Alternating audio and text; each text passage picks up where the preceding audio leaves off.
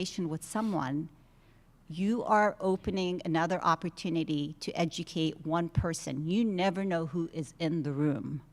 I have a coach that says, I will coach you, but you will never turn down a speaking opportunity. If you can promise me that, then I will coach you. And take a moment and think about the George Galloway story. I don't know how many of you know what I'm talking about, but it's a story that has stuck with me. And he said, back then, he was elected to Parliament, he's sitting in the building, he doesn't know what to do, it's his first day, there's a knock on the door, he's trying to decide if he's gonna answer the door or not. It's a student, he's not even Palestinian, I don't remember what he said, like Jordanian student. He starts to speak to him for maybe 3 hours about Palestine, about Palestine. That is how George Galloway became who he is and what we know, his advocacy for us. So in a nutshell, what I would say is what's important for us to take away from today, and I hope that you will all connect with each other because there's so much power and strength in these connections. But there's another area that we must focus on, and that is the collaboration and coordination. And that's not easy. You know, what we tend to see, and it's not unique only to our community, is very often is we all have egos. So your ego is not your amigo. And honestly, we can get so much further if we find ways to respectfully work with each other so that we can do new work and not duplicative work, but instead we amplify. So if there's anything I believe that is necessary in this present moment, as we continue to see sparks of hope, I see sparks of hope every day. If you look what's happening globally, you know, what the global community is doing, we have not gotten to the tipping point. What I want to say is I'm the cross-pollinator, but I'm also a tipping point. Like when you ask me, hey Manal, what do you want? I want to get to the tipping point. And if there's anything that we can be certain is that oppression will not last. If you look and you ask yourself, and we should all be asking ourselves, what can we take away from the civil rights movement? What can we take away from apartheid South Africa? What are the lessons? We have all of that at our fingertips. And you know what you can take is that the global solidarity movement is there. Economically, we need to do what Italy did recently, and we will see a change.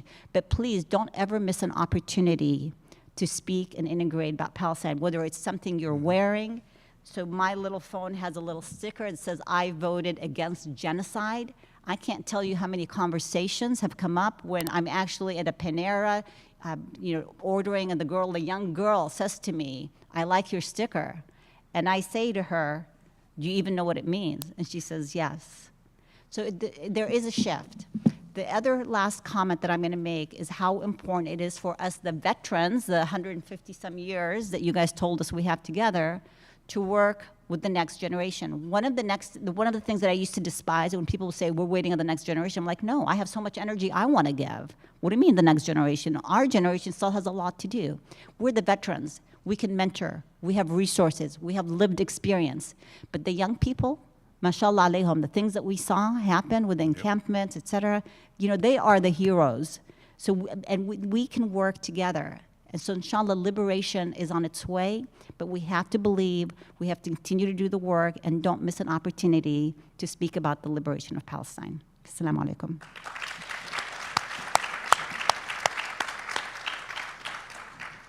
Thank you, Manal, for your hopeful message. Third, last but not least, is Ambassador Afif Safi, who will approach the same topic, if you will, about our role as diaspora from his many years of experience as a diplomat representing Palestine throughout different countries. Afif is joining us at this point from his home in London, England, UK, one of the recent signatories to the recognition of the State of Palestine. Congratulations, Afif, and welcome. Thank you, Khalid. Khalid, it's a privilege to appear on a panel with dear friends, and I'm so happy to see George Salim with us this morning.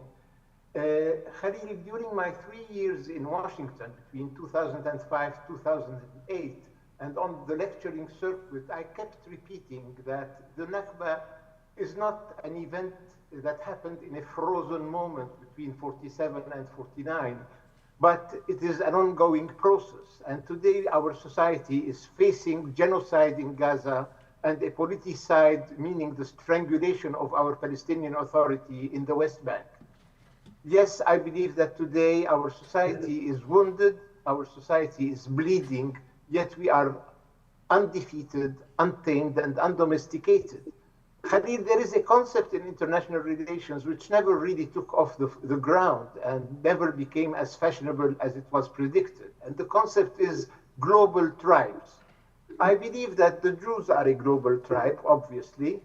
The Armenians are a global tribe, the Chinese a global tribe, and today we, the Palestinians, who became the Jews of the Israelis, we are a global tribe. And what is important is that in the last few years, we have witnessed an awakening or a reawakening of our global tribe. From Scandinavia to Pennsylvania to California to Australia, Palestinian communities have really risen and are shouldering their responsibilities towards the national cause. And I personally believe, Khalil, that our Palestinian American community is superbly well equipped, politically, intellectually, numerically, and financially to take the lead of that global tribe. Now, I personally believe that Netanyahu is the first person to have become aware recently that there is no military victory, no military solution to the Israeli-Palestinian problem. He is now facing the United Nations with a silly speech full of platitudes, with almost nobody in the General Assembly to applaud him, the way he grew accustomed in the American Capitol on Capitol Hill. But I personally believe that today there is no military solution. It will be political and diplomatic. Two avenues for the birth of a Palestinian state recognized globally. The first avenue is if there is a massive change in Israeli public opinion.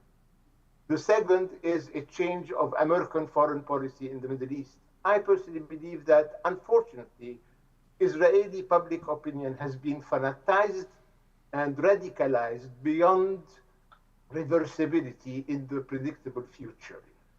What is acceptable to the Israelis is not acceptable to us Palestinians, and what is acceptable to us Palestinians is not acceptable to the Israelis. So I believe our future path should be how to change American foreign policy in the Middle East. And I personally believe that the battle for Washington is winnable, and you will be the artisans and the architects of that change. Now, America is a fascinating society. It's a nation of nations where every country, every continent, every culture is represented within your ranks. And we Palestinians are known to love our country of adoption as much as we love our country of origin. Yet, it wasn't easy throughout the last decades to be a Palestinian American, to be an Arab American, or to be a Muslim American, because up to today, our country of adoption has not been sensitive to the ordeals and tragedies in our country of origin. Yet, I believe the battle for Washington is winnable through your endeavors in now and in the future. Now,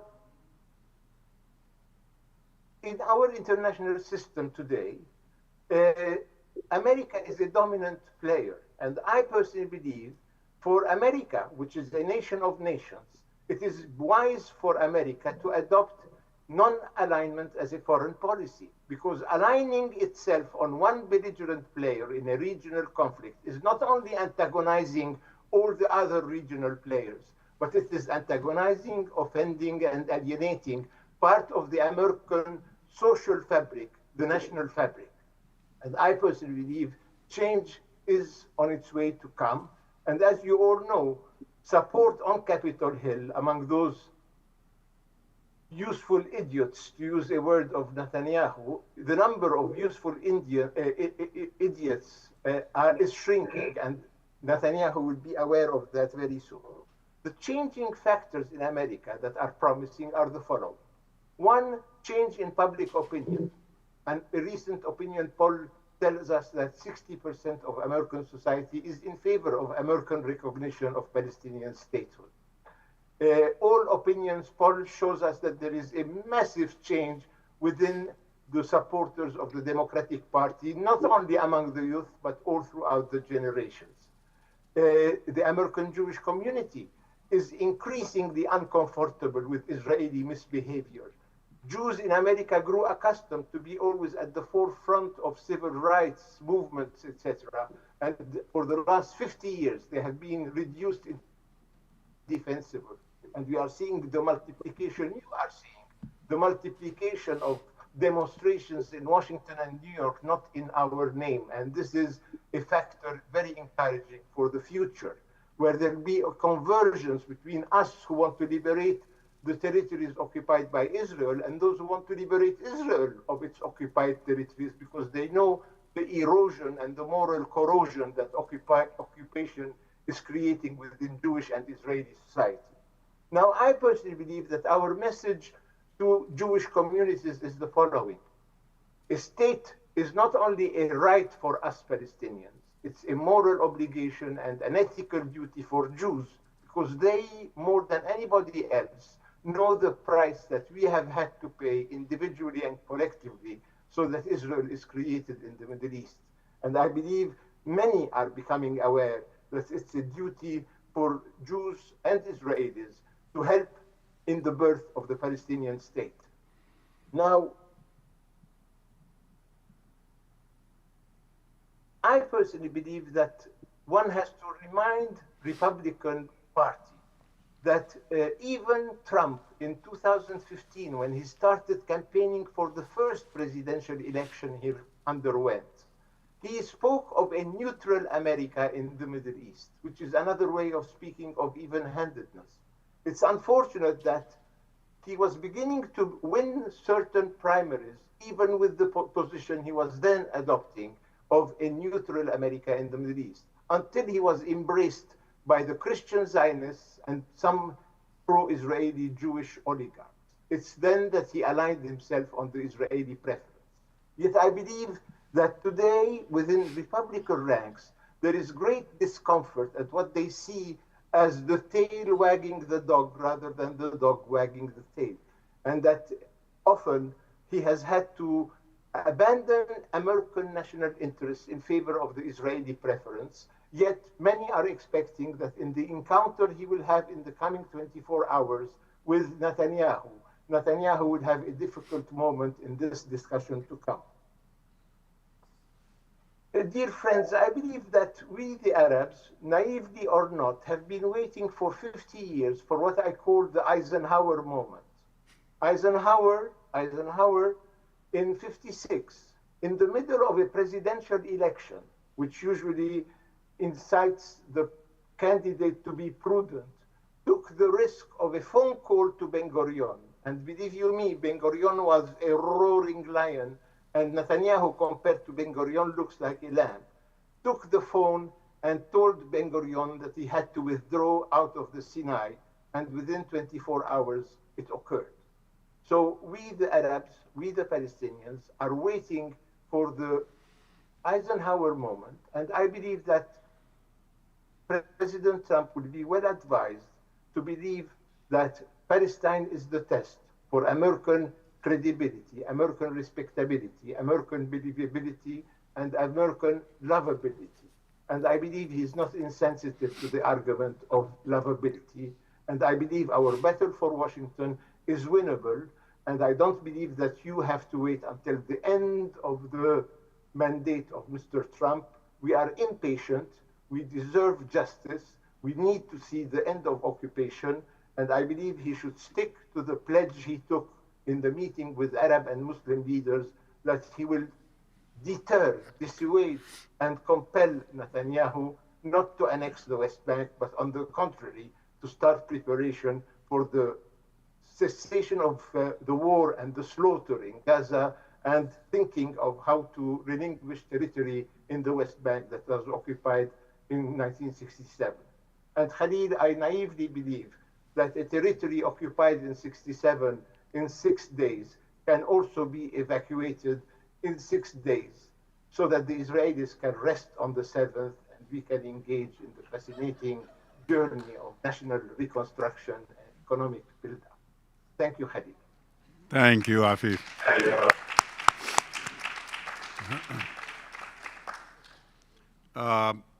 Again, just a reminder, if you have a question, please send it up here or just write it on one of the papers at your table, raise your hand.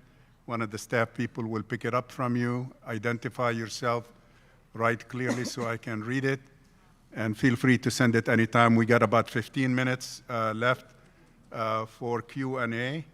And let me just conclude with a couple of remarks of my own. I fully appreciate Manal's call for more involvement on the part of all of us in all these organizations that are all over the place in our community.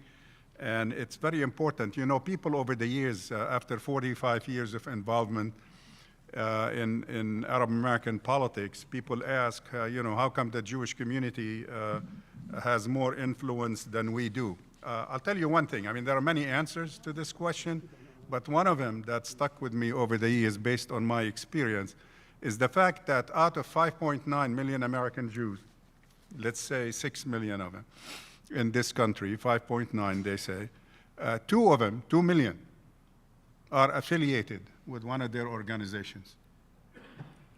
Our community is about 3 to 4 million, 3.5 to 4 million Arab Americans, plus 7 to 8 million Muslim Americans.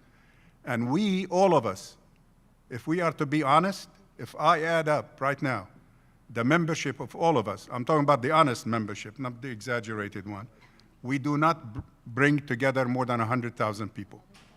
This is not enough, ladies and gentlemen. It is not enough to face the dual challenge that we are facing today. What do we mean by dual challenge? Today, as we speak, a meeting is taking place in New York after Netanyahu finished his speech. He spoke at 9 o'clock this morning when we started our conference. He's meeting with Tony Blair and company, the hustlers of both kind of the Anglo-American hustlers, Kushner, Blair and company. What are they talking about? They are talking about something called the GTA, the Gaza Transitional Authority. Folks, colonialism is not dead.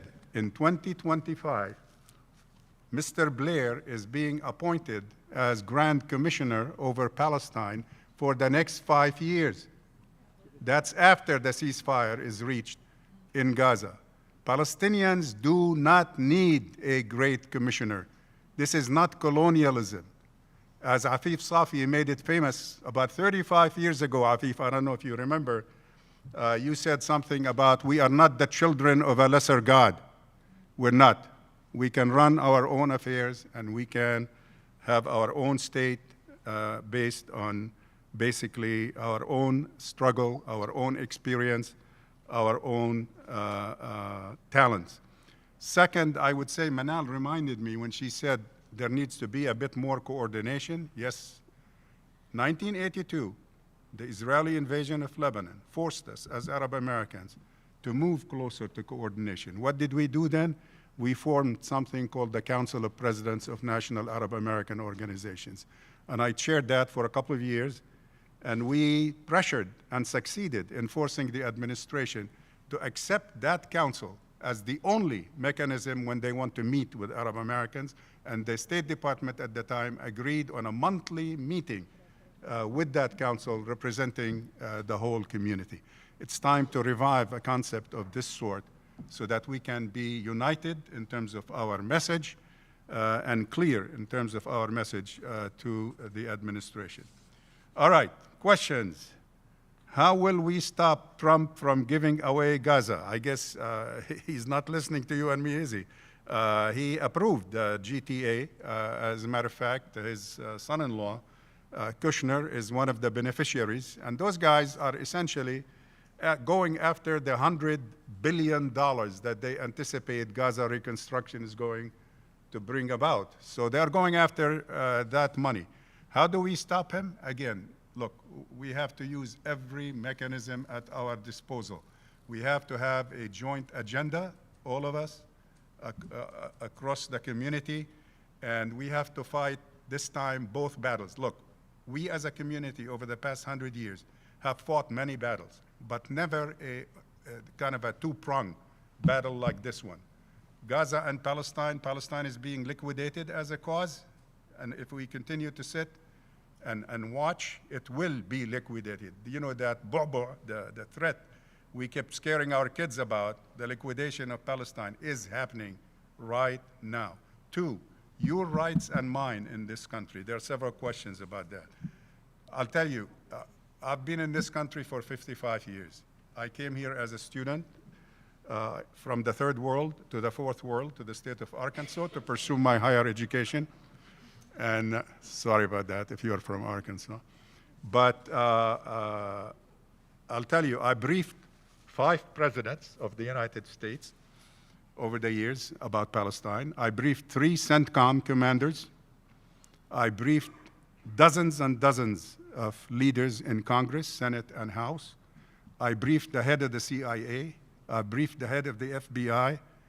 I lectured at almost every base where there is some kind of Middle East-related center discussing Middle East policy. And guess what? Last month, on my return from overseas, I had to be pulled aside based on a folder about that thick from an extremist American Jewish organization asking me who did I meet with in terms of Palestinian leaders in the region, and not who I am as an American citizen and what do I do here and who have I dealt with, but this is what is happening to us here. So we have to fight this battle, and we have to fight the battle back home. So get off your tushes and let's fight. Otherwise, we're going to be railroaded. Hassan wants to know, what do we think the effect of the recent recognition of the state of Palestine is, and how do we capitalize on this? Manal, please go ahead and answer this one. And by the way, after lunch, I'm supposed to engage in a conversation with Hanan Ashrawi, and that's the first question I'm going to ask her. So be there. Yeah, thank you. And great question. And I think, earlier when Khalil was being introduced as an analyst, and I thought that's not my, area of expertise, and we have to respect areas of expertise. But I think what we do know is that the recognition of Palestine on a superficial, symbolic level is great, but then you have to go deeper and translate what does it really mean in terms of, getting Israel off the hook in terms of what they're responsible for. So ultimately, I think we as a community have to come together to make sure that we're making the correct recommendation, because I think even within our community, many of us have said, we're done with two-state. It's a one-state. We want total, recognition of Palestine and the ability to move through the country, equal rights for everyone. But then you still have a segment in the community that thinks, let's get a two-state solution. How do you get a two-state solution? What percentage are you getting back? So I would say I'll turn it back to Khalil to give a little bit more insight and wisdom. But, on a level of conversation with ordinary Americans, like I have my friends sending me, messages like, isn't this good? They're recognizing Palestine. And again, if you don't know politics, you don't know analysis, it sounds great. But what does that really translate into on a deeper level? Khalid, if you want to add. Yeah. Basically, again. Khalid, if you allow me just a few words. Yeah, please. Go ahead, Afif. No, I believe that the recognition of the state of Palestine that is taking place these days by interesting and important, significant players in the international system is not unimportant. It's more than symbolic. And I personally believe that its importance resides in the fact that the international community is signaling what should be the finality of any diplomatic endeavor in the future. So up to now, the Israelis, because of the flaw in the previous peace process, they believe that they can be entitled, because of the asymmetry and the imbalance of power, that they can decide the contours and the content of the peace that is obtainable. And Israeli citizens consider that if they vote to Labor, they might give us back 85% of the occupied territories. If they vote to Likud, they give us 40%. If they vote to Ben Gvir and Smotrich, they give us a kick in the bum, etc., etc. No, peace is too important to be left to the Israelis to decide upon. And I am in favor of the fact that the international community signals to the local actors, the belligerent parties, what the world expects from them. So that's important significance of what has taken place in the previous. Now, on the other issue, it's sad that within Palestinian society, we have several issues that we need to get rid of. One is some of us have elevated pessimism to as though it is the only criteria of measuring one's patriotism. We compete on who is more pessimistic. The other thing we have to get rid of is that we have a temptation of always going to the maximalist possibility, even if it is unattainable. Now, the issue of one state or two states, which has been a distraction, in my opinion, is something we should discuss in a very mature way and in a very rational way. Somebody commented on this debate by saying, it seems to me, it's as though those who speak of the one-state solution today, it's as though this person has been beaten by a lightweight boxer and says, next time send me a heavyweight boxer and you will see what I'll do with him. Having not succeeded in establishing up to now a state on 22%, what's the alternative? We want a state on 100% without any change in the balance of power. So I believe we need to have a rational discussion around the one-state, two-state solution. I believe in the two-state solution because any political movement has to distinguish between the three layers of political expectation. There is the desirable, the possible, and the acceptable. And I personally believe the balance of power in any foreseeable future, in any projection into the future, does not give us the one-state solution as a reachable objective. So I believe it has been a distraction among the Palestinian intellectual community, and I believe still that the two-state solution is within reach in our lifetime. Thank you, Afif. Thank you.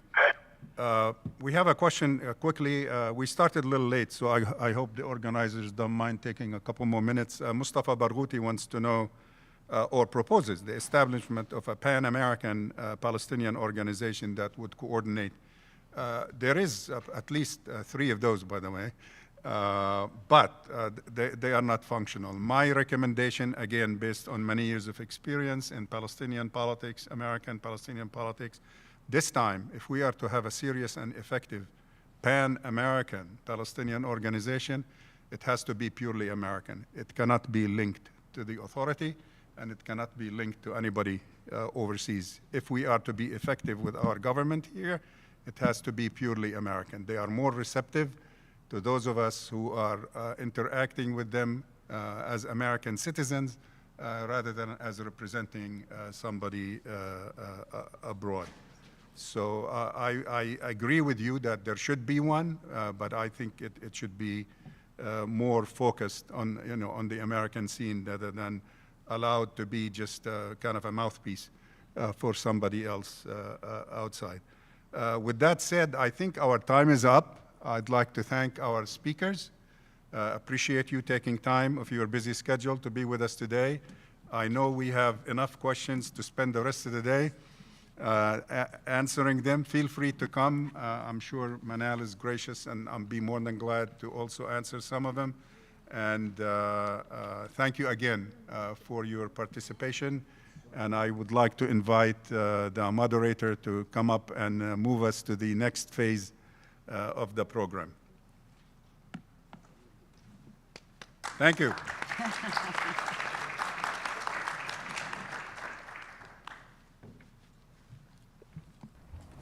Thank you for that very enlightening session. It was great for me as a Palestinian Muslim woman to hear from Dr. Fakhoury. And it was also great to see the excellent examples that we saw in the panel that we just had. I just wanted to introduce the man who made all of this possible today. You all might know him, but if you don't, I would like to introduce Sir Ratib Rabir. He is the founder and CEO of Know Thy Heritage and the Holy Land Christian Ecumenical Foundation. He is a social entrepreneur dedicated to justice, peace, and strengthening Palestinian identity in the diaspora. And he's also the chairman of MENA Health and has received multiple honors, including knighthood from the Vatican. Sir Ratib.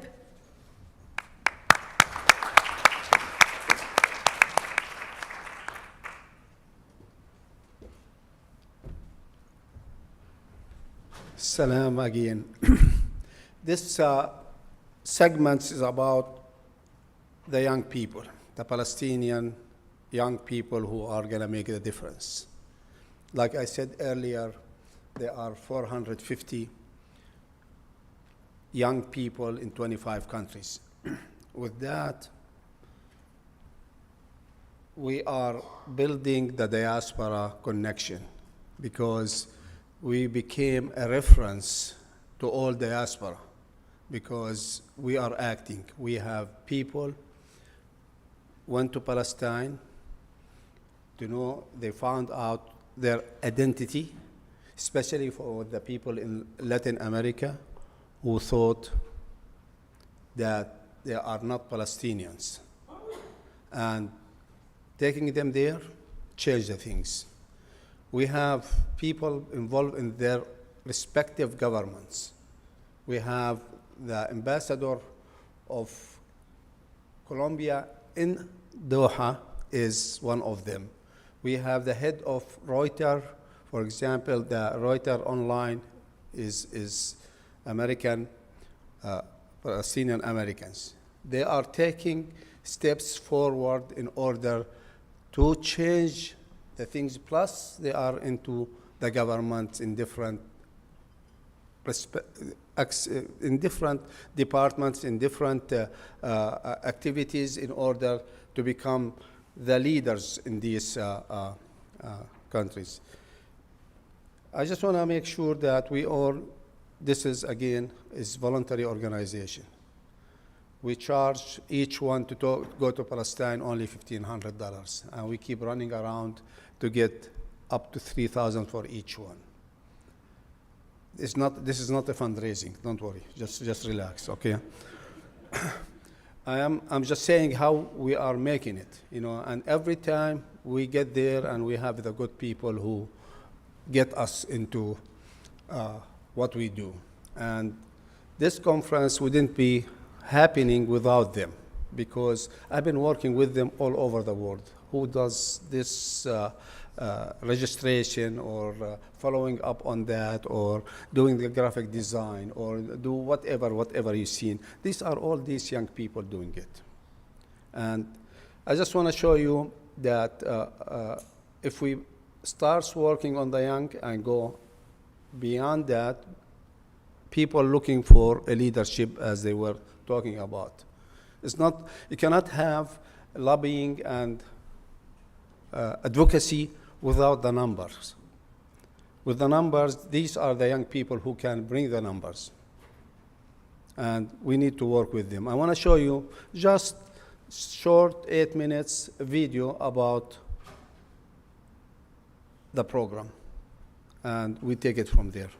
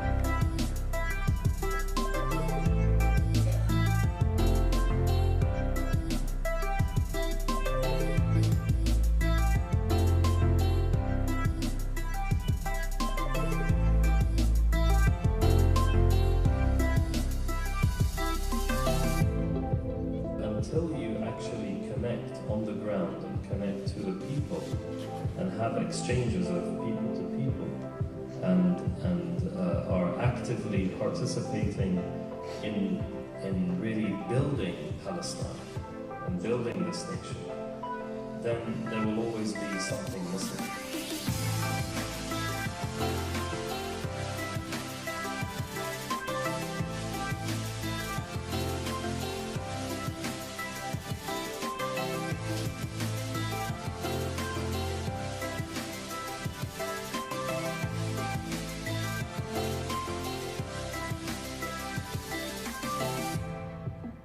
The idea is to connect with each other, connect with the Palestinian community, let them know we're with you, we're here, we haven't forgotten. Although we live outside of Palestine, our heart is Palestinian and we're always thinking of the Palestinian people. It not only shows solidarity, but it shows the Palestinian people that we're all thinking of them. We're here, we're with them, we might not be here on the land, but they're always in our hearts and we all want to make a difference. Even something so small can be so big. So that in itself, I think it is an amazing thing, and I feel so blessed to have had this opportunity to come here.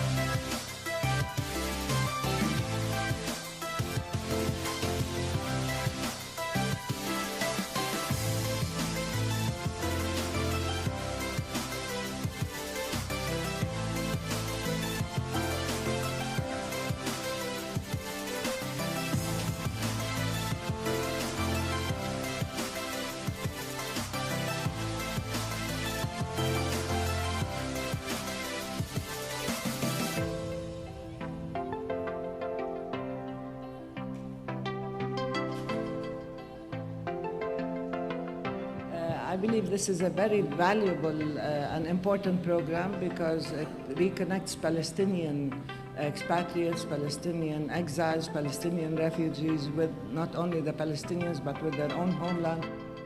The more Palestinians come home, the more they reconnect with their own roots, with their own history, with their own culture, with their own narrative, the more they legitimize and give credence to the Palestinian story, and of course they contribute to a future that is better for all of us.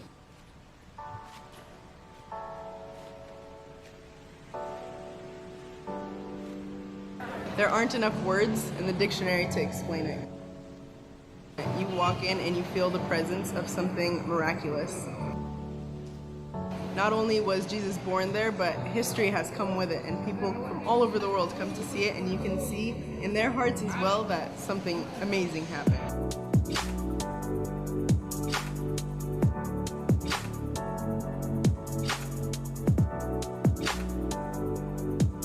Exciting thing for me is that I see a lot of women. It is very encouraging, actually. It is extremely encouraging.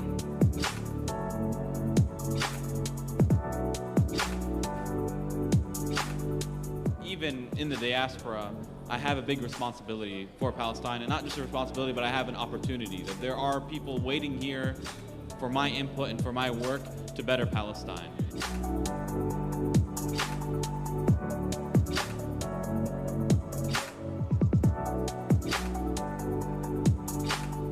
أنا من هناك، أنا من هنا ولست هناك ولست هنا. لي اسمان يلتقيان ويفترقان، ولي لغتان نسيت بأيهما كنت أحلم. لي لغة إنجليزية للكتابة طيعة المفردات، ولي لغة من حوار السماء مع القدس فضية النبر، لكنها لا تطيع مخيلتي. إن الهوية بنت الولادة، لكنها في النهاية إبداع صاحبها، لا وراثة ماض لو لم أكن من هناك لدربت قلبي على أن يربي هناك غزال الكناية. فاحمل بلادك أن ذهبت وكن نرجسيا إذا لزم الأمر.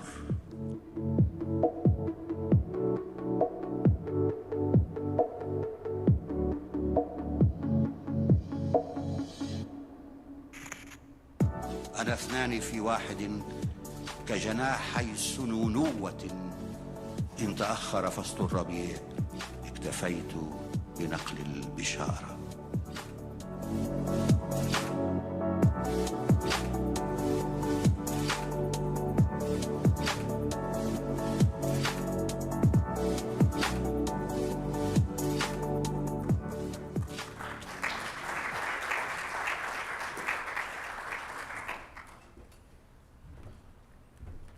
What we are asking you is just encourage the young generation to join.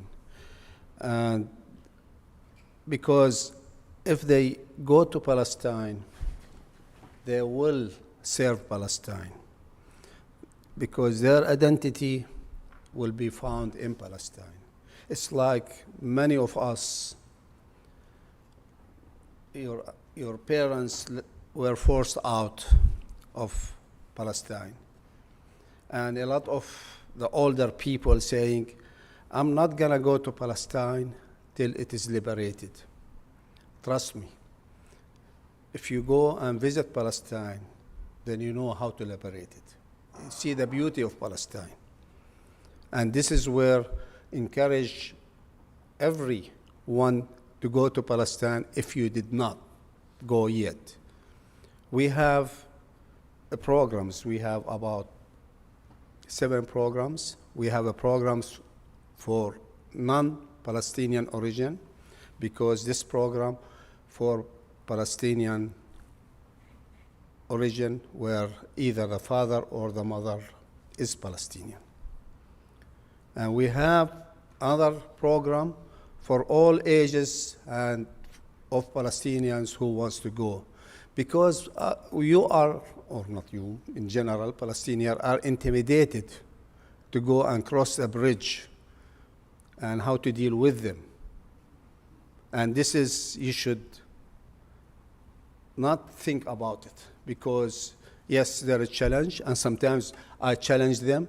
I've been going there 2-3 times a year, not only for the group, but going through the bridge, and we ask them whatever they want to know, we give it to them, but we are limited in what we tell them. At the end, you are gonna get in.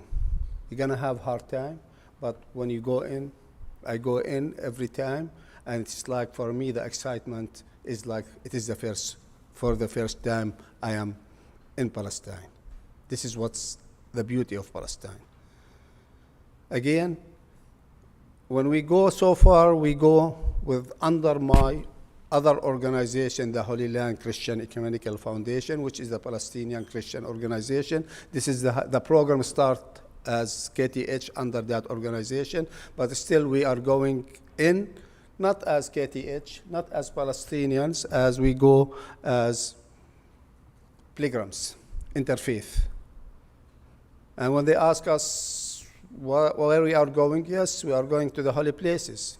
And they think because I am Christian organization, I'm a pastor, they think I am. I have nothing to do with that. And then they say, are you converting these Muslims to Christianity? If they want, that's fine, but let us go, let me do my work. Then we get them in. So far, they didn't return anybody back, regardless. And some of them, they ask them a lot of questions, but at the end, after 8-9 hours interrogated, we go in. As you know, we are learning about each other, because some Palestinians in Latin America, especially in Chile, they never met a Palestinian Muslim, or a Muslim never met a Palestinian Christian. I'm not getting into religion, but this is the fabric of our Palestinian. This is where we are to work together on what is needed for Palestine. This is just things. Keep working with us. Check our website and do what you want to do. And I'm not going to keep talking about it because there are a lot of stories about the young people and how they found their Palestinian identity. Because we say we go as a pilgrims to Palestine, but maybe I say we are out as revolutionaries. Because this is the passion, the work they want to do. And we don't ask them to work with us only. We ask them to work with other organizations and start spreading. This is how we can have the pyramid activities. I'm going to stop here because this is a time allotted to me because I don't have much time. Like every speaker, I have 10, 15 minutes, and I'm done with that. Reem, what we have next? Okay, now you have coffee breaks outside. We'll call you, but back at time. What time are they supposed to be back? 11:10. Please be back to be on time for our schedule. Thank you very much.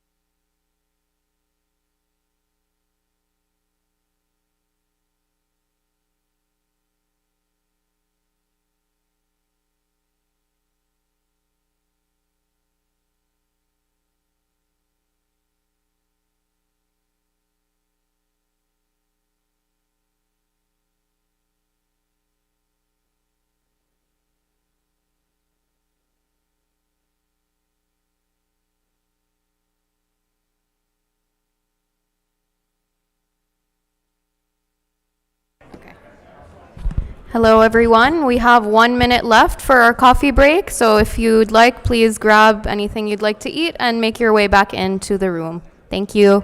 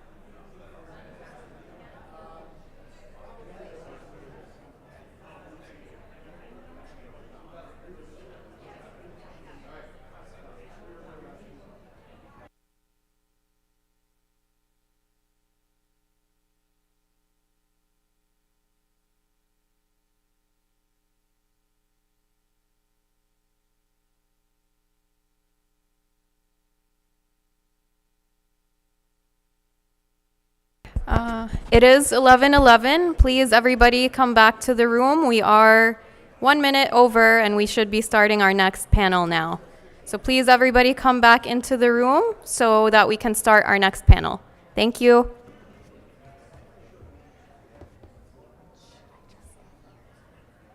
Do I just stay here?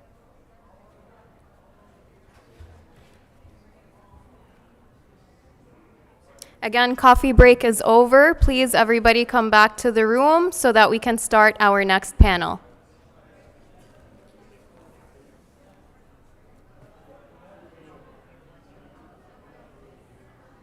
Can you guys call people in? Yeah. Call people in. Tell people, like, come on.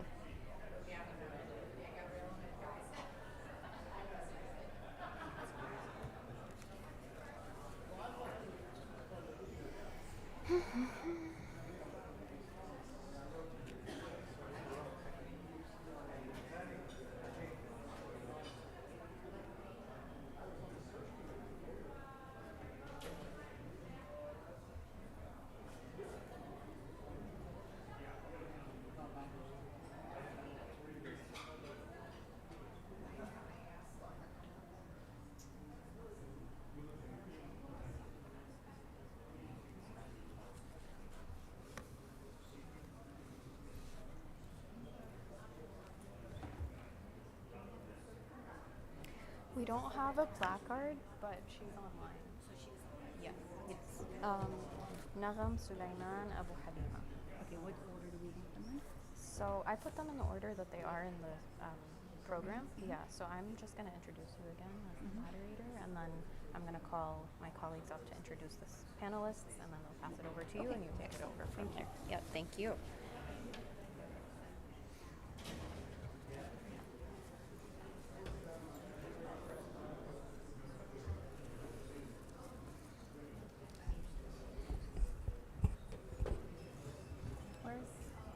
Where's your brother and Mike?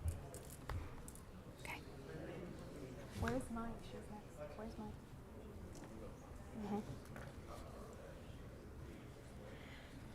Okay, welcome back, everyone. I hope you enjoyed the coffee break and the za'atar manaish that are freshly made today, local, and actually one of our KTH prospective KTH delegates helped prepare these. That's Muhammad. You'll be seeing him presenting a speaker in this panel. The panel now is titled Gaza, Now and Beyond, Challenges, Testimonies, and Paths Forward. Our moderator is a former panelist, Dr. Manal Fakhouri. She is the chair of CARE's National Board and CEO of Fakhouri Leadership International. She is a Palestinian leader with 30+ years of nonprofit and fundraising experience, and she has served on numerous boards, pioneered leadership programs, and is a recognized advocate for peace and empowerment. I would like to start the introductions of our panelists by calling May up to introduce our first of 3 panelists.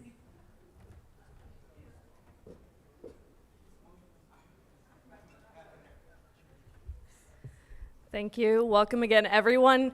I was asked to introduce myself. I said why I'm not a main character, but I guess all of us sitting here are main characters in a way, just being here and talking about this, getting fresh ideas. I love the pollinator energy that we got on the first panel, and let's just see what we can take with us today, right? So my name is Mai Nasar Kafati. I like to say I was born in the heart of Central America, which is Honduras, but I'm originally from the heart of the world, which is Palestine.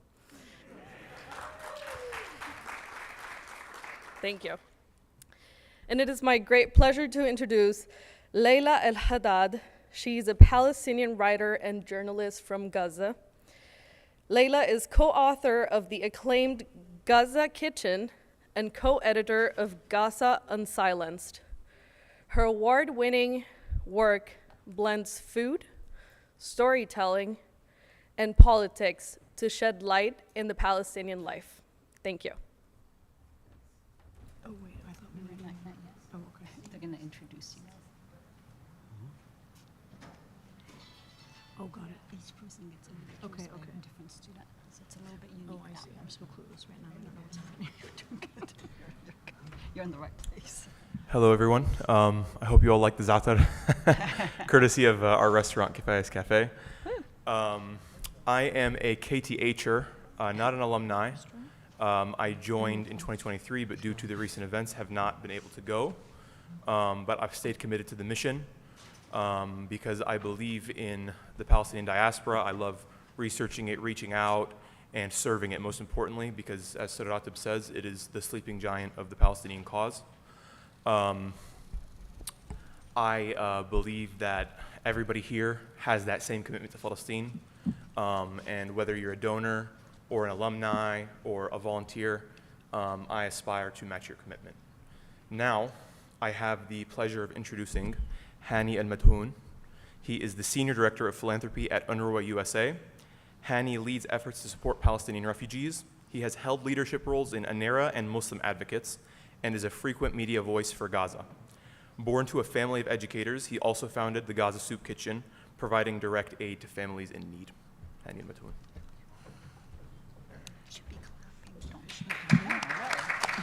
And for Leila. No, everyone's asleep. Thank you, Muhammad, and great Manish from the family restaurant. And per Sir Ratib's request, just a quick intro about myself. Again, Walid Halim. I went to Palestine in 2013. I think it was the second group. Best experience of my life. Spent the last, 10 or so years on and off communicating with Sir Ratib on things we can work on together. And now I have my little brother here, Ahmed, who, inshallah, in the next trip will hopefully go and visit the homeland. I have the distinct honor as well to introduce our next panelist, Dr. Nagam Sulaiman Abu Halima, a fifth-year medical student at Al-Quds University in Gaza and co-founder of Pal Humanity. Dr. Nagam has been honored with an honorary doctorate for her life-saving work during the war on Gaza. She is a humanitarian leader dedicated to empowering youth, strengthening communities, and advancing global solidarity. And I'll hand it over to Dr. Fakhouri. Okay, great. Thank you so much. Oops, let me see. Okay. Welcome back, everyone. We're on to a really great session and a powerful panel. And I would thank you for the yummy menaish, for sure. And I love the KTHer. That's a great little way to describe the group. So this session is titled Gaza, now and beyond. It'll be a powerful panel where we'll hear not just about the headlines, but really the stories, and we're going to bring some human elements to those stories by having the great panelists that we've selected to speak to you. And then we'll move our conversation into advocacy, journalism, media, action. So what we have decided, the way we're going to conduct this session is a little bit more of a fireside chat where I'm going to ask the question, pose the question, ask our panelists to answer it, and then we'll do another round, and we'll leave some time for Q&A. I believe we have an hour. So welcome to all three of you. And we'll start with, and I guess, Layla, we'll start with you. The first question is, in terms of, the personal testimony and the suffering and knowing that it's more than just the suffering as the Palestinian people have a resilience. But if you can share with us in a few minutes what it has meant to you, witnessing the genocide that we're all witnessing together. What it's meant to me? Yeah, what it's meant to you personally. Get this closer. Okay, well, first of all, it's so wonderful to be here with, I feel like I'm, in my living room with everyone. And I'm not sure where Dr. Nagham is. We were just messaging her, but hopefully she'll get here soon.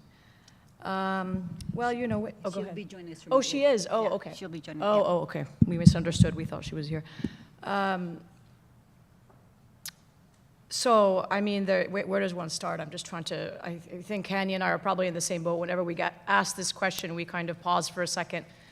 And at least for me personally, I feel like I get a reel of the past 2 years flashing before my eyes.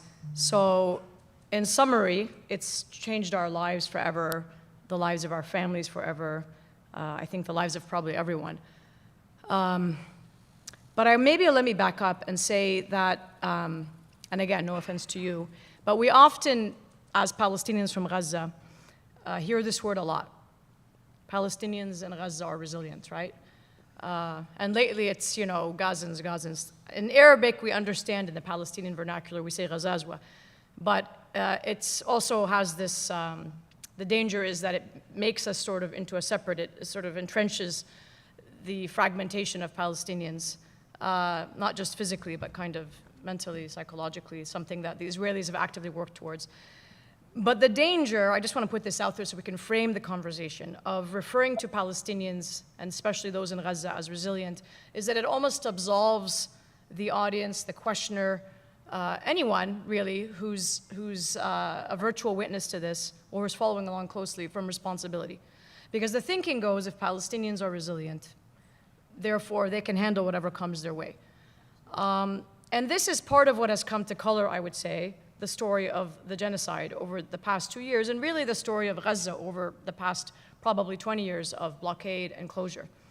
Look what the Palestinians can do in Gaza. No matter what, and definitely I always like to say this is definitely part of the story, but nobody kind of gets up in the morning and says, I want to be resilient, or I want a genocide, and I'm going to show everyone how I respond. The sad reality is they have been completely and utterly abandoned by the world. We keep hearing Gaza has become the litmus test of humanity, and that's not to say there aren't very good people, that I like to think one day in front of God, if you believe in God, will question us about all of this. What did you do during this genocide? That aren't doing what they can. But for the most part, people kind of shrug and get sad and watch the videos and then move on with their lives. And so it has what does the genocide mean to me, or what has it done? I think it can be crippling sometimes. Sometimes my friends say, oh, we haven't heard from you for weeks, and then suddenly I reemerge. That's for a reason. And I'm sure Hani can relate. Sometimes we want to retreat to a very dark place. I don't want to talk to anyone. I don't want to see anyone. I feel overwhelmed and demoralized, and that no matter what I do, it's not enough.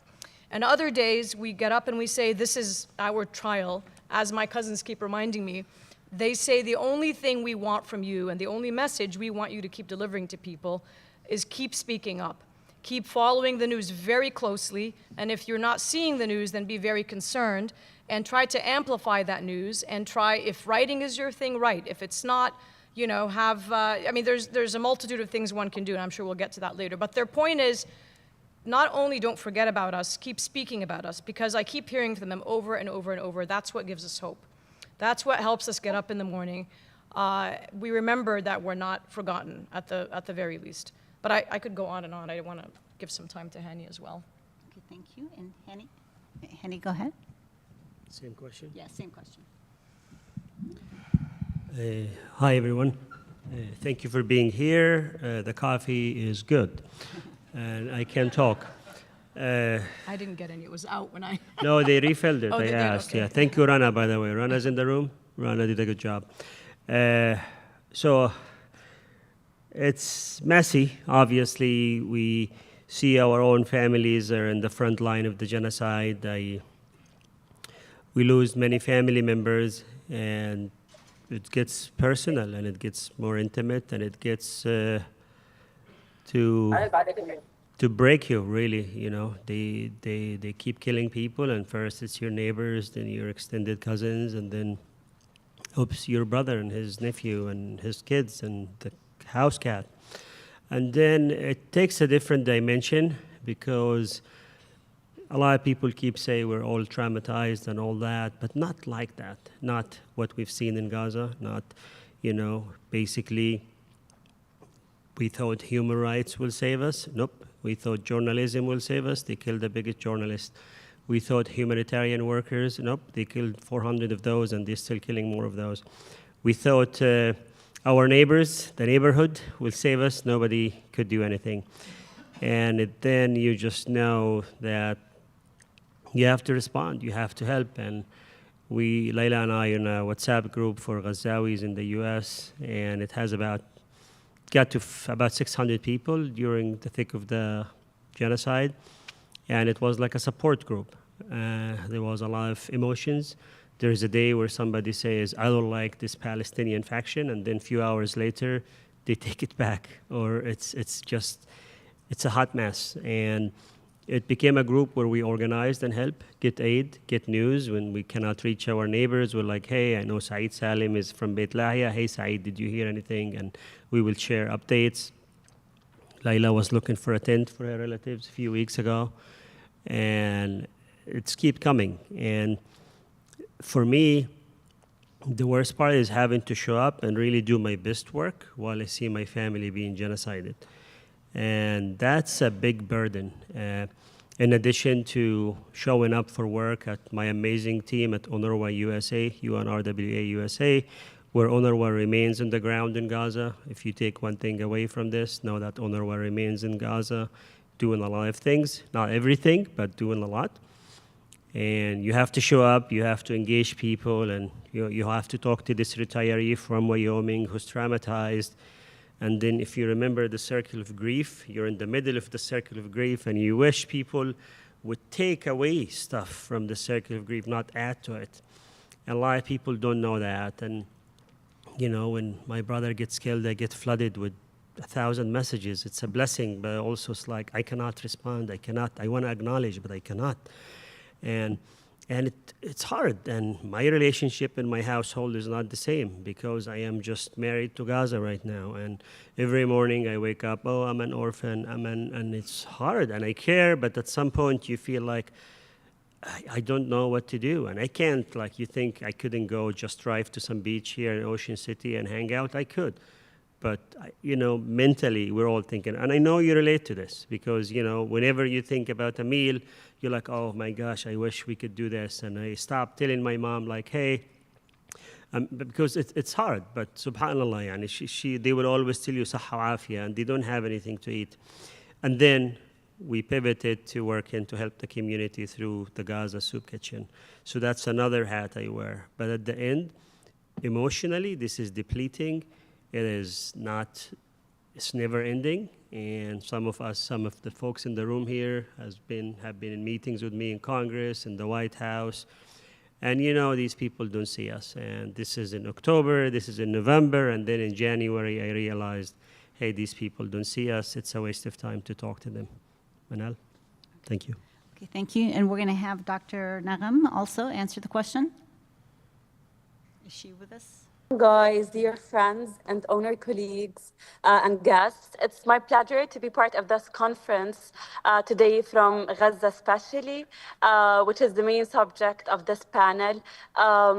I'm not will be sharing any stories whom I read in reports. I will share stories that I have lived for 2 years till now, and that's genocide. The meaning of genocide had took us a lot, took us 2 years. We had lost, especially I had lost like 32 from my family members. I had lost also dear friends here in Gaza City. And still we are going in more and more cases and disastrous things. As a doctor, we had seen a lot of scenes that is too for a human being even to see. Like we had seen patients that could be like saved, but because of a simple infection, they had died because like of a simple infection that can be treated with a simple antibiotic anywhere and any place and around the world. But because this patient is in Gaza, he got died, unfortunately. I had like witnessed a lot of operations with surgeons in an operation rooms that they are operating via the flashlights of their mobile. Unfortunately, you can hear the gunshot behind me also. And ground. We are living in a very disastrous way, but we are continuing. Before today's, I had like sat with myself and said, if I were like born in any part like other than Gaza, it would be like hitting me a lot different and a lot harder to not feel this, the meaning of this life. I feel that we Palestinians had gained the dignity and a different way of meaning, unfortunately. The genocide had a lot of impacts for the Palestinian, either an immediate effects or a long-term effects. Like psychologically, a lot of people right now have a lot of traumas. We have witnessed a lot of patients in our medical points. A lot of students are like keep thinking with food in their classrooms. Like we are now holding a school. So a lot of our students in like the school, they keep thinking of food because of the famine, because of displacement, because of everything. Like a lot of humanitarian crises are unfortunately right now in Gaza City, like famine. People like keep not eating for plenty of days, even months from since May. Like today, the UN had announced like 1 out of the 3 children got killed, unfortunately, because of the malnutrition, because of not having any food, which is a right. As a Palestinian, we are too educated. We have a zero literacy rate. And we have always been educated, studying about the UN. It's too hard to know that finally not living those rights as a right of living, right to study, right of learning, and the right to have the right to speak also. So all of this surrounding us, it's too heavy and too hard. Also the collapse of the healthcare system. As a doctor and as a witnessing a lot of collapse in the healthcare system, it's very disastrous that it's a privilege right now, not a right. يعني the right to heal a person or a right. It's his right, but right now it's a privilege in Gaza City. So the world genocide, I feel it has started from 1948, and we have to highlight this, not from 2023 or from October the 7th. Also, this panel, because it does headlines fail to do, it explores not only the politics of the war, but also the human face of the war. And when I had like read about it, I loved how like finally we have that someone whom are not seeing us a numbers, like behind the family we have a story, behind each person we have a life, a dream, a dignity, and a right. So it's given me really that positive thing. That's a pleasure in the midst of everything we are living right now in Gaza. That's a positive thing to speak up and to be here with you. And very thank you all. Thank you a lot. Great. Thank you, Dr. Naram. Yeah, and thank you to all of you, because we wanted to start just with the personal stories and just to, connect with the human side of it. And so let's move into, in terms of, the crisis, the humanitarian crisis. And my question for you is, what do you believe is the greatest need, one? And then secondly, for those of us that are outside of Gaza, what do you think is the most sustainable, most useful way that we can help? So start with Leila again. Yeah, and apologies, we might have gotten a little off track or emotional. I don't know that we addressed the personal per se, but in fact, I might add to the beginning and then go into what the humanitarian need is and what you can do. I want to add that, when I reflect on it, the one word that comes to mind when people ask what this has been like or what the last 2 years for us as Palestinians, who are from Gaza with family there on the ground who were going and coming on a regular basis before this, is disorienting. And I've often described it as you feel like the ground is shifting beneath your feet. And you just never know what to expect, and you're constantly trying to hold kind of a room or a ceiling together that's just crumbling and falling apart. And the things and the places and the cultural markers that you knew and visited, and all of that is gone. And the rest of all that remains in the city, in the beating heart of the rest of the Gaza Strip, is now threatened with complete erasure, in the next 2 weeks. And so that's been particularly difficult for the last few who remain. I mean, every single, and this will lead me into answering the next question, all major aid organizations, big and large, have left the city. I just heard today that Doctors Without Borders, they were still there. They left after their offices in Tel El-Hawa were surrounded by tanks. And so there's people still there in the city. And when you generally hear North Gaza, there's no more North Gaza. They've completely wiped that out. But Gaza City exists, and that's considered all that remains of the North. And there's several 100,000 people who are still there. Many can't afford to move south, and many just don't want to. And that's something I'm sure maybe Hani can talk about. But the process to evacuate south, and some are forced. I mean, my cousin just WhatsApped me saying that tanks surrounded her house. This will be the second time in 24 months. And the first time, 14 Israeli soldiers stormed their home in the middle of the night and literally kicked them out and forced them to walk 10 hours south. And she insisted on going back during the ceasefire, and now they surrounded them again and forced them out. But if you sort of are preempting that and decide that you want to go find some elusive safety, it requires you to find a $1,200 tent.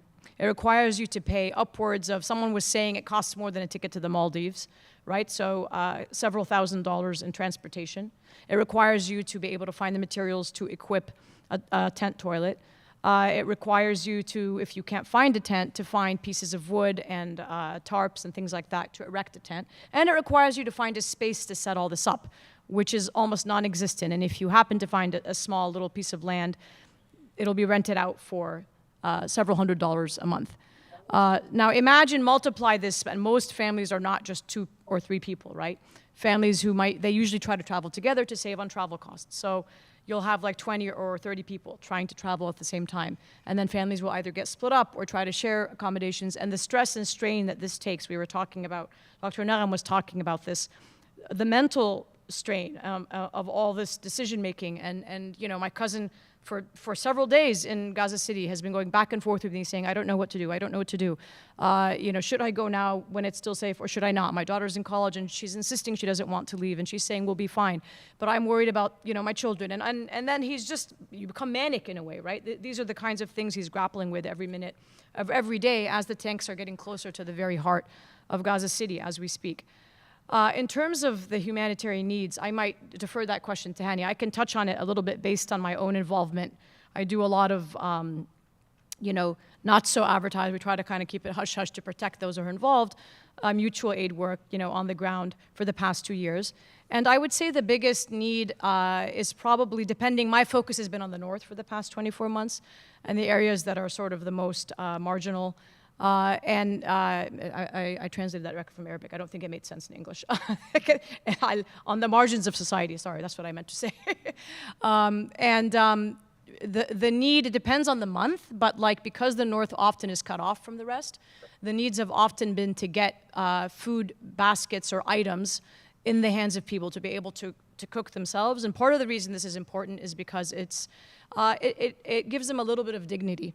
At a time, I said, when everything, just feels so uncertain, and the ground is shifting beneath your feet, being able to cook a meal for your family by yourself with whatever ingredients you have can have that grounding effect, right? And it can be very dignifying. So that was the main need. And of course, I should add to this that there's been no protein to speak of, no fresh produce or protein, and definitely no fruit. Anything that people might be able to have that remotely resembles fruit is like syrupy canned fruit that might cost upwards of $10 for a can, right?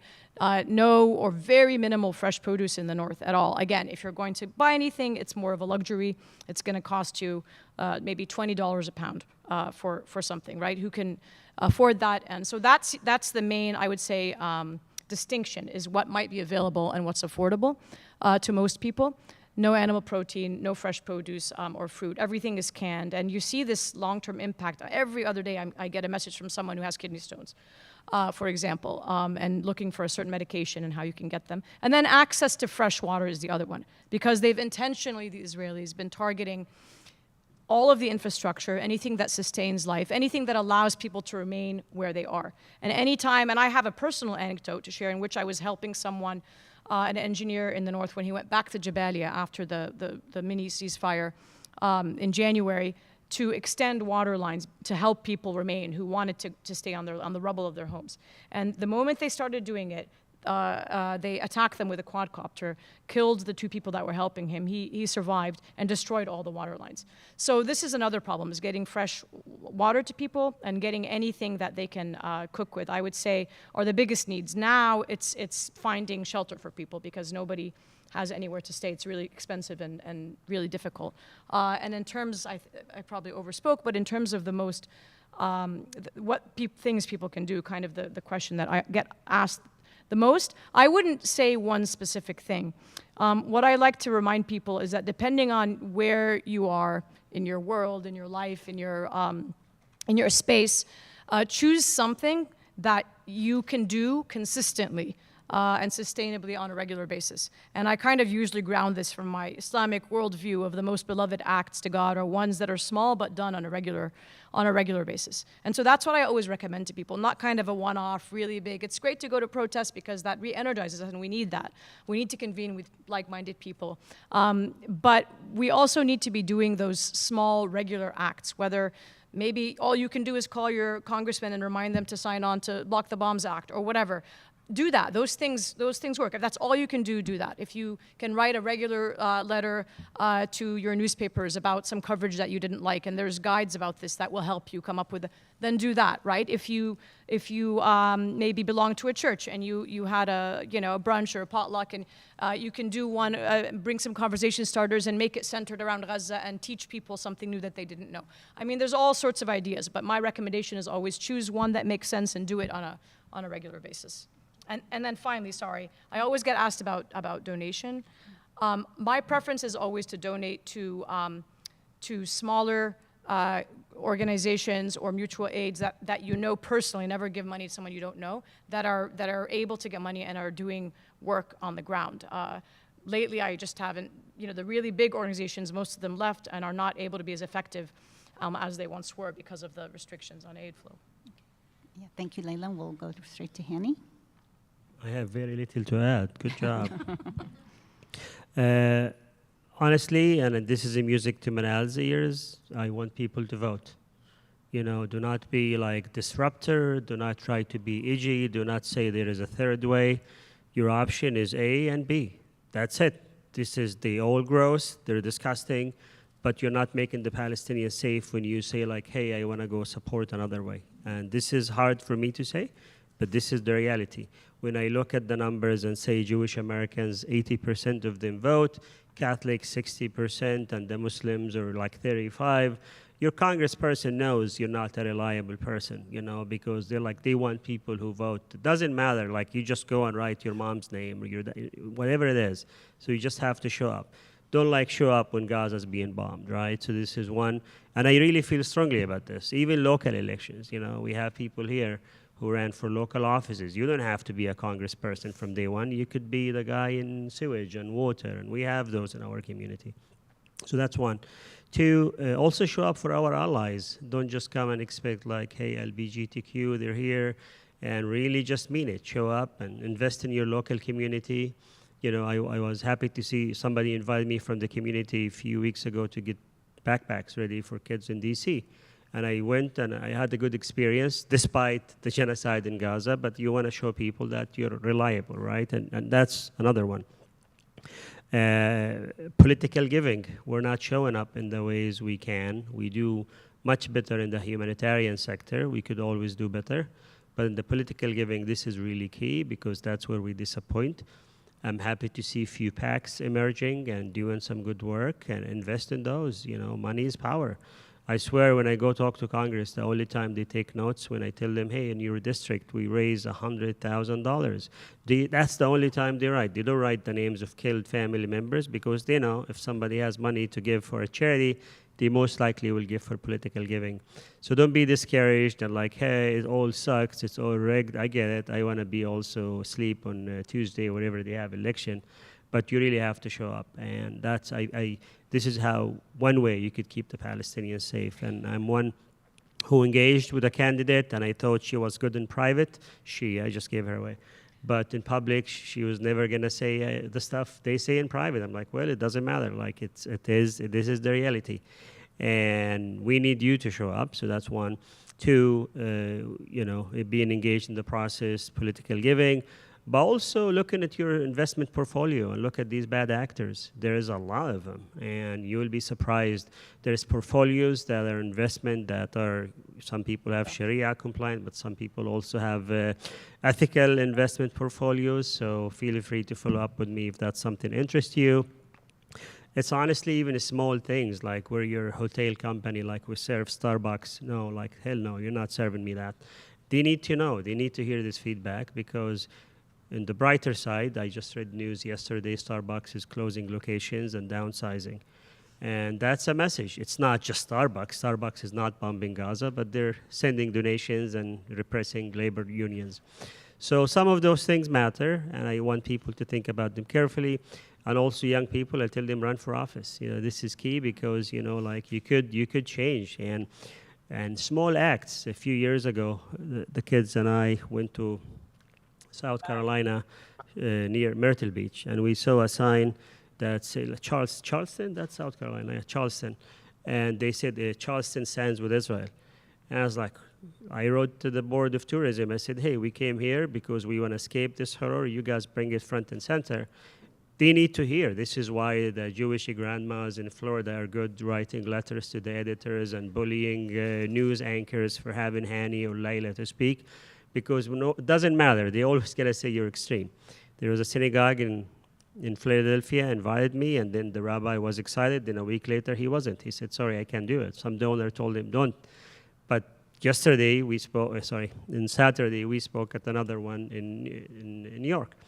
And so be willing to have these conversations, but not to have those conversations. You know, be a bridge, but towards something. And they really center Palestinian voices. Some of you know on Facebook, I try to uplift some voices, but sometimes there's groups that does a fundraiser for Gaza. 0 Palestinian on this program. I statements are very powerful. You bring me an influencer from TikTok who's going to talk about, oh, the Palestinians are suffering. I know that. We need somebody like Dr. Dr. Nagam to tell us in the first person. And, you know, I could talk about the humanitarian forever, but this is a panel, and I'm going to give time for our, thank you. I'm going to mention one other quick thing that people can do, which is to do letter writing campaigns to some of the ICE prisoners. So there's a lot of people who were taken by ICE for protesting for Palestine, for speaking up. And many of us don't even know their names. I'll just mention one, like Liqa Kurdiya, for example. There's others. There's someone that was taken yesterday from his family's home. And they talk about how they never get support. They love and they cherish when they get letters, but they rarely get those. That's something very easy to do from the comfort of your own home and your communities and with your families and so on. Yeah, excellent suggestion. And we'll go ahead and ask Dr. Nahum to give her opinion or just thoughts on just the humanitarian crisis and what we can do outside of the U.S. Maybe 1 to 2 minutes so that then we can move into the next question. Hello again. I want to tell you before about Gaza City and a personal story that I had endured the past week. Like on the past Friday, we had, and we were forced to leave Gaza City and to go to the southern area. I feel this is a privilege that we have that right to go to the south, because I really know a lot of families, a lot of women, a lot of elderly patients, a lot of children are trapped right now in Gaza City because they don't have the money or the means to come into the southern area.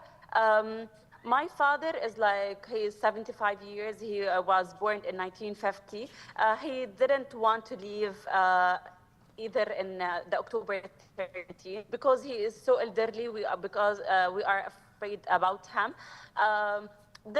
He is one from many right now in Gaza City that a lot of people right now, they don't want to leave Gaza. They don't want to go to the southern area. But day and day, the tanks are getting more closer. Our backfire right now from that robot that the Israelis are using right now, which is like a robot come between 50 houses, and they all were been damaged, unfortunately. So they are damaging our dreams, our life, our everything from the basics. As Layla said, the displacement is also right now, it's not like with $1 or a tent. Finding a tent even, it's not there. Like before 2 days, we are helping a lot of families right now, but we are also not finding even tents right now for the families, because a lot of families are getting them and the traders are also hiding them. So we have a problem right now with a lot of things. With them like tents, finding also places like the IOF is telling the people go to the southern area. The southern area is not having the whole people from the northern area or Gaza City or even the southern people also. So they are putting us in a too small area, and that is a very bad thing. Plus, it's not safe at all. Like they are saying about the humanitarian area, and this is a safe zone. But to me, it's all propaganda. Like beside the shelter we are now in, they had bombed yesterday. It was like too high and too loud and too strong bombardment, unfortunately, without any threats even before. So they are saying that it's a humanitarian area, but it's not. It's all a propaganda about what we have to do. To me, we Palestinians don't want anything from the world, but we want justice, we want peace, we want dignity. This is the main thing. But we have also to work about the 4 things: infrastructure, healthcare, education, and empowerment. To me, education is the weapon for any Palestinian right now in Gaza City, because before war we don't have any like we have a 0 literacy rate, and to now like we don't have a lot of schools, we don't have a lot of school points and educational points. That's why we have to make a lot of schools right now in Gaza. I'd like how Layla said about the renal stones. It's too true. The renal stones cases are too high because of the water pollution that we are enduring right now. So making like a fresh water for the people, it's too great. Plus, I would like to the organization start to make empowerment, to find jobs for the people and helping them, getting the food, water, and the basics of needs of their life. It would be much better than giving them a parcel of food or giving them a parcel of vegetable, because we Palestinians, we love to get saves the dignity for the people. At the same time, we Palestinians love to we work and then we got the food. So I feel we have to work on the 4 zones. And last thing, in the healthcare system, because right now the healthcare system is we have a drop right now in it, and we must solve it, because right now the main thing home serving and is a lifeline for many patients right now in Gaza is the healthcare system. And we have like to, as much as we want, we have to push it and to strengthen it more and more, because it's the lifeline for many people here. And thank you so much. Okay, thank you, Dr. Naram. We want to move into journalism and advocacy. And so my question to you is that, we understand that, that social media has been a really effective tool to get the information beyond the Gaza border. So what do you believe that we can be doing to ensure that, that we're able to curtail the misinformation and keep the truth coming out?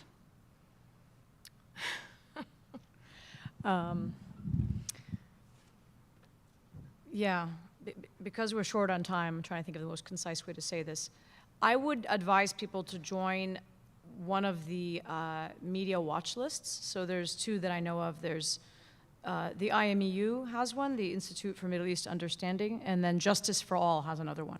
And what they'll do is they'll send you alerts every day and say, media alert, the New York Times, described in the passive sense the killing of aid workers in Gaza as they died instead of they were killed, for example. And then they'll tell you exactly how to correct that. Email them at this message, or tweet them, or post on Instagram and tell them, and then they'll give you the language. That's a very easy thing to do. They do it almost every day, and that does reach them. So part of what I do is media consulting, and I find people in Gaza, I help them write, I help them publish their pieces, and I can tell you, and we push back against editors all the time about the language. For example, for months and months, the New York Times, I'll just give you one anecdote and then I can move on to Hani, kept saying things like, and you see the BBC doing this, and AP still does this, 60,000 Palestinians, have been killed. These numbers are from the Hamas-run health ministry, who does not distinguish between civilians and combatants. I'm sure who's heard this before or seen this, right? The New York Times stopped doing that. We kept pushing them and pushing them and pushing them. And now they just say, Israel has killed this many Palestinians. Now, that doesn't mean that their coverage is fabulous, but it just goes to show that if you do push back, eventually it will result in a small course correction. And these don't seem like big wins when we're talking about a genocide, but we really do have to look at the bigger picture and kind of keep our eyes on the prize. If you are in it for, I always talk about the myth of immediate results. If you're in it for the immediate results, you're going to get really disappointed and burn out very quickly. Okay, very good. And Hani, regarding media and advocacy? Thank you. So IMEUs has been very great about supporting and telling those stories. They do a great job, and we need to make sure they're supported as well. There's another group I work with called Rethink Media. I don't know much about them, but they're really good, and they get interviews and they coach, and I think it's been good that we have people in our community who do that. Honestly, it comes to our community, everybody wants to be doctor, and we need journalists too. Every time in the newsroom there is a Pakistani ally or a Jewish old lady who's like, hey, I want a Palestinian to be featured. So we need to be in those spaces. Like, you do a theater production about Palestine, and then the guy's last name is Cohen, has cousins in a Tel Aviv settlement or something like that. So we have to be, supporting our kids to pursue their dreams. Said that, we need the lawyers to sue more Israeli entities. I feel they have not stepped up. The doctors went to Gaza to treat people. I feel the lawyers have not sued enough bad actors. There is so many of them. And I hope somebody's listening. And I know I'm working on some lawsuits as well. Layla sued, I think, President Biden. Yeah, may he rest in peace. And a lot of that work we do together. And then from Gaza. Yes. Allah. But the point I want to make is also within Gaza, we've, Allah yarhamu, my brother Chef Mahmoud, when he started the soup kitchen, and it's like the top of the first wave of the famine, he said, hey, I hired Ishaq to be the photographer. And I was like, what's he talking about? And I'm in fundraising. I was like, why is he hiring a photographer? We just want to get them food. He got a guy who used to fry falafel. And this guy got a camera, and he was an amazing photographer. Just documented the famine, the stories, the good, the bad, and the ugly. And now he works for a top humanitarian NGO as the guy who documents this. And more like him, we got a guy who used to be a lawyer, and he's one of our in Gaza. And we keep to document this, and that's the obligation we have, is to talk about the positive, show the kid with the food, but also talk about the elderly person who collapsed because they're too starved, like in June and July we did. And really quickly, you'll probably notice that you're seeing less and less news come out of Gaza, beyond just kind of the headlines now. And that's on purpose, because they've killed most of the journalists, but they've also shut down most of the accounts of citizen journalists and social media journalists in Gaza. And we're following this very closely, but even I'm finding it, and I'm sure Hani would agree, really difficult to get up-to-date news. So we rely on Telegram and Signal feeds from minute-by-minute news from the ground. And that's what others are doing, like Musab, Abu Toha. But I would suggest, if you're on social media, one thing you can do directly related to journalism and media is amplify whatever news you are seeing. Even if you know someone, interview them and post that, because that's really helpful. That's just not out there anymore like the way it once was. And as they're approaching Gaza City and preparing again to just completely destroy it, it becomes more important than ever to keep the lens and keep Gaza the story. Very good. And Dr. Nagham, the same question about the media and also just the advocacy through journalism. Your thoughts on how we can keep the truth coming out? Hello guys, I'm here again. To me, the journalism had made a different now people and right in the world to know about Gaza. And I really appreciate journalists here in Gaza because a lot of journalists unfortunately have lives and risking their only for getting a simple news. And know all of plus I want to tell you documentation that had made because of the journalism and about the statistics. A lot of statistics, unfortunately, like the famine. We got the famine like from April, and the past month, the UN had said that, approved that Gazans had a famine. But like we, before 3 months, had a famine. And that is a big thing. Like the journalism and the photograph and filming is a main thing right now, and is a lifeline for many Palestinians right now. But a lot of platforms not having the correct and the right ways to document, especially in famine. And a lot of diseases right now are like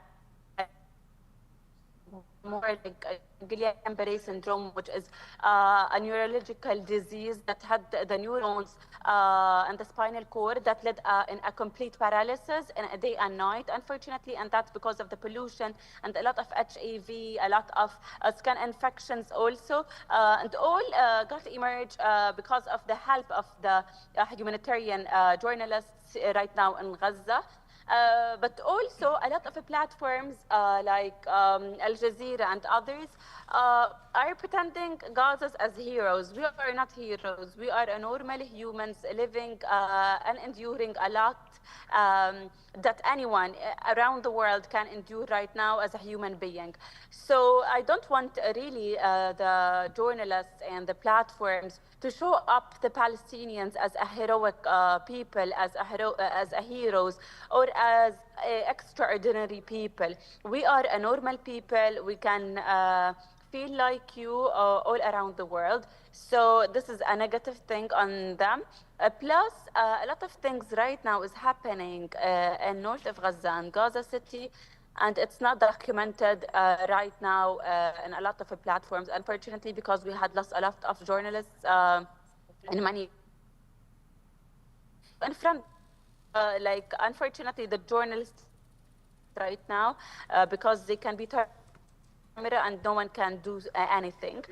Like before, I had texted my colleagues in Al Shifa Hospital the tanks are away from them 500 meters.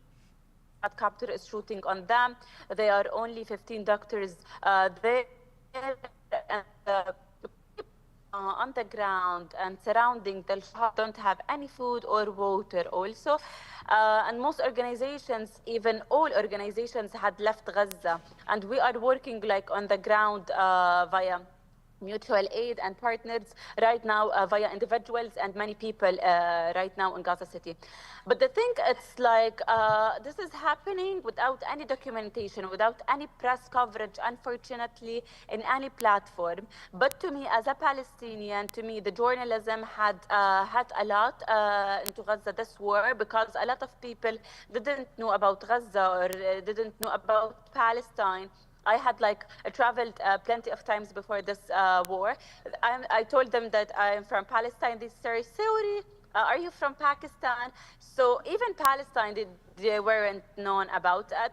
So the journalism had made a vital thing in this genocide in Gaza. Thank you so much. Okay, thank you. We just have about 5-6 minutes remaining, and I just want to summarize what I heard from the session. And I also want to invite you, we can maybe take 1 or 2 questions if you want to write it down, and we have our volunteers that will help collect those questions. But what was important in speaking with, hearing all 3 of our panelists is, number one, let's remind ourselves that we are all Palestinian. And we have to be careful that we don't keep dividing ourselves, that we are separating ourselves and weakening the group. And I think in America, people don't understand. They think Gaza as a country. It's this little the strip. So we all care about each other, and any of us could have been like, we're all Gazans, we're all Palestinians. The other thing that I thought was really important when Layla talked about consistency in your acts, whatever you're doing, be consistent about it. I did appreciate Hani bringing up the importance of voting and elections and really shifting. And people are starting to say, we're going to do humanitarian needs, but we also have to, if we're going to ever change the way the policies work in this country and how important they are. And we heard in the first panel with our moderator that we're fighting a fight here for our own, freedom and freedom of speech and other rights. And then also what I appreciated as well is the ethical investing that Hani brought up. So lots of work ahead of us. And one question here, and it says to Layla from Birthday Fusi from Watermelon Sisters, do you have any recommended resources for writing letters to pro-Palestinian detainees? Any websites that you can use to find addresses, names, etc.? That's a really good question. I can find out and let you know if you want to, or if you maybe just come see me after, and I'll, because I have it somewhere in my phone, I just off the top of my head, or maybe as others are speaking, I'll look it up and I'll, but yeah, that came to my attention after hearing Dr. Omar Suleiman talk, or Sheikh Omar Suleiman talk, and I hadn't really thought of it, but I know based on experience with other political detainees in the past before Gaza that that's always something appreciated, because, and it's even worse for ICE detainees because they don't really, it's not the same as regular prisoners. That's some of the only thing that they have access to. So I will find out and let you know in a few minutes. Okay, excellent. And I'm going to take this next question. And here there are persons asking, so when starting local grassroots campaigns, for example, I'm doing an Israeli bond divestment campaign based in Palm Beach, the biggest investor in the world. What media strategies can be most efficient to push the campaign? So this is a really good question in terms of using media. So either Layla or Hani, any thoughts on helping push this campaign on Israeli bonds? Bonds? Yeah, the Israeli bonds. Yeah. Bonds. Not bombs, bonds. Bonds, okay. Not bonds. I guess both, right? Yeah. Yeah. We're going to stop the bombs. Yeah. Block the bombs. Yeah. Okay. Any thoughts? I mean, just keep it simple and don't make it, make it about American values. It's how you tell the story, connected to apartheid and how this country divested from there. But also expect pushback. This is where, a lot of money will be spent to attack. I would really make it about children, about also giving Americans an opportunity, like you're going to invest in America versus in a foreign country. I found that's a very effective talking point. Because, if you, in the stock market, people laugh at Chinese stocks. Like, hey, don't invest in this, up and down. We could do the same thing for Israel. I have a friend of mine, she works in comms, and she said, her mission in life, and she's in communications. She said to get the members of Congress, getting money from AIPAC is as toxic as getting money from the National Rifle Association. And I think that's achievable. We could do this. So break it small parts. Thank you. Right, so that is the Make AIPAC the new NRA. Comment is what we just heard. So we're going to wrap up, and I just want to say I would summarize that we have to be ubiquitous, which means we have to be everywhere. We need to be writing letters. We need to make a commitment that we're going to take action. So for each and every one of you, if we did an exercise right now, and I said to you, is it possible to have twice the number of people here in this room listening and participating? And so the ask would be bring one additional person. Is it doable? Is it difficult? Is it easy? I think it's very easy to do something like that, but it starts with a commitment. So we always try to think, who else can I bring along? What other conversation can I have? What other action? There are WhatsApp groups where their whole focus is motivating people to call members of Congress. And there's probably more than 1,000 people on there. But if everyone took action, those numbers matter. And what we hear from electeds is that they get those metrics. They want to know from their staff, what are people calling about? How many calls came in? And have a conversation. You'll find out that that is a true statement. And I know there's a few of you here that have been meeting. So Partners for Palestine's in the room, and they actually took some opportunity when they came to this conference to schedule extra days to meet with members of Congress. So thank you so much. Any closing comments? Yeah. Okay, so you Layla have to find the detainee's name, and then you can look up their name on the ICE website, and it tells you which facility they're in. And then on that facility website, they'll have the facility website's mailing address, and you can send letters and postcards only. So that's how you do it, and you can find their names when you search online. The other way is to contact either Muslim Legal Fund or the Center for Constitutional Rights, and they can also direct you as to who are the names and that you can send letters to. So I hope that's helpful. Can I quickly finish? Go ahead, Hania, last Very word. brief. I want folks to know in the room that the Christian families in Gaza are also struggling horribly. This is something that my family is seeing firsthand at the YMCA. There's about 30 families there, and they feel abandoned. And a lot of people thought they were getting some special help from the Vatican or something like that. They're not getting food. They're starving and they're living off a can. Every week, it's dangerous, but there are some of the families that we work with. If somebody can delegate resources, they're found at a few churches that are left and at the YMCA. So please think of those folks, because some of them also refuse to leave Gaza City because it is a matter of principle. So that's when we talk about Palestinians, we have to include that as well, and those voices. Thank you very much. Thank you. Okay, and I think, I don't see Dr. Nagam, but we'll conclude here and we'll turn it over to our moderator. Would you like to offer a final statement, Dr. Nagam? I really appreciate being part of this conference, and especially I'm talking here from Gaza. It really makes a difference, like you all are in Washington, and I'm here in Gaza City. Plus, I'm here as your sister. If anyone in the conference have any family in Gaza, I can help or I can reach. I'm here as your sister.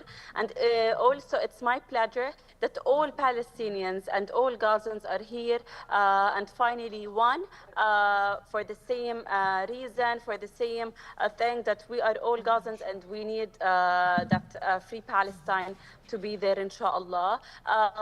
And I really want to appreciate the Thai heritage for this conference.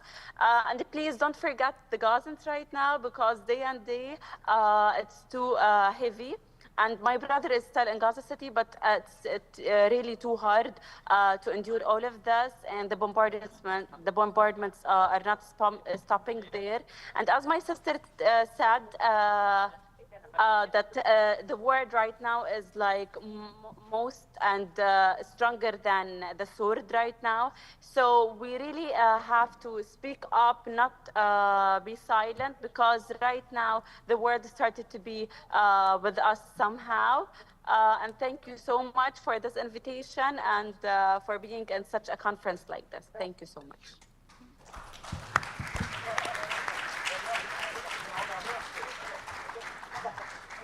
Thank you, Dr. Manal. Thank you, Layla. Thank you, Hani. And thank you especially to Dr. Nagam for joining us live from Gaza. Despite the unstable internet connection, we did hear your message, and we're so grateful that you shared your experiences with us. Seeing you and hearing from everyone on this panel about Gaza has been powerful and impactful, and to me, quite personal. I was introduced earlier professionally, but on a personal note, I am Ghazan from my mother's side, Allah yarhamha, and she grew up in Gaza and was herself active. She was actually one of the 6 first members of the first office in Gaza for the organization ANERA.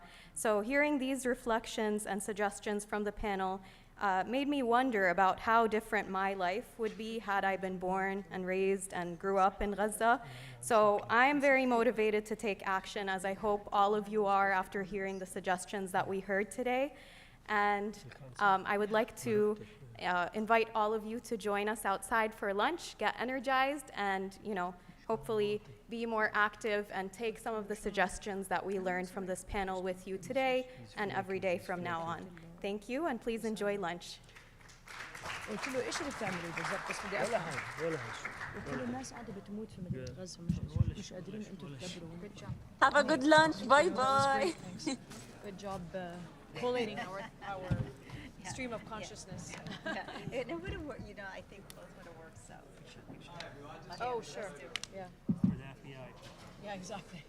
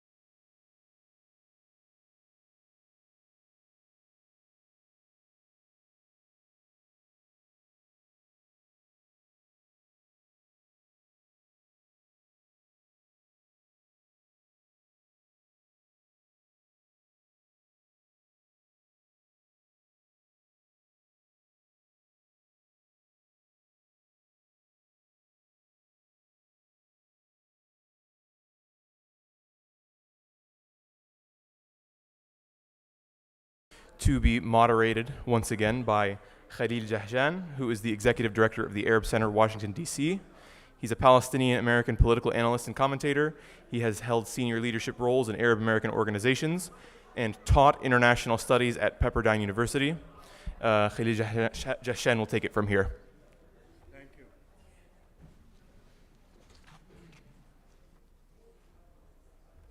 Thank you very much.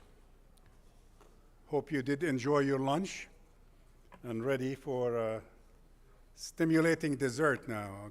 We have a very good conversation coming up with a special guest that I will introduce and moderate, if you will, the conversation. As you all know, Dr. Ashrawi is a distinguished and pioneering Palestinian leader, scholar, activist known globally for her advocacy and commitment to Palestinian rights and to statehood. She holds a PhD in comparative and medieval literature from the University of Virginia. She served as Dean of the Faculty of Arts at Birzeit University, where she continued to teach until 1995. She also established and headed Birzeit University's Legal Aid Committee. And in 2023, Dr. Ashrawi was elected chairperson of Birzeit University's Board of Trustees, and she continues to serve in that position today. As you know also, Hanan served as Minister of Higher Education and Scientific Research from 1996 to 1998. Dr. Ashrawi is a member of the Palestinian National Council. She was elected to the Palestinian Legislative Council in 2006. In 2009, she was elected as member of the PLO Executive Committee and headed the Department of Culture and Information, a position she resigned from in 2020. She founded a number of bodies and institutions, most importantly, the Independent Commission of Human Rights, ICHR, in 1994.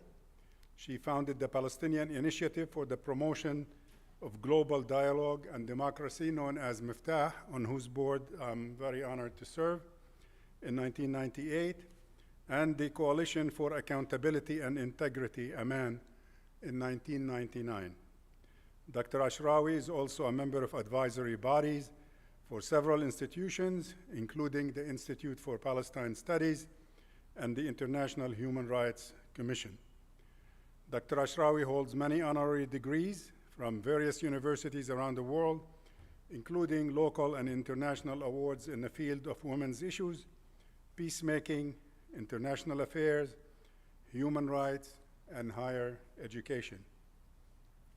She has authored poems, short stories, papers, and articles on culture, literature, and Palestinian politics. Her book, based on her experience in the peace negotiations of the 90s, entitled The Side of Peace, published in 1995, earned worldwide recognition. Ladies and gentlemen, please welcome Dr. Hanan Ashrawi.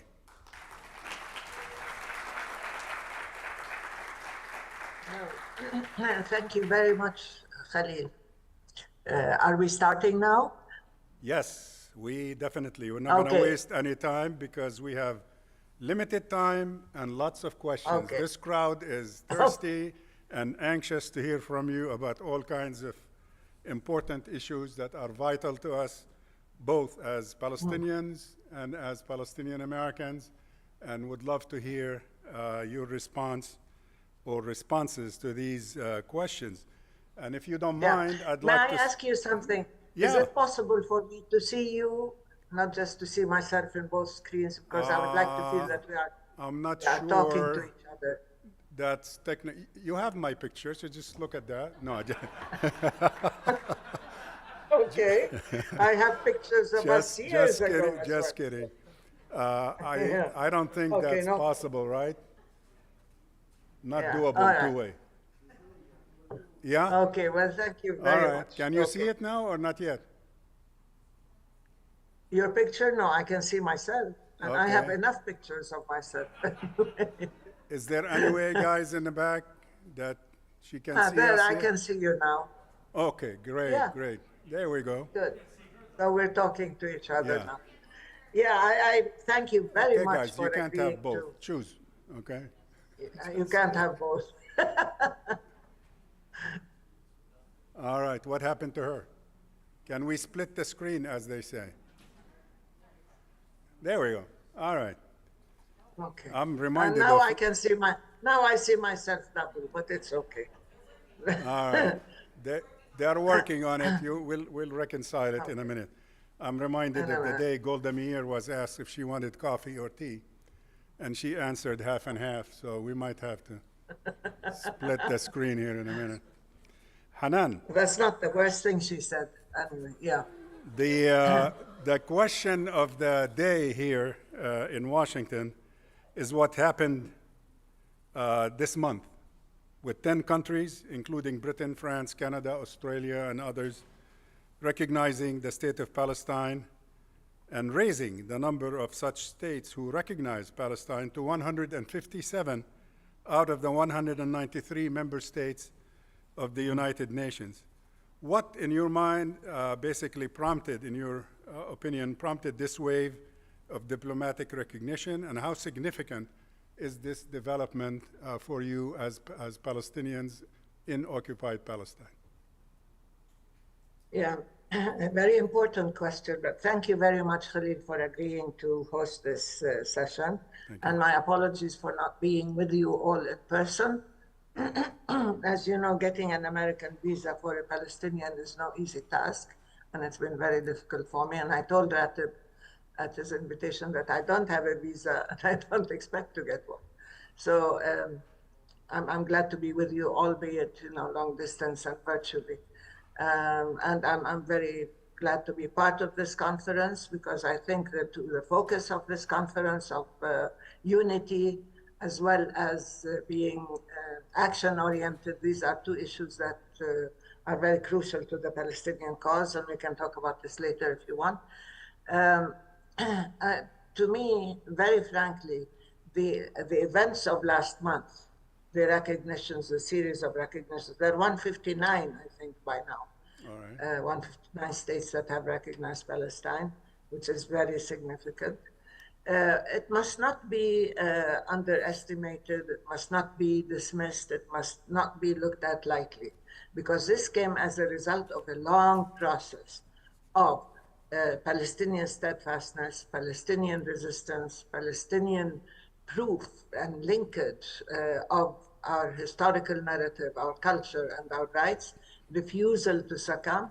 Also the forging of a lot of allies and solidarity systems and groups, and challenging the Israeli narrative and its efforts at dismissing the Palestinians, erasing the Palestinians, eradicating our presence, taking over not just our land, but expelling the people. So the fact is, matters have come to a head, so to speak.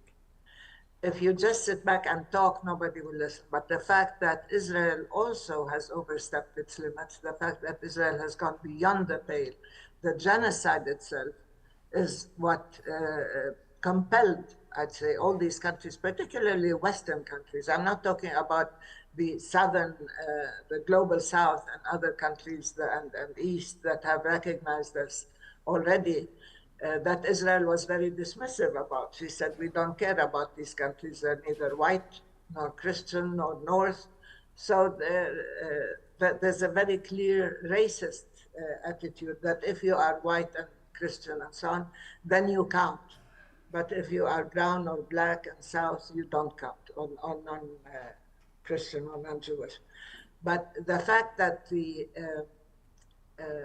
Western alliance, the, let's say, colonial heritage countries that have really had Israel's back all these years, they have allied with, the Transatlantic Alliance, allied with the US in order to grant Israel full impunity, in order to establish economic, political, military intelligence alliances, the fact that they considered Israel as part of this neo-colonial West and so on.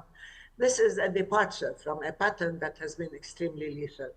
And it is not easy to shift, course of decades in which the Palestinians were either dismissed or treated as subhuman species or not deserving of their most basic rights, including the right to self-determination, the right to sovereignty, to statehood. Now, that principle is very important because that denies the basic Zionist assumption or premise that there is no such thing as Palestinians, or if they exist, they're just a handful of people who do not recognition or sovereignty, and that ours is a disputed land. Now this is coming to a head. People are saying, no, this is Palestinian land, there are Palestinian people, they deserve sovereignty and statehood. Is this going to be the end of the path? No, I hope not. It's the beginning. Let's say, on the one hand, it came as a result of a long process. On the other hand, it's the beginning of a new approach, which I hope we can take advantage of. We have to work with these countries. We have to push ahead and further. We have to have a plan of action because these countries move since their own public opinion, their own people began their protests, their massive demonstrations, began to question the policies of their governments and so on.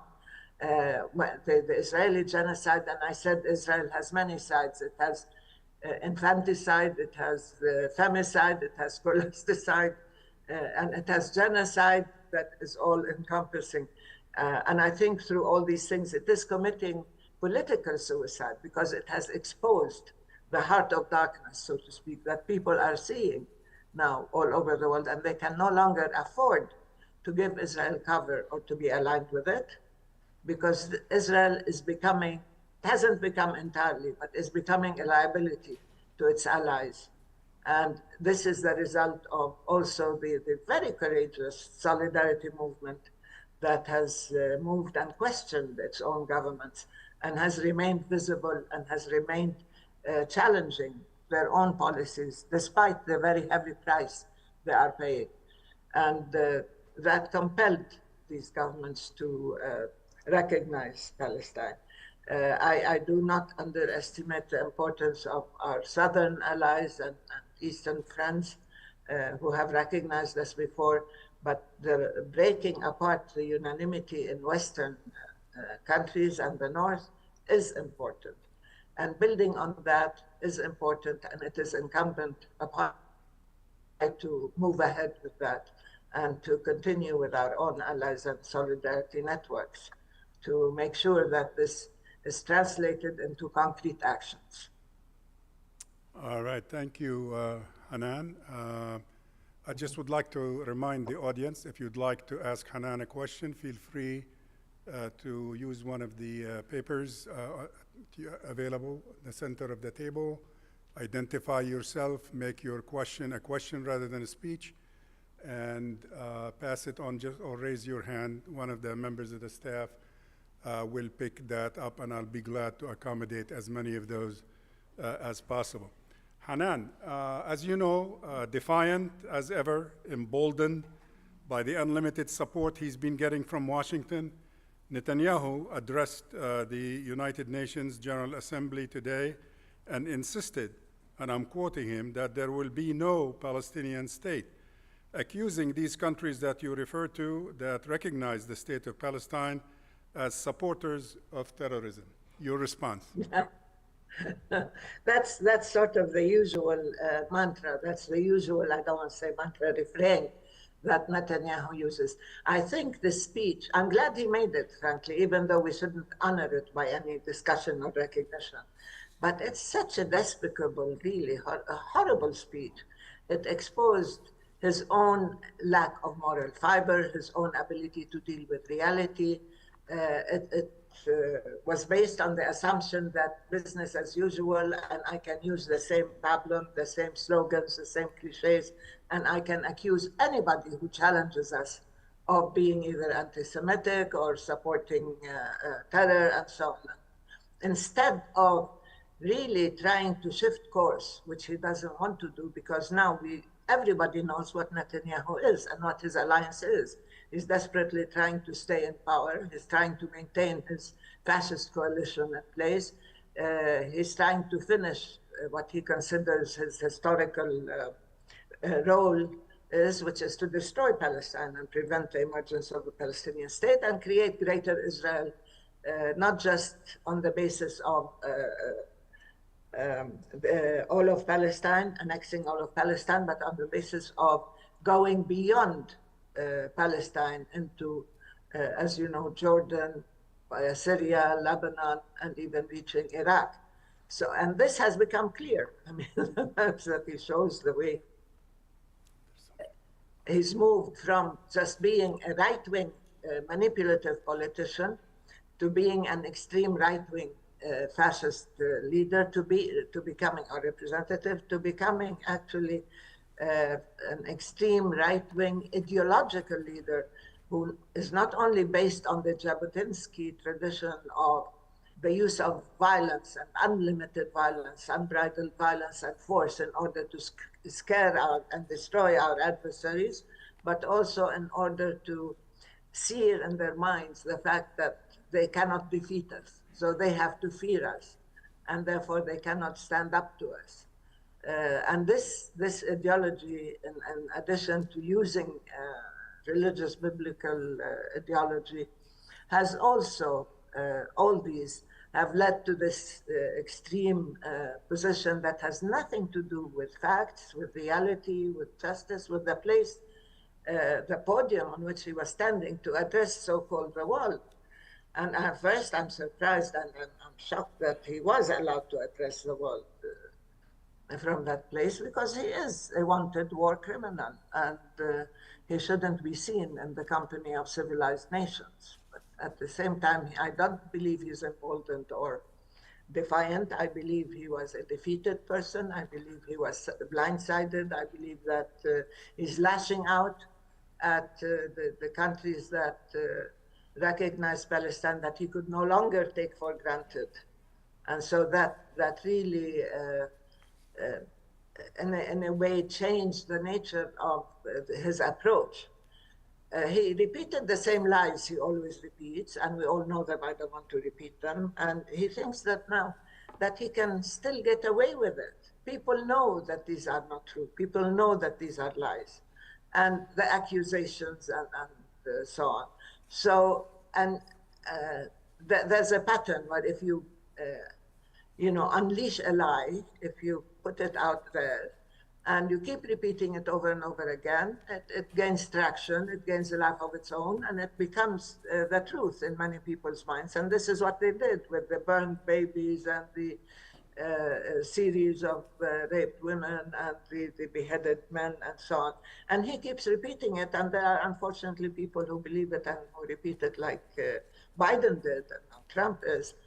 The truth is out, and he can no longer hide this. But what you must believe him is when he says he wants to destroy Gaza, he wants to kill or get rid of Hamas, that he will not allow food or whatever into Gaza, that he wants to continue with the genocide, that he wants to annex the West Bank, because this is not just talk, he is doing this actively.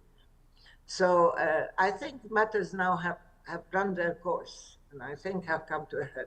He has to face reality, he and his lethal coalition, and I don't think he will continue to have a free hand to see if he can, pull the wool over people's eyes forever, or if he can maintain a Western colonial coalition to maintain his displacement replacement paradigm agenda. Thank you. Yesterday, as you also know, President Abbas addressed fellow world leaders by video after the Trump administration denied him, as it denied you and many other Palestinians visas to either come to the States for any reason, including attending the UN General Assembly meeting. Haaretz described the Abbas speech by saying He checked every Israeli demand, but no one here, i.e. in Israel, was willing to listen.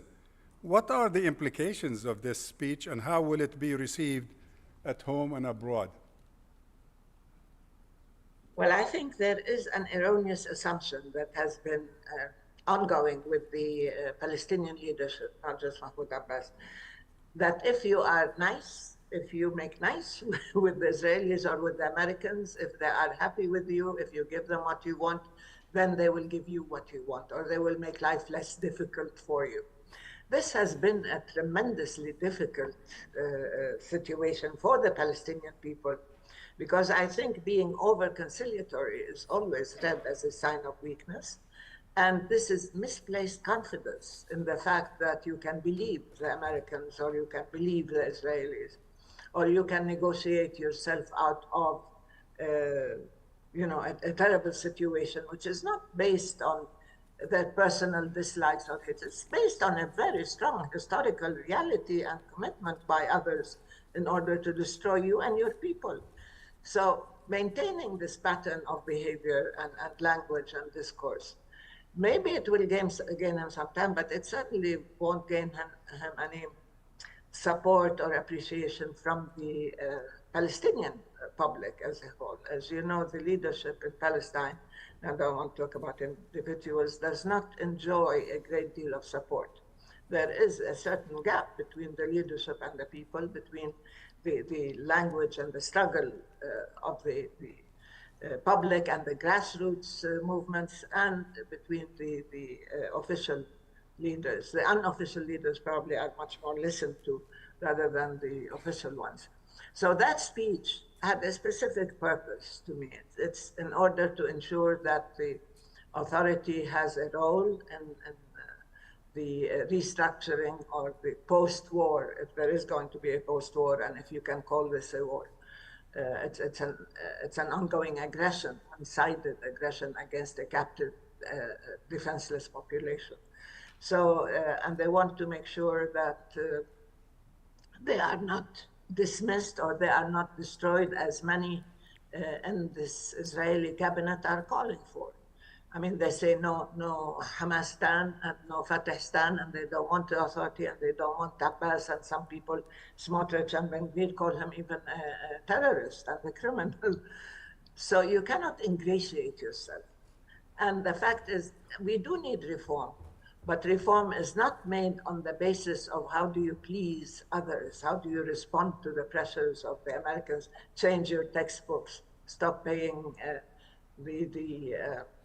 if you want to call it social security, to prisoners or to families of martyrs and so on. These are the definition of reform by the West. But the Palestinians have a homegrown, authentic agenda of reform, as you know, which is based on Palestinian needs. So you don't want to show, unfortunately, many Arab leaders also think that this is how they can get the approval of the Americans or the West. But now it has all been exposed as a sham. I mean, they can dump you instantly, no matter how nice you try to be.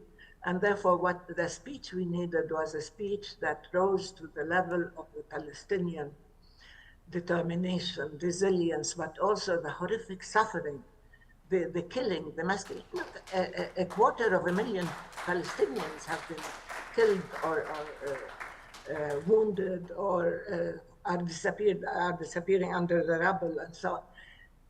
And our job is to talk to our people first. Our job is to rise to the level of this horrific situation. You have to gain recognition. So I don't want to enter into an exegesis of this speech, but it certainly isn't a speech I would give or a speech I wanted to hear. And frankly, I was rejected before, and I'm not a member of the PA or anything, and I wasn't coming to the UN, and I didn't apply for a visa. So in case people thought that I was coming, no, I wasn't, and I didn't apply, so I wasn't rejected. Now I've been rejected before, and not because I'm a member of any type of leadership, whatever you call them, standing or status. I don't have that. But we need to have elections. This really shows and proves that the Palestinian people, what they've been calling for is a legitimate demand. Reform, elections, activation of a democratic system, and building an inclusive and unified political system that is functional, not dysfunctional. Yeah, thank you, Hanan. Quick question, if you don't mind. There's a lot of talk here in Washington, including at this event here with what Trump said yesterday on the 720th day of this aggression that you described a minute ago, saying that he will not allow Israel to annex the West Bank. There has been enough, he said. It's time to stop now. A hostage deal could happen soon. Do you believe him? Look, I believe this is what he believes at the moment. I don't know what he will say tomorrow. So the thing is, Trump is known, you're all Americans, American Palestinians, and you know what he's capable of doing and saying, and you know how he can change his mind instantly, depending who speaks to him last. I think there has been an impact. His meeting with Arab and Muslim leaders in New York, I think may have been an eye-opener, because he usually listens to Dermer and to Netanyahu and to others, and he takes the Arabs and Muslims for granted. Like he says, we have our bases there and we need their money and they need our protection, and so we are there and we're not going to listen to them. I think he listened this time because they knew the attack on Qatar, on Doha, is no passing thing, is no small thing. They attacked, Netanyahu attacked Syria, attacked Lebanon, attacked Yemen, attacked Iran, of course is busy destroying Palestine and so on. All that did not have an impact, that much of an impact. The real impact is the fact that Qatar, who is an ally of the US, who has the largest American military base on its ground, who has signed a joint defense agreement with the Americans, was deliberately bombed in a residential area by Israel without even by your leave. I don't know if they knew or they didn't know. I'm sure they knew. And they thought they would get away with it. This is the arrogance, the chutzpah of not having accountability whatsoever, of having a total blank check to do what you want. And not only that, Qatar is the mediator in the negotiations. So you bomb the country of the mediator and you try to kill your interlocutors, the other and you think that makes sense. And I think this is what really triggered this major response. Because for 2 years, Palestinians were being massacred and slaughtered and everything was destroyed and they're dying of disease and starvation and man-made famine. And they didn't move collectively to sit down with any leader and say, this is it. But now that they know they're being targeted, now that Netanyahu made his speech about, and he talked openly about how he wants a greater Israel, not just all of Palestine. And they're beginning to feel that they may be next in line and that he's gone too far. So I understood that the discussion that they had with Netanyahu, with Trump, was quite candid and was forthright, and they told him this cannot continue, and that so long as there is an occupation and Netanyahu is threatening to annex the West Bank, that there can be no peace or stability in the region, and they won't control it. Now, how far he's listened, how far that has sunk in, whether Jared Kushner and what's his name, Tony Blair, or Dermer, or even Netanyahu could change his mind, I don't know. I think we have to wait and see till Monday, because that's when he's meeting with Netanyahu. And the question is, would he have the ability to switch? Because the whole American apparatus and system are based on total blind support for Israel. Has Israel made that difficult and impossible, given the fact that there is now, again, a shift in public opinion in the US? And not just in the Democratic Party, which is very clear, as you all know, but even within the Republican Party and within the MAGAs and even within the evangelicals, there are certain shifts, some of them subtle, some of them not, but you cannot count on total and blind support and the fact that the American public is a nation of sheep just constantly following blindly what their leaders or mainstream media tell them. So that depends, as I said. It could signal a change, however slight. It could prevent annexation if it is taken seriously, if the Arabs follow through with the power sources that they have. They have the money, they have the holy sites, they have places where, and they are of course perfect consumers, so they can be, they can use the sources of power in order to influence, let's say, American decision making, at least in order to prevent annexation now. But you know that the Abraham Accord started with the justification that they're stopping annexation. Remember that? When the Emirates said that they signed this agreement because they wanted to stop Netanyahu's threat to annex the West Bank. All right, thank you. We will skip a couple questions that Hanan just answered with regards to the meeting with Arab and Muslim leaders, and I hope her answer was satisfactory to those who chose that question. Let me go to another series of questions. Three of you, Samia Harris and two others, ask about the Trump, Kushner, Blair plan, the Gaza Transitional Initiative or arrangement. How is that being received in Palestine, and do you think Tony Blair has the support, if you will, or the popularity to become the next British Commissioner of Palestine? Yeah, we need a chance. We need to go back to overt colonial times, yes. Actually, I have a joke about Tony Blair. Whenever he used to ask to see us or ask for an appointment, we always said, we wonder what Netanyahu wants, because he used to come with Netanyahu, not direct messages, but to work out Netanyahu's wishes. So certainly he's no even-handed peace broker, and certainly I don't think any Palestinian, Arab, whatever, anybody who has any intelligence or conscience would think that we will import a British colonial leader who is going to be our supreme commander and is going to create a new colonial system in order to rehabilitate the Palestinians and their leadership and so on. Those days are over. I have news for them. But besides, I think in many ways he does view this situation, not just politically, and of course he is responsible for the Iraq war, which is horrific, and this will never be forgotten. But I think that in the long run, there is nothing that can happen unless the Palestinians want it to happen, number one. And the Palestinian people, although traumatized and suffering, do have a will of their own.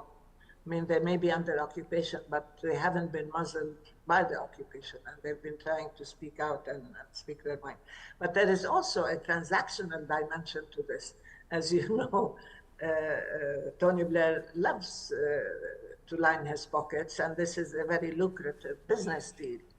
And Jared Kushner is talking about this. I don't know if they're still believing in the idea of resorts at the Riviera or the beach and so on Gaza, but they're seeing this as a way of exercising power and control and making money. So it's very much a transactional issue as far as they're concerned. And I don't know, I mean, we don't have all the details of the 21 points that they talk about.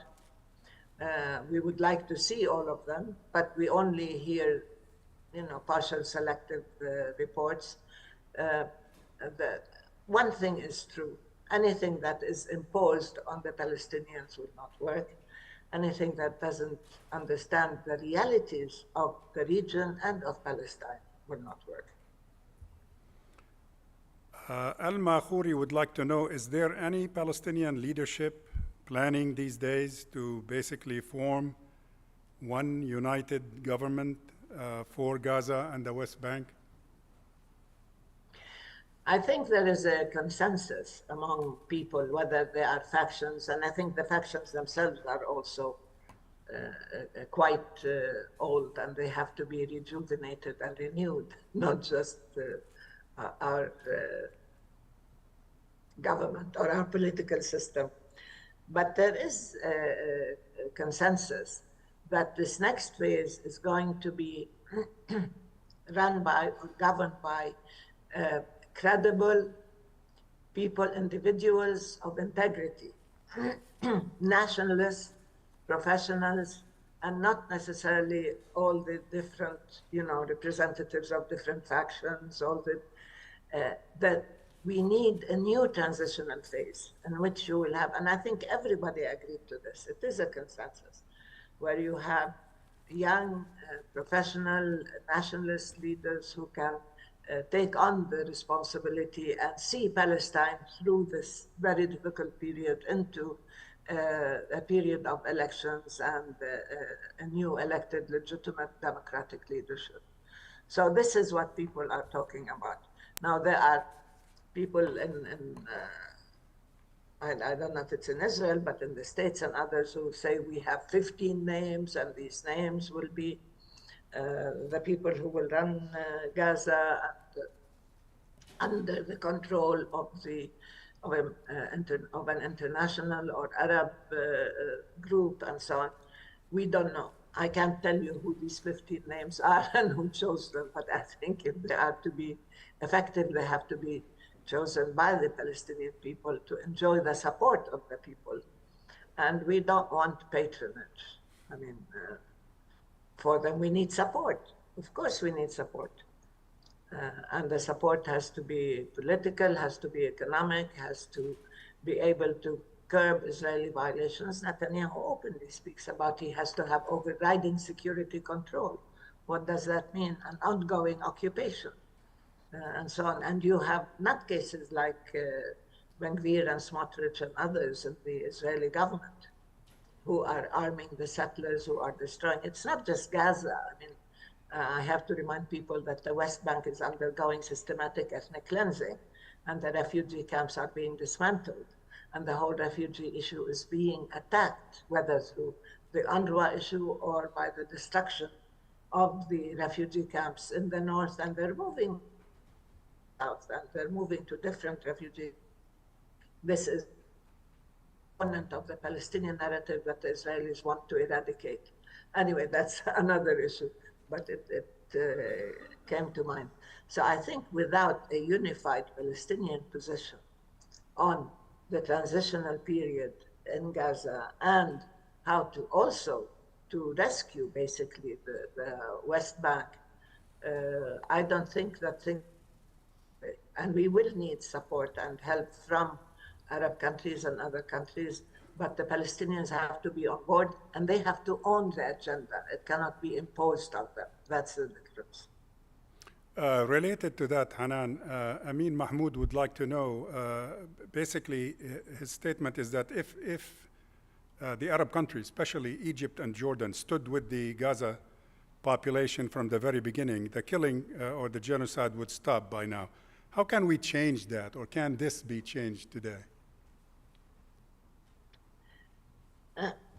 I don't know what he means by stood by, but I think a lot more could have been done by everybody, not just by Egypt and Jordan. Egypt closed its borders because it didn't want the expulsion of the Palestinians, it said, but that also aggravated the starvation and the deprivation agenda. Jordan certainly talked about sending support and so on to Gaza, but there were no serious efforts at stopping the genocide. And I don't think Egypt and Jordan alone could have done it. They could have, had they decided openly that they will withdraw they will call back their ambassadors, for example, or if they will break all ties with Israel, or if they will not have any, or they will cancel their agreements. I don't know if they could have. I mean, there were drastic measures that they were needed to stop the genocide. But there was a deliberate intent by Netanyahu to continue the genocide. So without concerted effort, I mean, we were all disappointed with two Arab and Islamic summits. Remember the first summit? We will break the siege. We will, go to Gaza. We will do this and that. We will send envoys. And they didn't do anything. That was a major disappointment. That it's not just Jordan and Egypt who are the surrounding countries and who have signed agreements.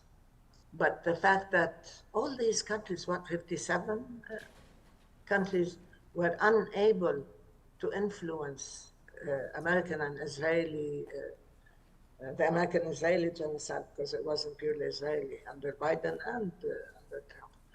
So I wouldn't just select these two countries. They could have done more. Everybody could have done more. Everybody could have taken very clear, active positions to let Israel know that there are consequences. And they didn't, because I think they were still suffering from the Jabotinsky syndrome that Israel is impossible to defeat or too difficult to withstand, too powerful, and that the US has given it total support, so they cannot afford to pay the price. And I think this is the whole perception of the Arabs and Muslim countries. But now things are changing. And I see from countries, look, if Colombia could do that, I mean, why can't Arab countries do that? I loved the Colombian speech on Brazil talking about sending troops. I mean, for heaven's sake, we're not asking them to send troops, but we're asking them to stand up and be counted. I mean, take clear steps to tell Israel there's a price to be paid, that you will be sanctioned, that you cannot take us for granted, that our public will speak out, but we as governments, we have recourse to not just the law, but to several other steps. They didn't. Now, I think things are beginning to shift because there is a sort of qualitative and quantitative move, that it is not the monopoly of the US and the West anymore, that Europe is beginning to change slowly, that public opinion is making a difference, that the BDS movement is on the rise, even though many people are paying a heavy price, individuals for joining in that. But governments are doing it. Look at Spain, for heaven's sake. I mean, they embody the BDS movement. Spain, Slovenia, countries are saying you are not welcome here, we will not. Look, the dock workers unions and so on. These things are extremely significant. That's what should have been done from the beginning. But it took 2 years. And as I said, 250,000 of people dead, wounded, and lost in the rubble, to get the governments to listen to their people and to begin action. And without action, without consequences, without sanctions, Israel will not stop. Thank you. We have a question from Jihan Al-Husseini.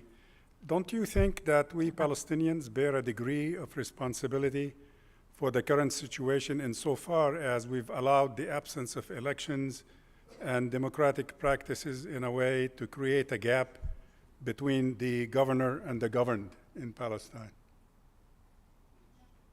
Yeah, of course. I mean, we are responsible for our own internal weakness. That's true, for our fragmentation, for wrong political decisions. That's true. But right now, I always say this is our own internal issue. It is our responsibility to reform our system. And we cannot do it at the behest of the West or Israel or whatever. We cannot do it to please anybody else. We have to reform our system personally. It is our responsibility, and we made many mistakes. But the issue now is not finger pointing at the Palestinians. Many people love to do that. Sometimes I stopped seeing mainstream media, and sometimes I don't even see delegations who come here, foreign delegations, because they always want to talk about what's the problem with the Palestinians, why don't you do this and this and that. I said, don't deflect. I don't want to talk with you about our own internal issues. They are our responsibility and we will fix them. We have a reform agenda. We have people who are challenging and defying and trying to change and so on. Our problem is, how can you stop the genocide? How can you end the occupation? So, I mean, from Palestinians, yes, we can talk about our own internal issues and the need for elections and reform and change and so on. But for the world, don't use Palestinian shortcomings as an excuse to give Israel a free pass. I'm telling you that because asking me the question is fine, and I will answer, and we can sit down and have a session on what needs to be done internally. But when I address the world in general, I say that's my responsibility, that's ours as Palestinians, whether in the West Bank, Gaza, Jerusalem, or in exile and refugee camps. But what we need from the people outside the countries, powers, and so on, is to curb Israel, to hold it to account, to provide the Palestinians with protection, and let us move ahead. And anybody who can tell you you can have elections under these conditions in a normal and pleasant way, I tell you, you say in the States you have a bridge you want to sell them.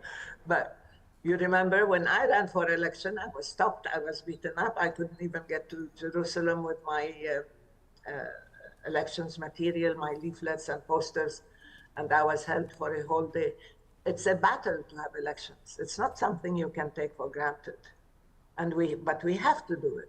So my position when Abu Mazen said we will not have elections unless Jerusalem is allowed to elect, I said our language should be, we will have elections and Jerusalem will be part of the system. And we will defy, and we will go, and we will have elections, and we have a variety of ways to have elections. But elections, again, is not a panacea, because you might elect angels and Mother Teresa and everybody else, and they will be under occupation, and they will have no sovereign control, and they will have no ability to carry out serious changes and so on. But still, we deserve the right to have our own representatives and decision makers of our own choosing that will respond to our own needs and our own rights and will protect our own rights. With that in mind, Hanan, one of your fans in the room here is saying, in light of that, why can't the Palestinians unite under the leadership of one Palestinian woman like Hanan Ashrawi?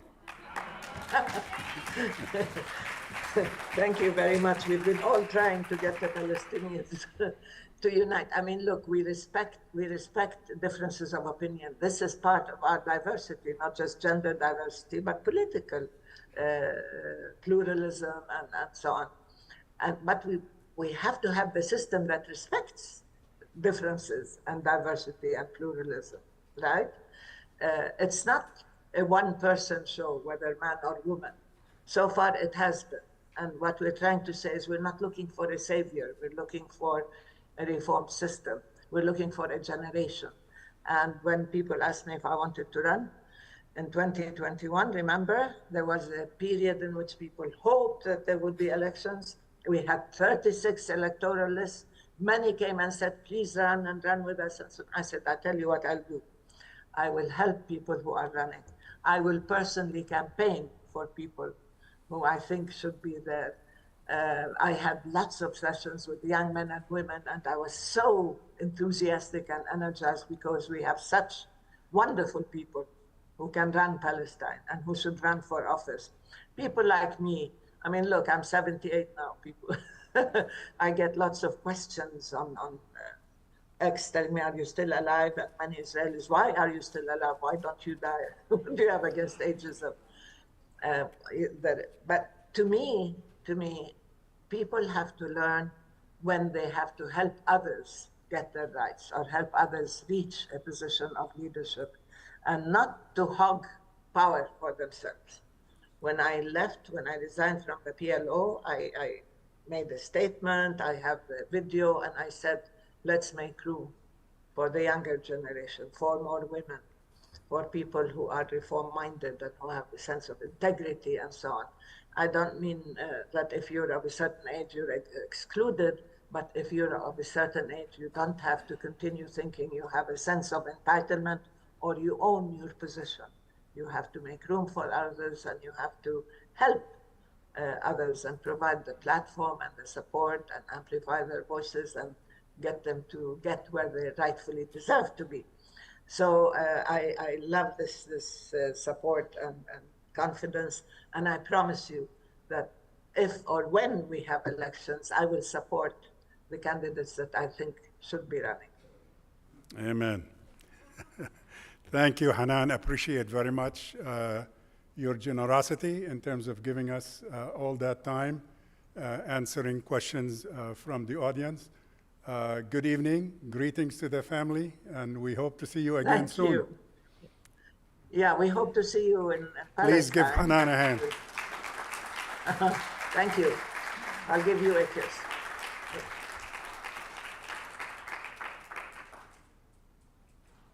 All right, that concludes this special conversation with Dr. Ashrawi. Please proceed with the next part of the program.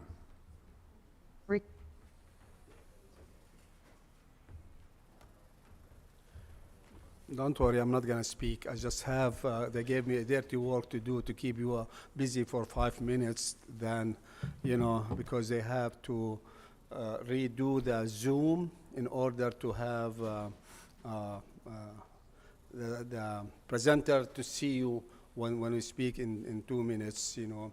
But hopefully, so far you enjoyed, you know, what you have seen, and we have more to come.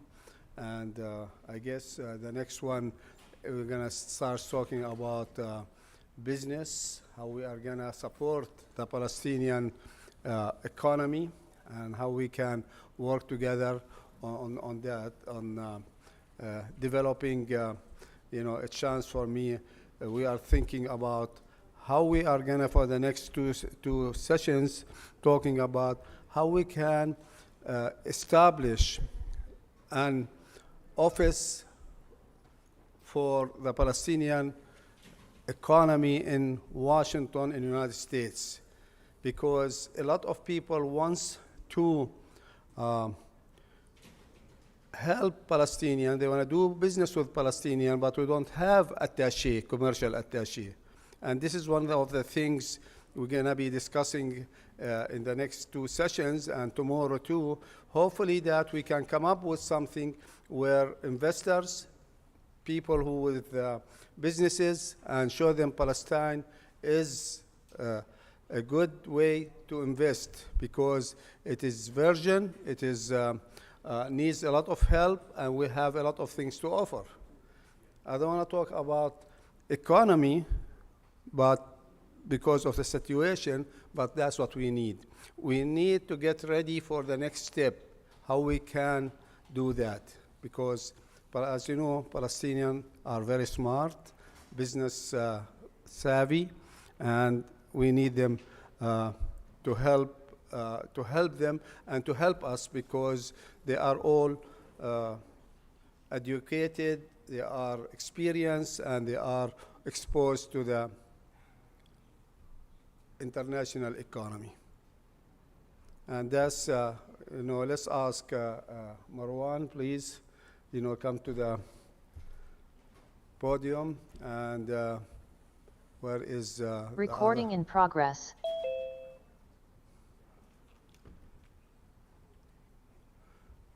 Are we okay, Carlos? Yeah. Where is, he just went out. No, I'm talking about Ahmad Abu Bakr, yeah. You know, Reem, you can take over, you know, you can do that now.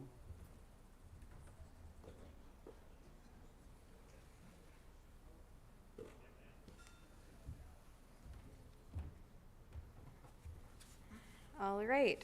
So we have our next panel on doing business in Palestine, challenges, trade, and opportunities for growth. We have our moderator, Marwan Ahmed, and we have 3 speakers.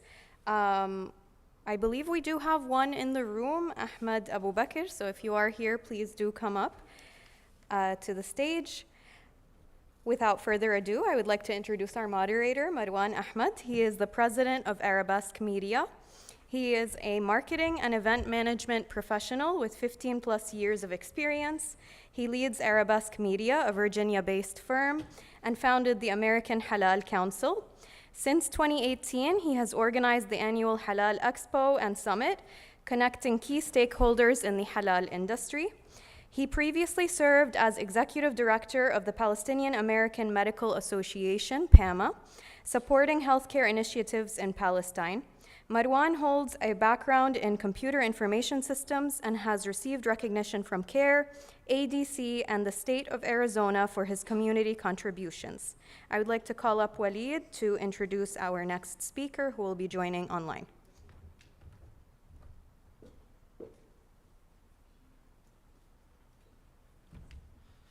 Thank you, Reem. Our next speaker is Rawa Jabir. Rawa is the Chief Executive Officer of Palestine Trade Center, PalTrade, the national body advancing Palestinian exports and global markets access. With over 15 years of experience in trade, promotion, and international development, including senior roles at Oxfam, she has worked to empower SMEs and strengthen export-oriented value chains. She holds an MBA from Indiana University of Pennsylvania and is pursuing a PhD in strategic business with a focus on SME growth in emerging economies. Next, I'll have Ahmed come introduce our next speaker.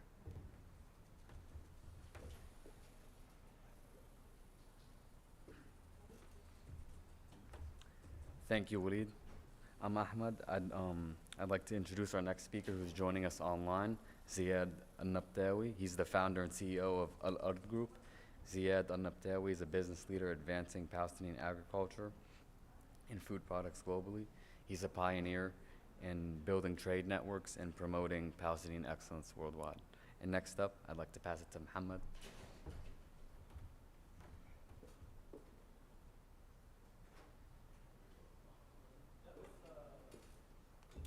Thank you, Ahmed. I'll be introducing our panelist, Ahmed Abu Bakr. He is the Regional Business Development Strategic and Director General of the Small Enterprise Center.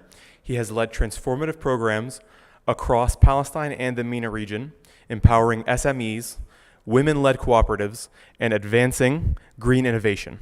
Ahmed's leadership has opened new markets, built global partnerships, and positioned SEC as a regional hub for growth and competitiveness.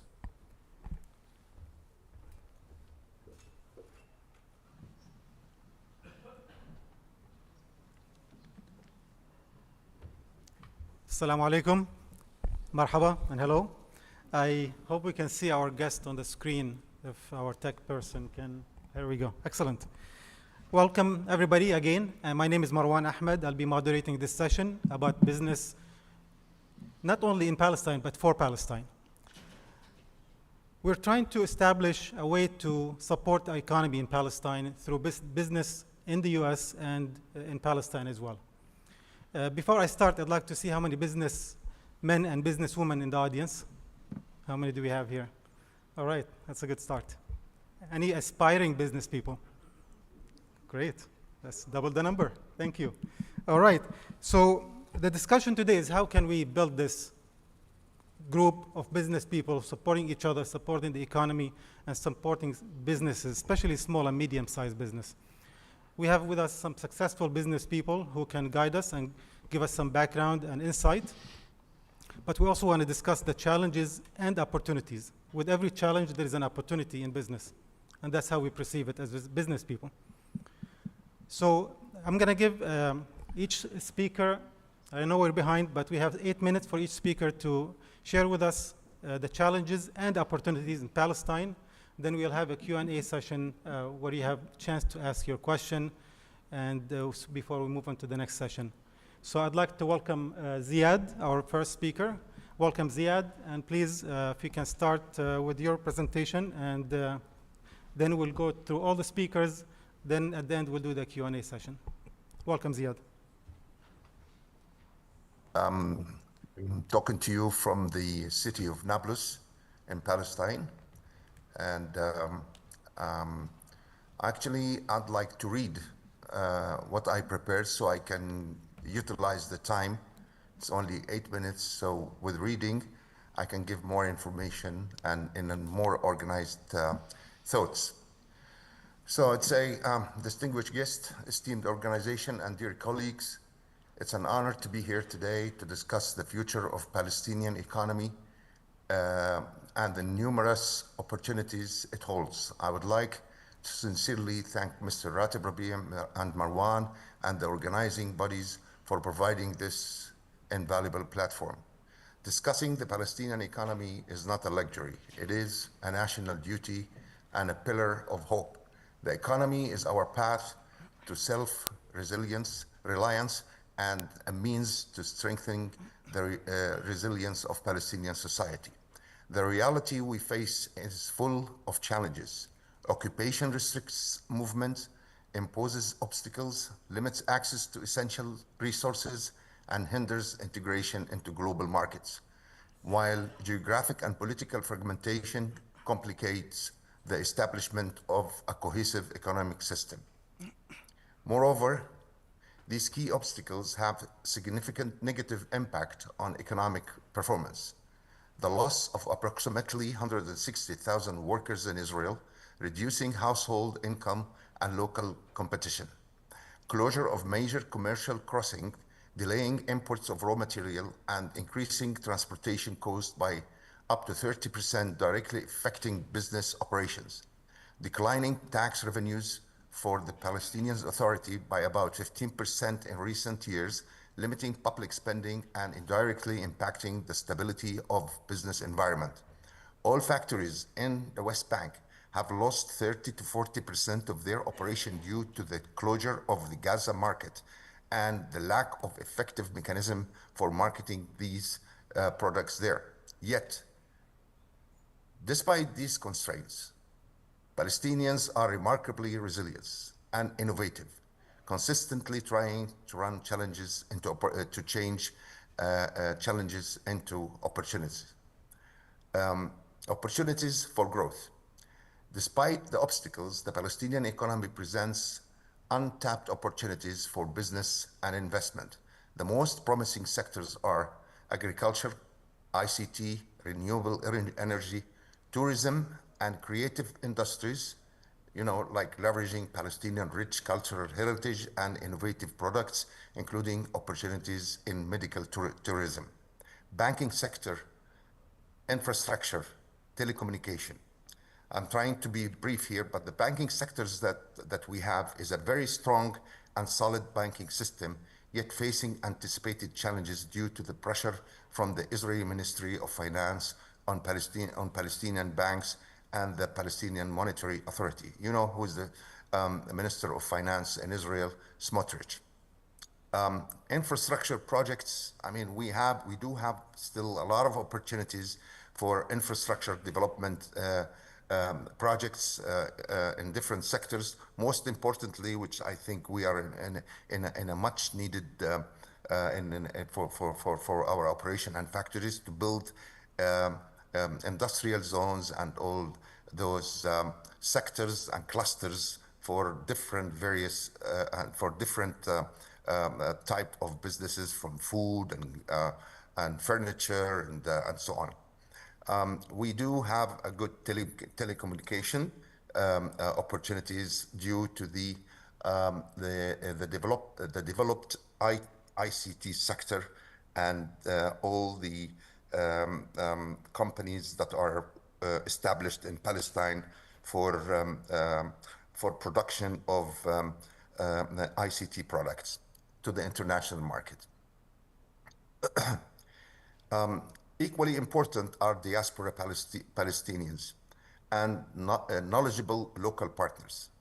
Often the most effective in driving successful ventures for any investors, leveraging local expertise makes it virtually impossible to fail.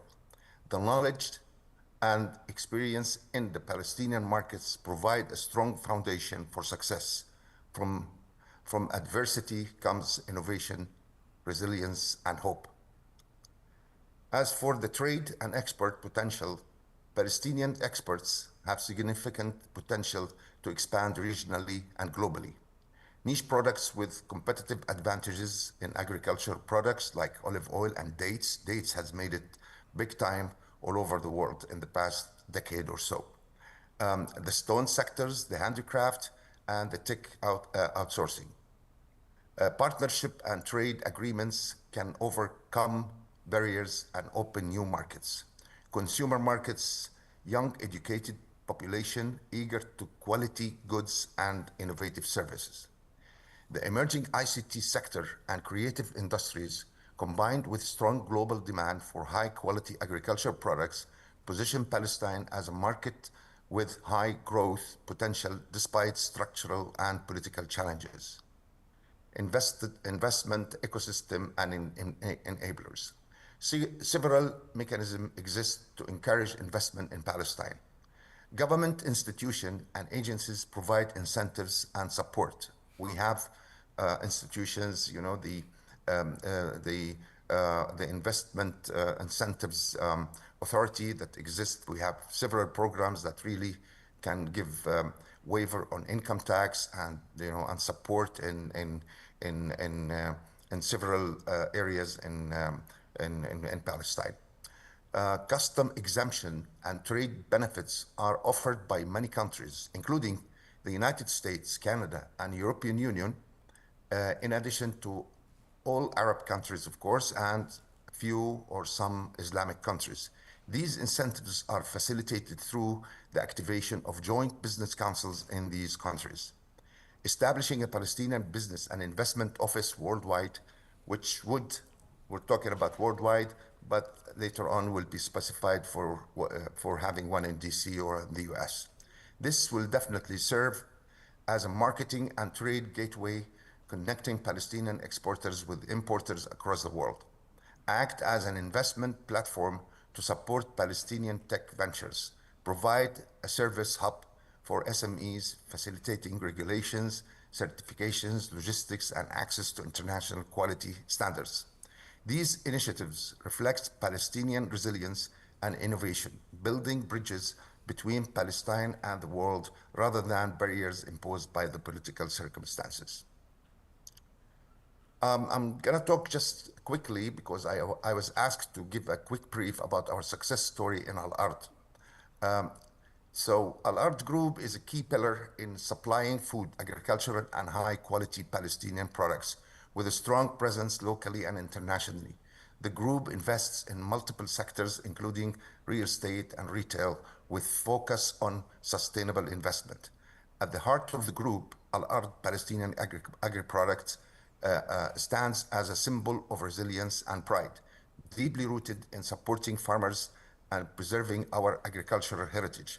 Our mission is to market Palestinian products globally, positioning ourselves as a leading company through support of farmers, local producers, and cooperatives, while chancing the quality of traditional agricultural product. We focus on elevating Palestinian products to the highest international standards, enabling them to compete on a global scale.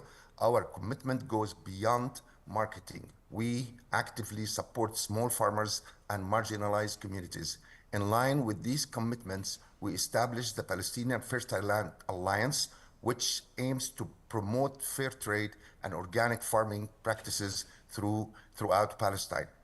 Further, we launched the initiative Trees for Palestine, Planting Peace in Palestine, designed to support Palestinian farmers in confronting challenges that threaten their land and livelihood.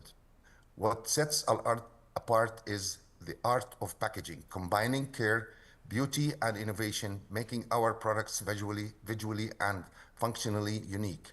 Today, Al-Ard owns the largest storage and production facilities in the region, in the olive oil, of course, and uses cutting-edge olive oil packaging technologies, adheres strictly to international food safety standards. To enhance the global reach of our products, we have established online sales platform and e-shops across most regions of the world, ensuring greater accessibility and expanding market opportunities for Palestinian products. Our products are now available in 25 countries, including the United States, Canada, Europe, and the Far East, the Gulf, and of course, in the Palestinian local market. Through this journey, Al-Ard has become more than a company. It is a symbol of Palestinian quality, resilience, and pride, demonstrating the Palestinian products can thrive globally while empowering farmers at home. Call to action: the Palestinian economy is not a charity again. It is, I would say, I would say we can create a sustainable community, generate jobs and economic independence, engage the Palestinian diaspora in meaningful investment, strengthening Palestinian position in a global market. I encourage all participants to explore investment in Palestine and the Palestinian products, engaging with local expertise and contribute to the growth of resilient, sustainable, and innovative Palestinian economy. In conclusion, despite political and structural obstacles, Palestine is full of opportunities for growth, trade, and innovation, for agriculture, to technology, tourism, health, and creative industries. There is enormous potential. With collaboration between diaspora Palestinians, knowledgeable local partners, international investors, and government support, investment in Palestine is not only viable, it is exceptionally promising, and success is virtually guaranteed when local expertise is leveraged. I look forward to exchange ideas, exploring partnership, and working together to build a Palestinian economy that is innovative, resilient, and globally competitive. I know, well, my presentation is not 100% comprehensive. I'm sure there are some points that I missed, and that leaves the floor for questions in which I could answer you later. But what I wanted to say that the local business people over the past 50-some years, at least from 1967, have really gone through a lot of challenges, which makes Palestinian businessmen are #1 in the world for crisis management. And believe me, I'm not exaggerating with the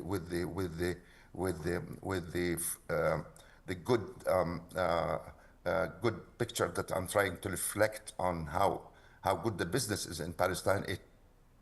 But it fluctuates up and down. But it is a good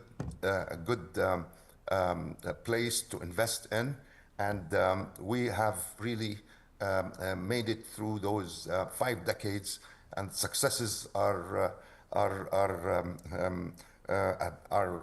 here to hear about it. Not only Al-Ard, there are many other success stories in Palestine, including the banking system. I'm so proud of the Bank of Palestine, for instance. It's a big, great story in which we have really worked with this bank specifically, and we're proud of it as an institution. Besides, Thank you, a lot Ziad. of government offices and ministries Thank you, Ziad. are really doing sorry to great interrupt job you. for this. Thank you Thank so very much. Very insightful, and I think the audience would like to learn more about what you do and your success, and we will leave that for the Q&A. Moving forward, I'd like to welcome Rawa from Paltrade to give us the same insight about the opportunities and challenges, especially working with multiple businesses on the ground. So for sake of time, let's do stick to the 8 minutes so we can move forward and leave some room for the Q&A. Rawa, please. Hello, good evening, everyone.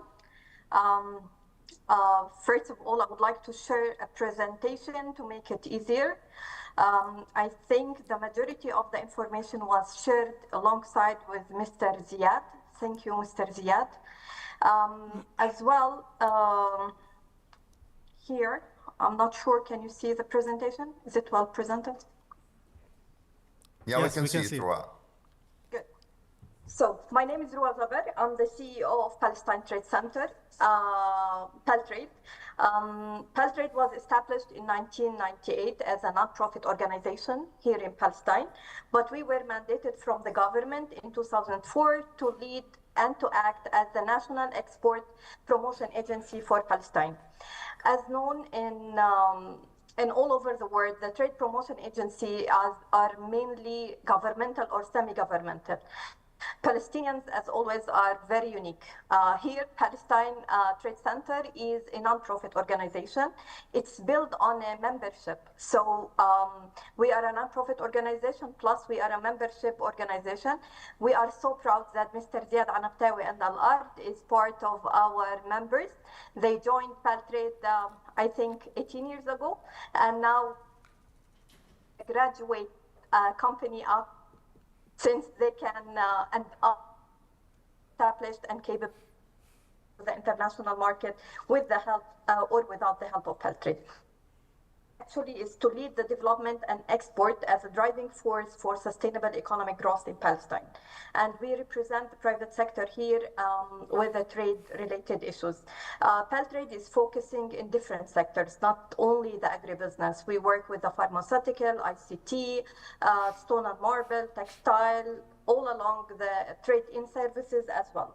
So our key services is with the trade promotion, intelligence hub as well.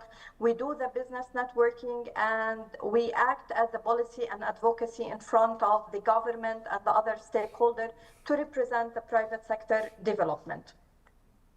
A quick overview that I think it's the majority, but just to give you a hint about our small market. Even though we have a small market, but we have a big potential, between 18 to 19 billion, the GDP for around 5 billion people, 5 million people, sorry. The trade deficit, unfortunately, is around 47%. The export contribution out of the GDP is around 7%. And part of this is what we can actually give a hint about our trade is we depend a lot on constraint that limited, because we have a limited control over our borders and our resources because of the occupation. We need, and we highlighted the need of the exports, even with the domestic market, very domestic market here in Palestine. Accessing to the foreign market is essential for our growth. The entrepreneur resilience, despite instability, even Palestinian entrepreneur is going in a majority of the growth. With the genocide before the war and even after the war, we could see some growth of the small entrepreneur here in Palestine. Some of the challenges that facing the Palestinian businesses. First of all, the political and the mobility restriction, as well the infrastructure gap. The market dependency on the occupation or the Israeli market. We need to highlight that 90% of our Palestinian goods is exported to Israel. 72% of total trade is actually with Israel. If we give some highlight, in 2022, for example, we had exports around 152 billion, 8 million out of it is for the international market, and the remaining is actually for Israel. In 2024, this percentage decreased with around 154 billion to the international market. 200 million out of it is for the international market, and the remaining is actually for Israel. So as you can see, we highly dependent on the Israeli market, and actually we unfortunately, we don't have an access for our capital because of the political risk, the limitation on the large scale of the foreign investment, because is around 1% of the GDP. The impact on the business operation, actually, we try to focus on the supply chain and the delivery time. The higher transportation and the logistic costs. And actually yesterday, for example, because of the closing of the King Hussein Bridge, that is one of the major gates for the exports to go to Jordan and then from Jordan to the international market, the percentage or the cost of the logistical export was raised actually with around 20% total of the cost for per shipment. The difficulty in scaling the operation, and as well we have a limited access to the international market, depend on the political situation.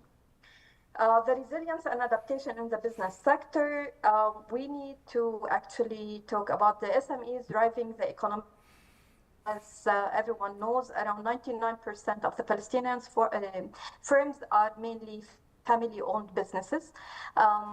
We try to give some innovation beyond borders. This means that the nature of the digital businesses in the lifeline of the Palestinian IT firm expert services globally, as well adaptive entrepreneurship. The business here in Palestine try to do some kind of adaptation in order to match to the needs or the demand in the political and the change on the economical scale. We have some inclusive growth engine when we focus mainly on women and youth, and think it will be highlighted in some of the other by other speakers in regarding to the entrepreneur on how they can change the market either locally in the domestic market or the international market. Trade and export strengths of Palestine. Actually, if we will a little bit highlight what Paltrade is currently doing in regards to the different sectors. I think Mr. Ziad focused on the majority of the sectors we will give a presentation about, either the premium olive oil, and Al-Art is one of them that can give a little more of success on the olive oil. The majul dates, the stone and marble sector, and the traditional handcraft. Why we selected this sector is actually because we know that there is ongoing potential of growth for these sectors. We at Paltrade here, we focus mainly on different stages of the companies, either small companies, the small SMEs, then the medium companies, leading to them to the final stage of the export, which we can call them the export companies, the big companies here in Palestine. What we do is actually, we have several programs by giving the opportunity to the Palestinian companies to go in the whole export value chain, by giving and supporting them with the information needed to the international Thank you, Rawa. market. I'm sorry to interrupt you, but we need to give the chance for the next speaker. I think very insightful information and important for us to learn as business people, and would like to revisit these initiatives in the Q&A. I'd like to welcome Ahmed Abu Bakr for the next segment. Thank you. Can you hear me? Yeah. Thank you, and I would like to thank the organizers for this very crucial conference, and really they invested a lot of time, and I'm really very happy to be here with you. This is the first time for me. So I'm gonna present some insights about the Palestinian economy. And I prepared some nice slides, but I want to really talk about my experience coming here, which reflects the suffering that we are facing. So I planned my visit on Sunday to move from Ramallah to Jericho to Jordan, because we don't have airport, seaport. So I booked the flight on Tuesday, so we have to be in Jordan like 2 days before. And on Sunday, they closed the border, the Israeli side. So we went back to Ramallah again, and I came back during the night time. I stayed the overnight there in Jericho, waiting my, role. There was a screw of cars, and then I managed to pass on Monday. And while I was crossing the border, there was a lot of trucks full of products, and these are either imported final products or raw material for our business people. So as long as we don't control the borders, there is a problem, because I strongly believe there is no development under occupation. We can survive, we can struggle somehow, but a real development, no way under the occupation, because just recently they closed the border, And now there's a lot of trucks on the Jordanian borders waiting maybe weeks in order to, enter the Palestinian economy. My colleagues, they mentioned about the challenges, and they are totally right, and we are supporting the Palestinian economy, and we focus on the agro-food sector and the creative industries. In the past years, we helped a lot, like tens of small businesses, and in Palestine, when we say small SME, it's not like the small businesses here. It's like just maybe 25 employees. This is the medium according to the Palestinian Authority definition. So the Palestinian economy is very, very small in terms of employment, and it's family-oriented and managed by the family and owned by the family. So somehow, even when we are working with them to build their capacity, trying to develop the products for them, so because they inherited these products, and it's so difficult to convince them to change or to develop the products. I mean, majority, not all of them. Some of them, of course, they have like very they follow very scientific way in developing and managing their businesses.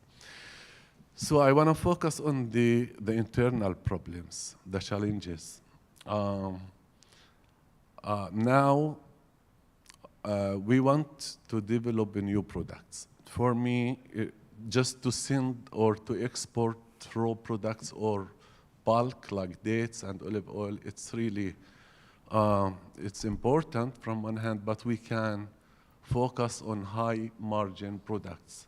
So we had together with the ministries and PALPRO, it's like industrial zone in Jericho, and we developed from the Majul date, we developed energy bars, and we developed different products from the fruits and the vegetables that we have, but we were stuck with the equipments and the know-how. So it's really very important for us to move from the, to move to the direction that we want to produce processed, highly added, high value added products, in order to really to gain and to increase the shelf life in case of border closure. So there are some trials here and there, but really I would recommend that Palestinian in diaspora, they have a lot of experience and know-how. We connected with some companies here, private companies, in order to help us in developing the recipe and to test and make like a prototype for the energy bar and to do the necessary documentation. So this is very important. During the last years, we developed like concept notes for like tens of products that could be developed. The other thing is that the green now, there is a high demand on the green and organic products. We have green and organic products, but still I'm talking about the small and medium enterprises. They lack the capacity and they lack the, the qualification to develop and to be qualified to obtain green and organic certification, especially in the food sector. So this is another, and the market linkages within the green value chain outside Palestine. And the last thing I would say that in my organization, we follow the business model product market fit approach. So we go to the market and see the market standards, the consumer's preferences, and we come back to the companies and we support them to develop products to fit and to be consumed and sold in this market. So this is very important for us to open a new market, to do market research, business linkages. Now we are working in South Asia, and we worked in the Gulf, and maybe the state is one of the important market, but it's beyond our capacity to conduct market research in 50 states. Thank you. Thank you so much, Ahmed. Again, very insightful. While we're waiting for the questions to be collected, let me remind you what Atib mentioned, that we're trying to establish a trade office in the US to build this business relationship between American-based businesses and Palestinian businesses over in Palestine. So this is a lot of work to be done, but it takes unity, it takes a lot of effort and funding. But I know many of us are successful individual businesses, but now we need to be successful collectively as a group where we can come together and empower this sector of economy, because strong economy, strong business means strong in many other ways in the society. So this is the backbone of an economy. It's a business, or a small business even, and medium business. So I have a couple of questions here, but I have a first question for Ziad.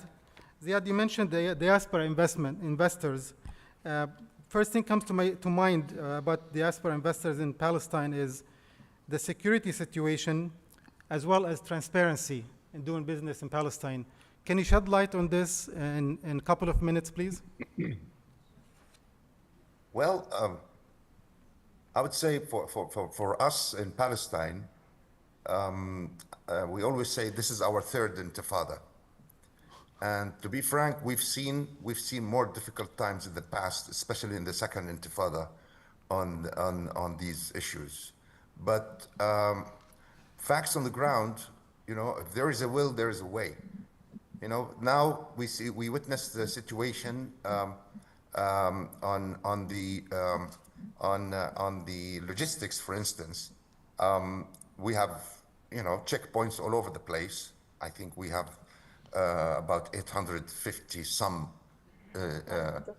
gates being placed around the thing. But to be frank, we have managed to adapt. We have managed to adjust.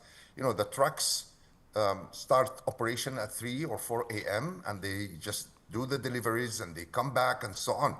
So whatever the Israelis are doing, the Palestinians are always ready to adopt. And when the checkpoint comes, when the cars come to the checkpoint and you see 150 or 200, 300 cars are standing in line, I mean, those guys, they have to open this gate, and people, the trucks and so on, they keep on going. That's from the logistic point of view. Now, from the security point of view, in terms of on the people, I think there is some degree of risks, but we're not in a war situation like the case in Gaza.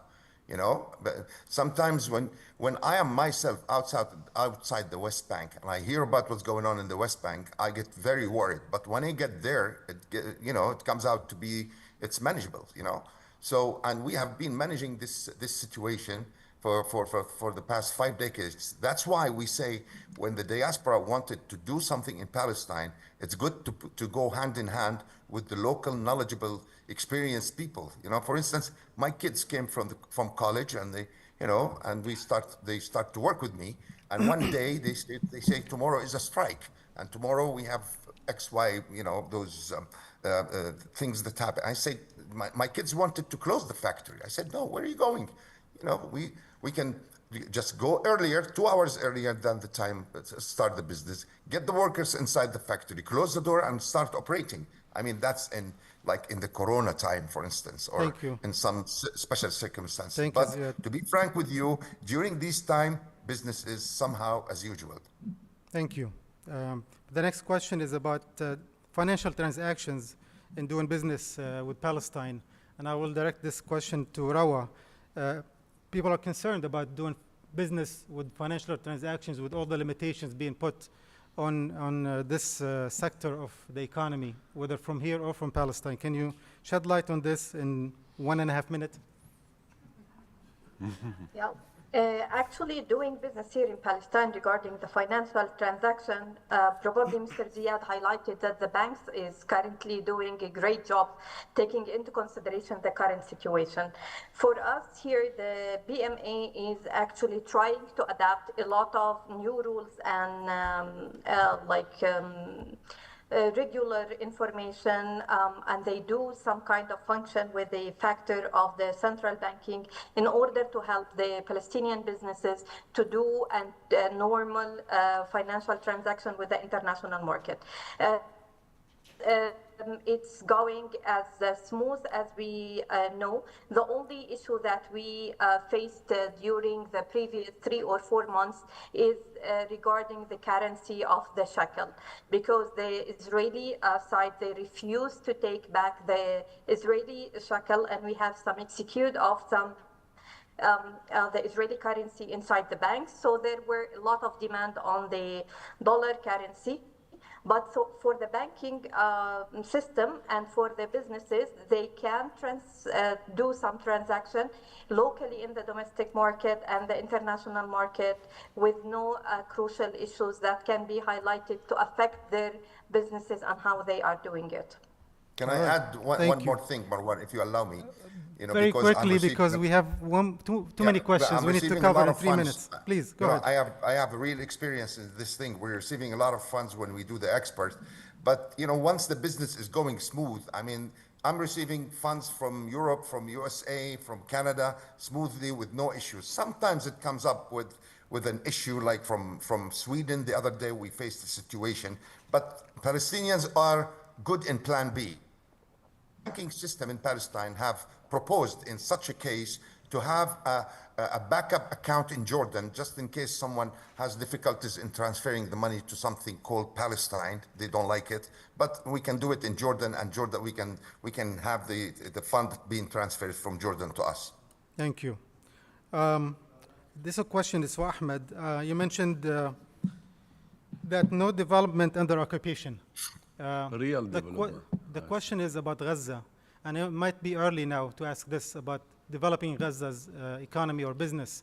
Is there any plan, the question says, for Gaza moving forward? Gaza, unfortunately, we had our office. We had in Gaza, started in 2007. And during this war, the first 2-3 months, our branch manager was killed by the Israeli missiles together with her 4 children and husband. And now we had like 20 employees, all of them, some of them, they traveled outside Gaza and some inside. In the future, now there's no real business, just bakeries and bread, and no real business on the ground. Except maybe in the agriculture sector, bakeries, but it's not a real business. Maybe the ICT sector or remote work, yes. But I would, after the war, we should work hard to support the Gazan people. They are very smart and very skilled labor, and from now, we have to plan how to develop business models that really suit them, and the conditions, and their condition is not like anybody now. A lot of businesses were destroyed. We helped a lot of businesses, and from time to time I call them, and they don't have business anymore.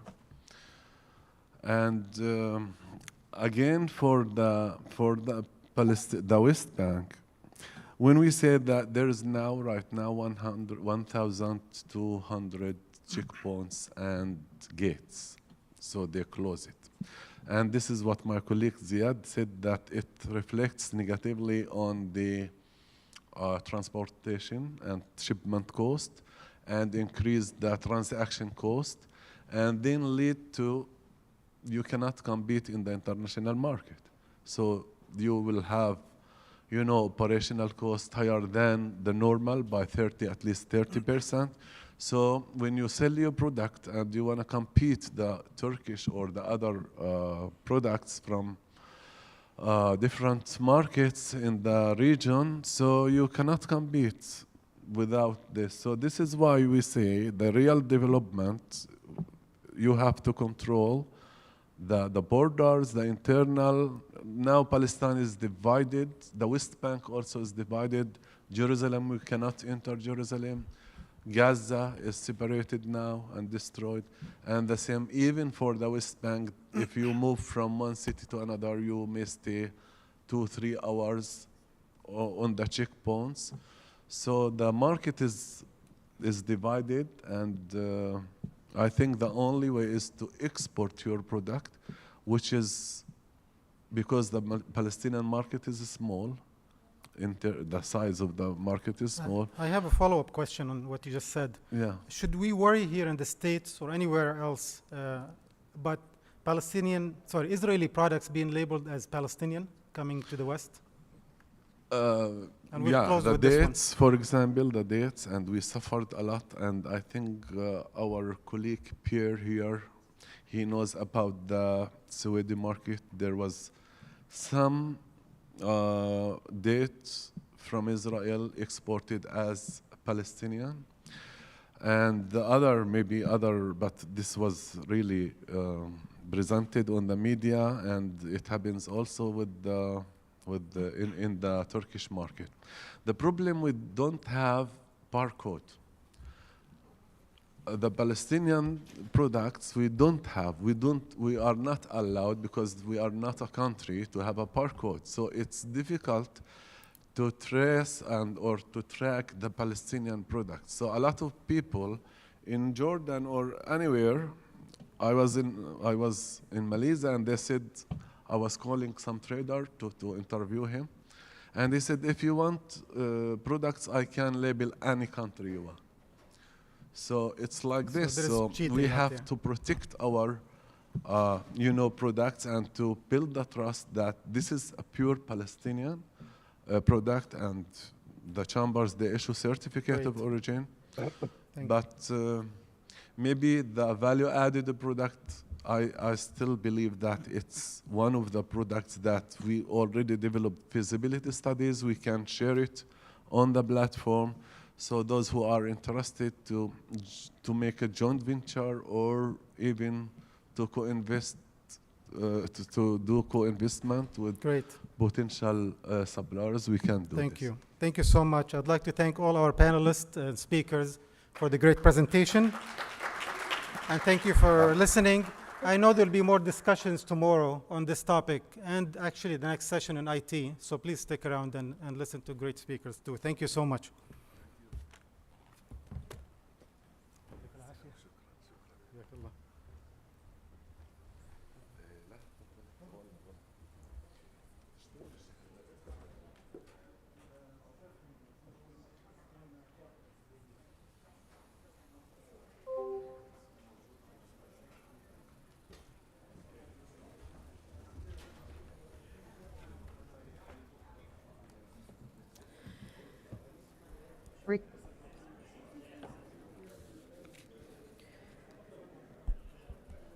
Thank you, everyone.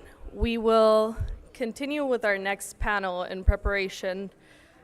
This will be a very nice sequitur to the topic that we were discussing, which is doing business. We're going to take a deep dive into advancing ICT business specifically. So while we prepare the table, I want to invite our moderator, Badr Hamdan, and also our 4 panelists. If you're around the room, you can start coming around the table. Ala Aladeen, Hakim Abu Nada, Hassan Alarif, and Ray Milham. Your name cards have been placed on the table. Feel free to find yourself, and we will start in a minute.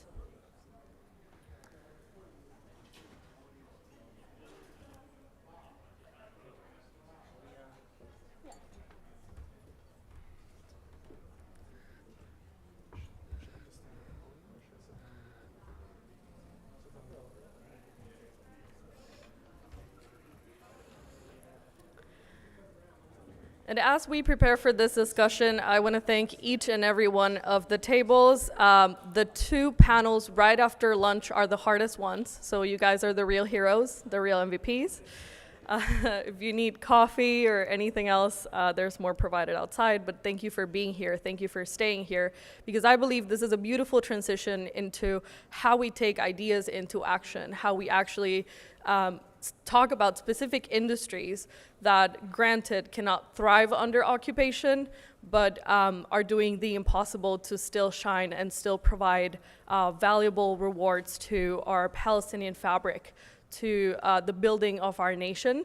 And there are people that, although are not operating in the best conditions, are still making things happen. And this is a great example of some very wonderful individuals that are pushing for this agenda.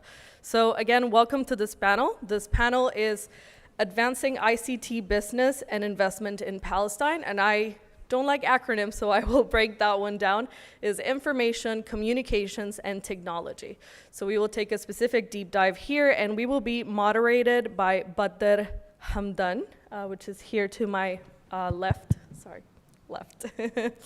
Badr is a renowned Palestinian high-tech executive who has led pivotal executive roles at enterprises in tech giants. And I think we all know these names, Google, Cisco, Twilio, and other venture capital-backed artificial intelligence startup called Vicdata.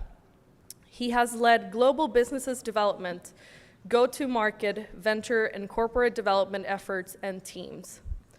Today, Badr is the founder and CEO of Partnering X, which focuses on enabling value, co-creation partnerships, and ventures. With over 2 decades of international business and experience, he is recognized as one of the industry's most inspiring partner leaders, or well, as the industry's most inspiring partner leader. He's grounded with a computing engineering degree in advanced leadership and entrepreneurial studies. He's an active mentor and advisor to Palestinian startups and accelerators with an unwavering commitment to collective empowerment of cohesive Palestinian ecosystems. Now I will introduce one of my fellow KTH, well, our dear moderator, to continue with the introduction of the panelists.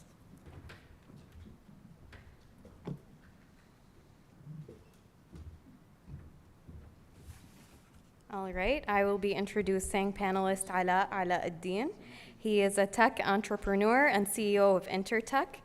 Ala Ad-Din is a co-founder and vice chair of Palestine Technopark, which I had the privilege of visiting on the last KTH delegation in 2023. He has played a pivotal role in advancing Palestine's ICT sector and supporting innovation and startups. I'm going to call up Muhammad to introduce the next panelist.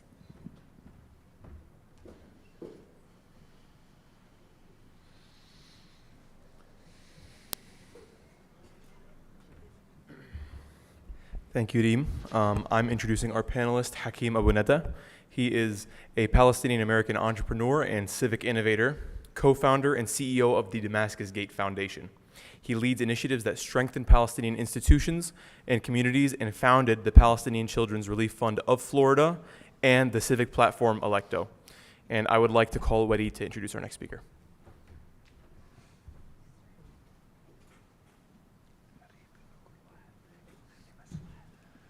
Thank you, Muhammad. I'm happy to introduce Hassan Al-Arif. He is the TechStart project director, brings 19 plus years of experience, project management and IT consulting experience across the United States federal government and Palestine's ICT sector. As TechStart project director, he leads $30 million in initiatives to strengthen Palestinian's IT sector and expands its global reach. Lastly, I'll have Ahmed come introduce our final speaker.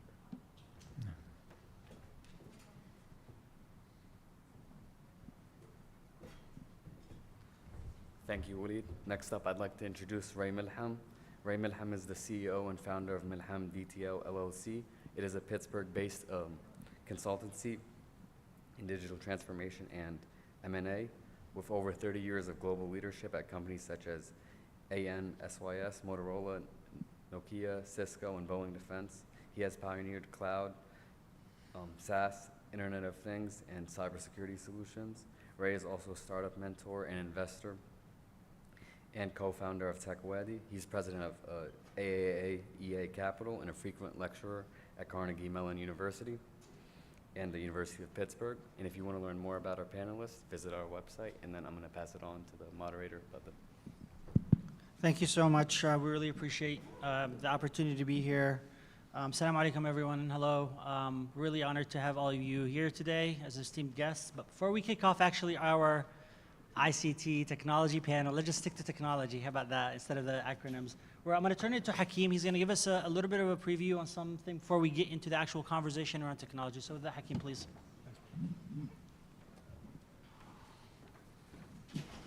Bismillah ar-Rahman ar-Rahim. Assalamu alaikum, everyone. Marhaba. How are we doing? Are we alive? All right. Excellent. So as the wonderful volunteers mentioned, I've been working in the tech sector as an investor, advisor, and executive for the last 17 years now. And along the way, I started the PCRF, the Palestine Children's Relief Fund of Florida. That was 10 years ago. And we did so through a partnership with one of my clients, the Shriners Hospital. We brought in children from overseas, we organized medical missions, we raised millions of dollars and broke records through the PCRF network to help build the first ever pediatric cancer center in Gaza. And in doing so, after what happened with the genocide in Gaza, that cancer center unfortunately was destroyed.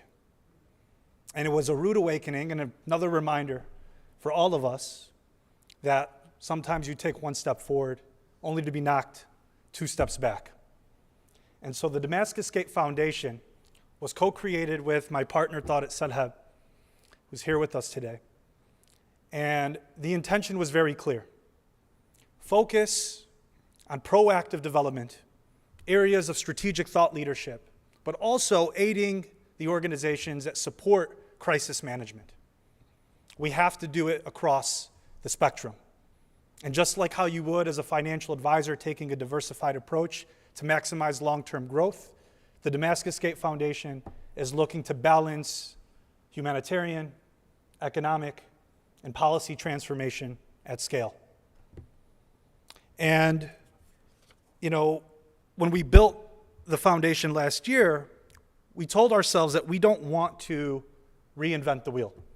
We want to partner with like-minded organizations whose missions are aligned to ours. We started identifying the types of personas in the Palestinian diaspora and in the homeland. As many of you have probably experienced, we have Palestinians sometimes who just sign a check to clear their conscience, operating almost passively. They want to support, but they don't know where to turn. Then you have other Palestinians who are visionaries, who are tremendously supportive when it comes to crisis management, responsive aid, humanitarian support, food assistance, etc. But they're running on fumes, okay? And they also feel the way that I did when the cancer center was demolished. And then you have the paradigm breakers, the ones who see beyond the present struggles, who look to build capacity in an innovative way, from a proactive and developmental perspective, from a strategic perspective. They're building leadership pipelines. They're aiding advocacy workers. They're even calling while I'm speaking. You know, it's everyone's busy. And what I realized is that I'm in a room full of paradigm breakers today.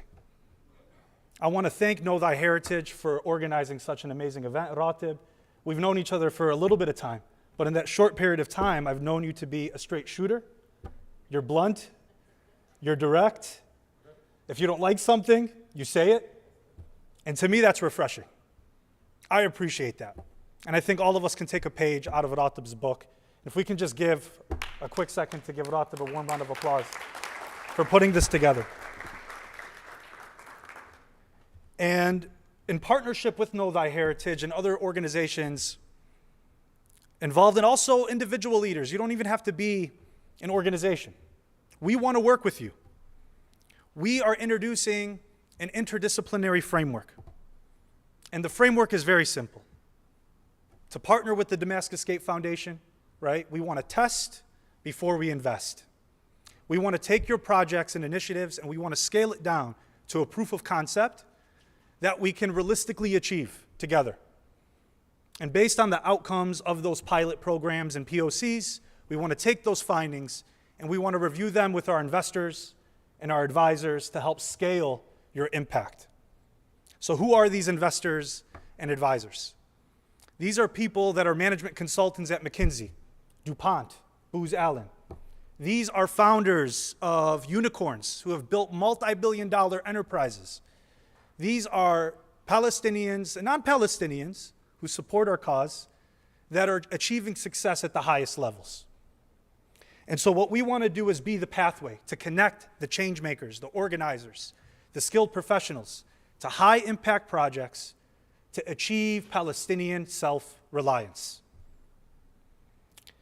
So, with that being said,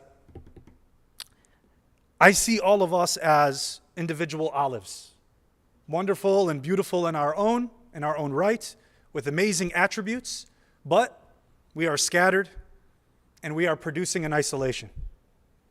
The Damascus Gate Foundation, in partnership with you, Know Thy Heritage, all the individuals and organizations in the room, we are the olive press.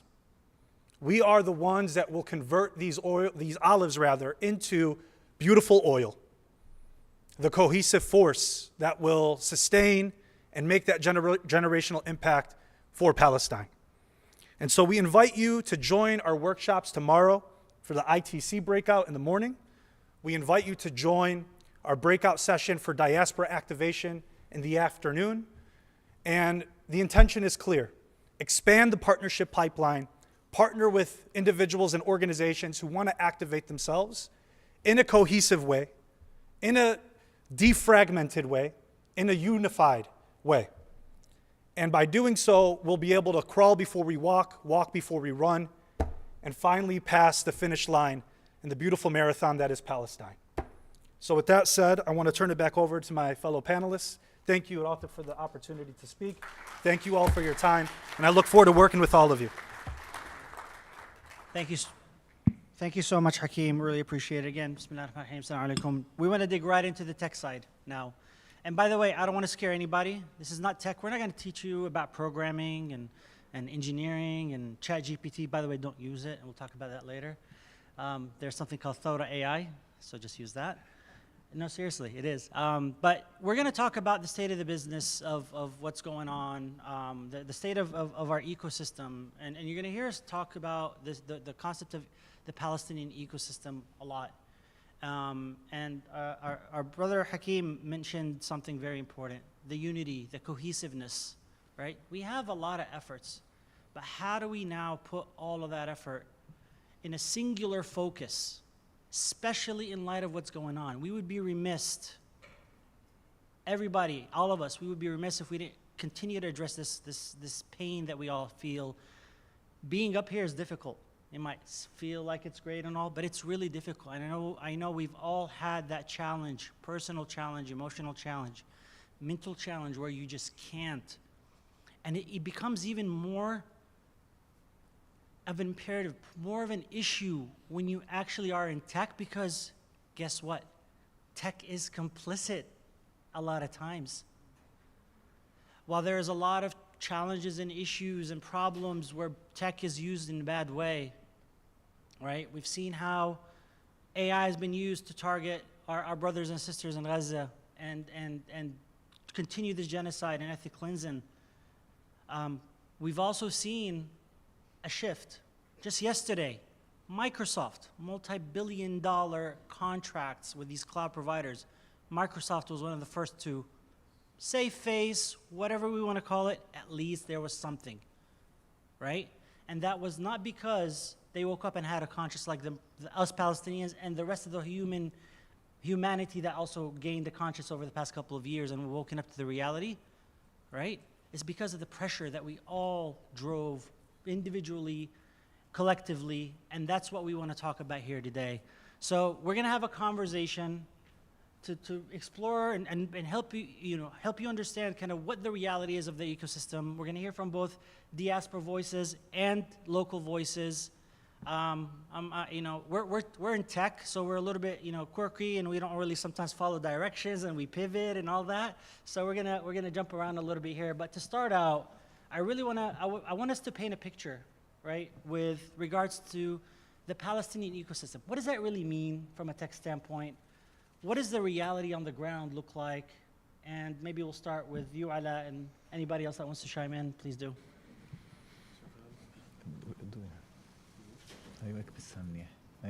Hello? Yes, thank you, Badr. And thank you, Ratib, for this great conference and for the great partnership for the past 5 years or 4 years between the KTH and Technopark. You've been a great partner, although we had some differences sometimes, and sometimes we don't follow the guidelines, as Badr said, but at the end, I mean, this is a great outcome, and I congratulate you for the success of the conference. The second thing that I would like to start is by thanking everyone for being here today, and especially my colleagues and friends from the tech sector who came from all over the states and from different countries just to be here today.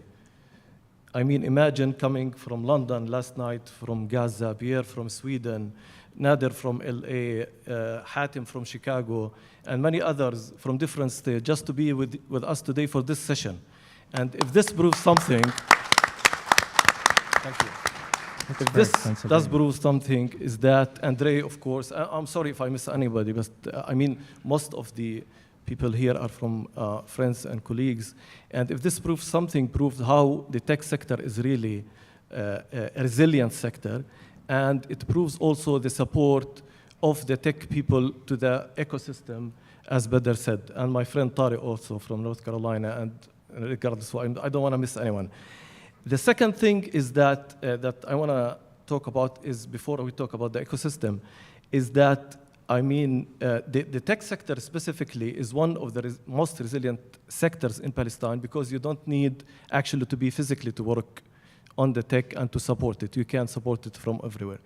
Since the starting of the war on October 7, we've been thinking at the Technopark and different organizations what we can do to support the Palestinian business and trade. And we said that today the priority is food, medicine, and water. But once the war ends, and we hope all to see the end of the war very soon, we look for employability. And you will have thousands of unemployed people, especially in Gaza. And West Bank is also, I mean, if we want to talk about the tech sector as we speak today, it's like all other sectors that has been hit hardly by the war. We had a lot of people working in Israel. We had a lot of people working for many organizations, international companies that they just closed their doors in 24 hours. But, and many, of course, businesses that lost a lot of business, many companies that lost a lot of businesses. So we have really a very huge number of unemployed people. So the reason we are all here today is really to think together on how we can raise or decrease the rate of unemployment in the IT sector, and how we can all together invest and help employ people in the tech sector. And also would like to thank some of my colleagues who already are doing that, like Sam Andoni, who's employing a lot of people in Bethlehem, Hatim in Palestine. We had Food Health that is employing more than 200 people from San Francisco, from LA. So those are very success stories that we need really to highlight and think together in this session and tomorrow's session on what needs to be done to increase and have many success stories like today. I will talk about the ecosystem in the next question because I wanted this to be really a discussion and not to prolong the discussion. So yeah, thank you, Ala. I'll go to the ecosystem part. So being involved in the TechStart project for 4 years now, we've been heavily involved with the ecosystem, both in Gaza and in the West Bank. To be honest, when we started the project and I started working firsthand with the companies in Gaza, we were overwhelmed. We were impressed with the level of innovation that they've reached. I think it was outperforming the West Bank itself. Many people believe COVID, when it hit Earth, it was a divine intervention that allowed people to become innovative, but Gaza itself was already doing that years before that, because we all know the siege that they were under, and the way they overcome that was that they started working remotely from within the enclosement that they were living in, and they were doing business all over the world. Because if you really think about it, and Ala kind of mentioned it, if you want to work in IT, all you need is electricity, an internet connection, and a bright mind. And boy, do we have a lot of those minds in Gaza and in Palestine as a whole. So people also talk about the next day in Gaza. I think the first thing that's going to rise after, hopefully, inshallah, this ends soon, is IT. The minute war ends, we're going to have the simplest infrastructure we need is just a connection to the outside world, and we'll be running businesses again from Gaza. Before medical institutions are up, before education, before anything else. So that's why TechStart and other funding is coming heavy. And this is why we're all here, and this is why we're discussing this in this session, is because IT in Palestine can be the biggest boost to the entire economy in Palestine. We can rise with the country, we can make it a global name in IT, because we have the quality, we have the competitive edge with our God gave us so many advantages. I mean, the location we have in the time zone serves the entire world, east and west. The quality we have is top-notch by testimony of millions who've worked with us. Pricing-wise, we're also very competitive. So, I mean, what else are we waiting for to invest there? It's a no-brainer, to be honest, and we have success story after success story to prove it. So I'm happy to delve more into that on side conversations with everyone, but this is really, in a nutshell, what the ecosystem of IT in Palestine is. It's just a flame burning the whole time. And that's why we've used the word resilient. I mean, since the war started 2 years ago, I've used that word so many times. It's just on everybody's conversations. Everybody's talking about it. We are resilient. We've proven it to the world, and I think the ICT sector and the IT technology in Palestine is the best proof. Great. Would you like to add anything? I want to just make sure. Can you hear me? Yep. Yes. I want to talk about not the local side, like Hassan and Ala talked about the local high tech in Palestine. I want to talk about the diaspora, Palestinians and diaspora like myself, and thousands, if not millions of us, Palestinians and Arabs. What are we doing, really? And I think we can discuss that in more details tomorrow in the workshop.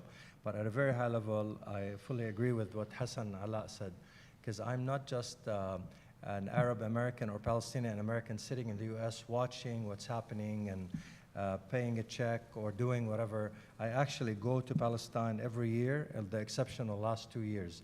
For the last 15 years, I've been going systematically to Palestine on my own dime, time, effort, and money, spending time with universities, looking at ways to provide scholarships. That's something that the diaspora can do from the university side. On the investment side, we look at different VCs and angel investors so we can invest in startups.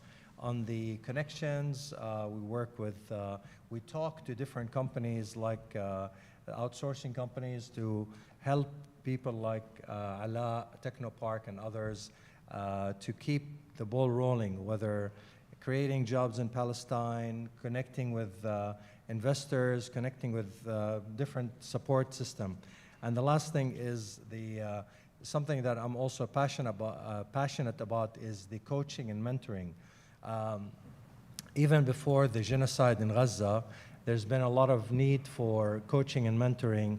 And one other great example actually is this gentleman, Alan, who runs the Gaza Sky Geeks, who does a great job working with all of us to help Palestinian students and entrepreneurs and all that stuff.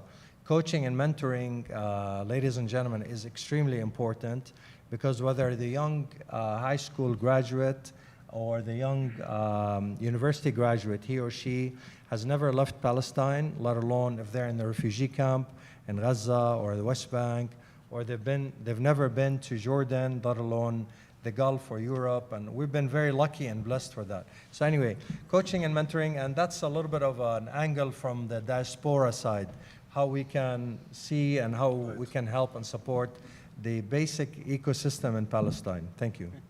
And on that note, actually, I would like to ask Alan if you can just jump in. Again, we're techie, we pivot, right? You're from the ground, you're in Gaza, right? You understand what's happening there, especially in light of the past 2 years in the genocide. Would love you to just, if you can share with the audience a couple of minutes of like, what are you seeing? What's the reality like? And how do we move forward? Okay, thanks. So, can you hear okay? Stand up, yeah. Yeah, come this way. So, thanks for that. So, yeah, I'm Alan El-Khadi from Gaza Sky Geeks, and we've been operating in Gaza for since 2011. What I really would do is just reiterate some of the comments you've already made. Is that working? Yeah. Is the importance of the tech sector to Palestinian economy. The last session, I think their phrase was, there can't be development under occupation, and that's true for physical goods and physical movement of people. Whereas what these gentlemen have been highlighting is that even in a place like Gaza, for under a blockade, there are tens of thousands of individuals and dozens of tech companies generating incomes from overseas, from Gaza. And similarly in the West Bank, there's literally hundreds of tech companies who were earning incomes from outside of Palestine. So that's the potential or the advantage that the tech sector has, because you're using the internet to get around the occupation. We know that they were making very good incomes or respectable incomes because Gaza Sky Geeks not only trained a lot of them, but we track their incomes to see if it's working. Since October 23, things have changed drastically. I'll just talk about the IT sector rather than the humanities side. In the actual sector in Gaza, of course, there's been catastrophic, almost apocalyptic loss of life and infrastructure. In the West Bank, the economy's been decimated in the ICT sector. But what I'd also highlight is that even through that, let's call it, apocalypse in Gaza, there are still thousands of people finding ways to get online, and they're either learning or earning online. There are dozens, when we did a survey recently, over 100 co-working spaces that have been created over the last 2 years. Our 3 big co-working spaces and training centres have been lost. They've been demolished, and dozens of others have too. But other ones have been created. Sometimes they're in tents fitted out with solar panels or diesel generators. They've got internet, and people are there earning online, or at least learning online. So it's continued. And then, as one of the gentlemen just said, is if we look to the future, what's going to happen? The agriculture and manufacturing industries like this, it may take decades to rebuild. I don't know. I'm not in that world of construction and so forth.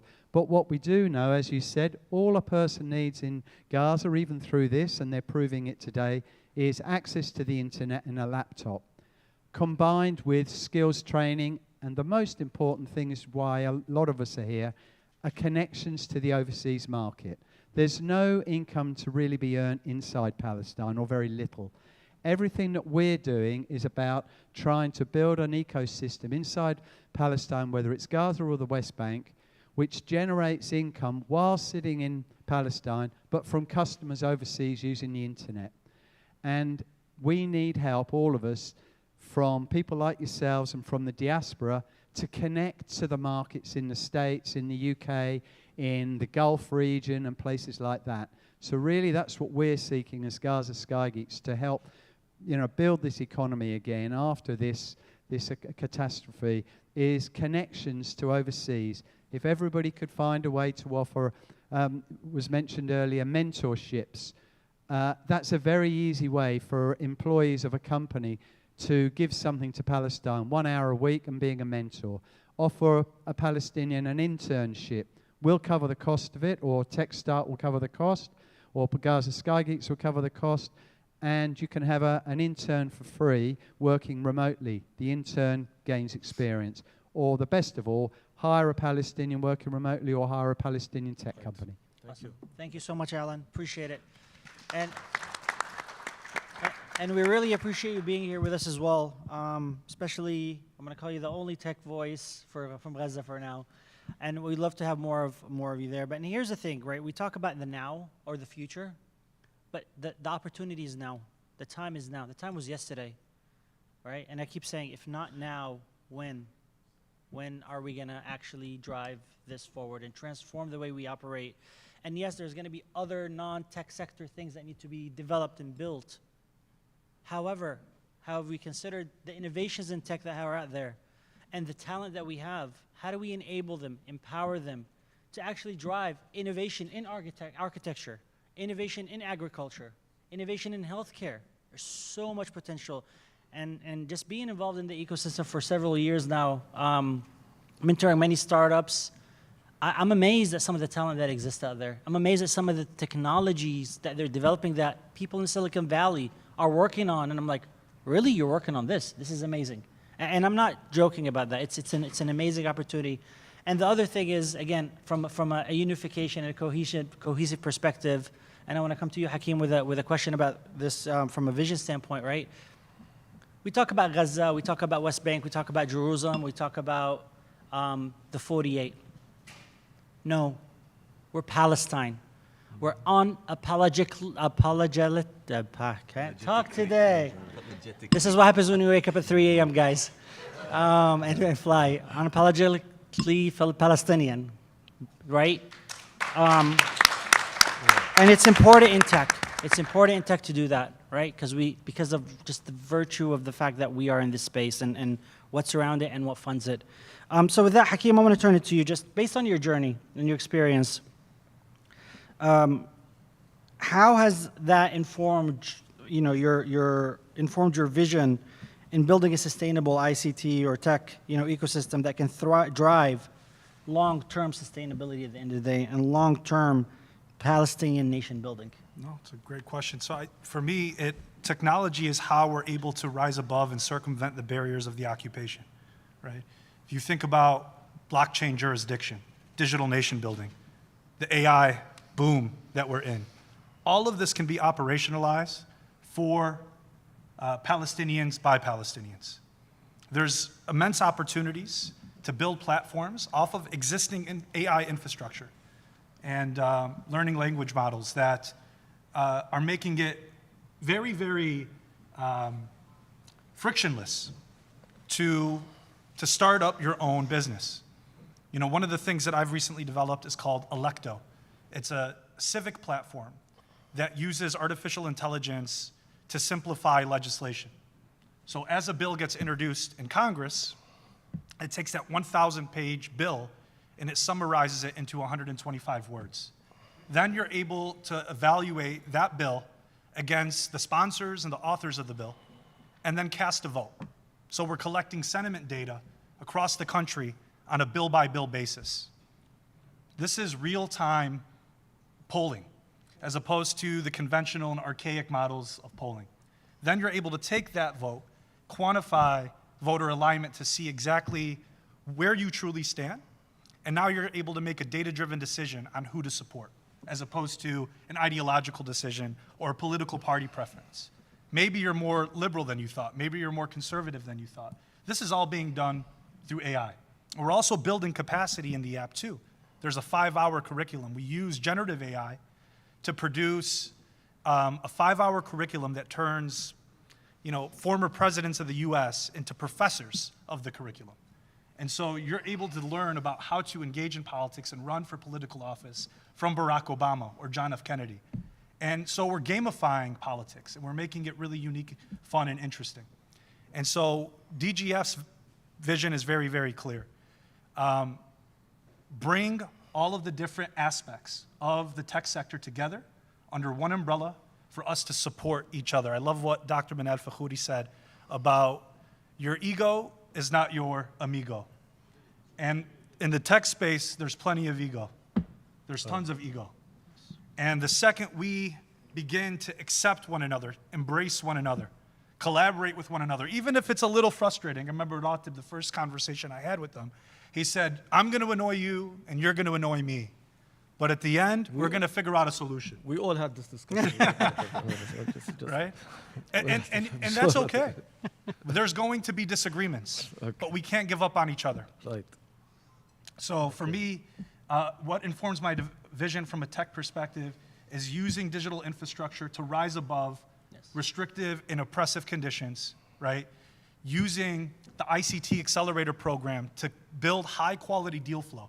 The way we're going to de-risk our investments and the way that we're going to really inform our vision is by the law of large numbers, increasing the amount of opportunity for us to invest in. And again, this is not a charity. This is an investment opportunity for you to take your $10,000 contribution or your $100,000 investment and make it a 10 or 30x return on your investment. And I think of case studies like Estonia, for example. 10 unicorns over 10 years. How much political capital has that built the nation of Estonia? Armenia, 3 unicorns in the last 5 years. What has that done diplomatically for their country? Instilling that type of confidence in the investment world and international community. These are inflection points in history that can really focus on nation building for once, as opposed to us constantly being in the headlines. So, No, thank you. Can I comment Yeah, on please. the ecosystem? Thank you. Hakeem had some good points, but I'm talking from experience when I was CTO, Chief Technology Officer for Dubai Silicon Oasis, which is part of the government of Dubai. And I was still in the US, but I moved almost like 2.5, 3 years working in Dubai. This is back in 2009. And my job was to help the UAE, or specifically first Dubai and then UAE, build a high-tech ecosystem. So I could have been a theory person, talk about a lot of great professors, a lot of great books, people are smarter than me who have great theories and all that stuff. But I came in as a practitioner, meaning I managed, built startups, I built teams. I had 1,200 engineers globally when I was VP GM at Motorola.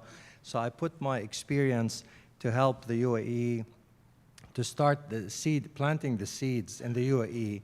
Luckily, my executives and His Royal Highness allowed me to really connect with other countries. So I reached out to Jordan, Palestine, Egypt, Lebanon, Saudi Arabia, etc. This was, you can even look it up, you see a presentation I did back in 2009 before people were in the Middle East, before people are starting to talk about the high-tech ecosystem. My point is that myself and maybe 20 people at the time started planting the seeds, talking about what is this high-tech ecosystem, as the whole panel talked about it, whether it's the funding aspect or attracting startups or convincing governments to help and break barriers, and that reflected on Palestine. So when I started 15 years ago going to the West Bank and Gaza before all this stuff happened, I noticed there were a lot of challenges, clearly. Number one, the elephant in the room was the occupation, and then there were other challenges that we face under the occupation, clearly. But I also noticed that the soft skills, part of it, what Dr. Fakhouri mentioned today, as Hakeem mentioned, is the communications, the soft skills, the respect, checking the ego at the door, etc. All of us need that. I need that as well. We all need that. But it takes a lot of training people back home, training people here, etc. And the third one is the aspect of commitment and due diligence, which also relates to, I can talk about all this stuff for the next hours, and this is great panel and discussions and all that. But reality is that when I co-founded TechWadi 25 years ago in Silicon Valley, myself and a Tunisian gentleman, it was after 9/11. And it was a big thing for Muslim, Arab, American two of us were Muslim Arabs. I'm Palestinian, he's Tunisian, to establish a high-tech NGO in Silicon Valley where nobody knew about Arab Americans. It was definitely an Arab American thing, non-political, non-religious. So my point is, we had to build something out of nothing, really. And I had a job at Cisco, he had a job at an investment firm. We went out of our way to do this NGO, non-paid for 5 years, on the board, helping people, etc. The last thing I want to talk about is also related to the funding. I am the first to be blamed to say, if I commit, a lot of my friends know me as an angel investor. If I commit, I will invest. If I don't commit, I don't invest. But there are many, many people smarter than me and wealthier than me. They talk about investing, they want to help Palestine and this and that. When push comes to shove, they don't write that check. And that also upsets me, because you want to either invest, put your money where your mouth is, or don't invest. So it's easy to say, oh, I want to help Palestine, I want to help our brothers and sisters on the ground and stuff. Well, if you want to help, do something, whether coach, mentor, or invest in Palestine, or explain it to your Arab and American friends, or go to church, or go to mosque, or do something. I mean, it's all related, really. So I just wanted to say, add that. Thank you. Thank you so much. No, I mean, look, just to kind of close the loop on both these points, I'm going to double click on two specific topics, and then we can take questions, because I'm not sure how much time we really have at this point. But when it comes to like the stuff that Hakeem was talking about too, right? You look at the technological innovations that are out there. This is not an opportunity for us to just learn it, because we learned it. We actually are very talented in Palestine, alhamdulillah. It's an opportunity to leapfrog.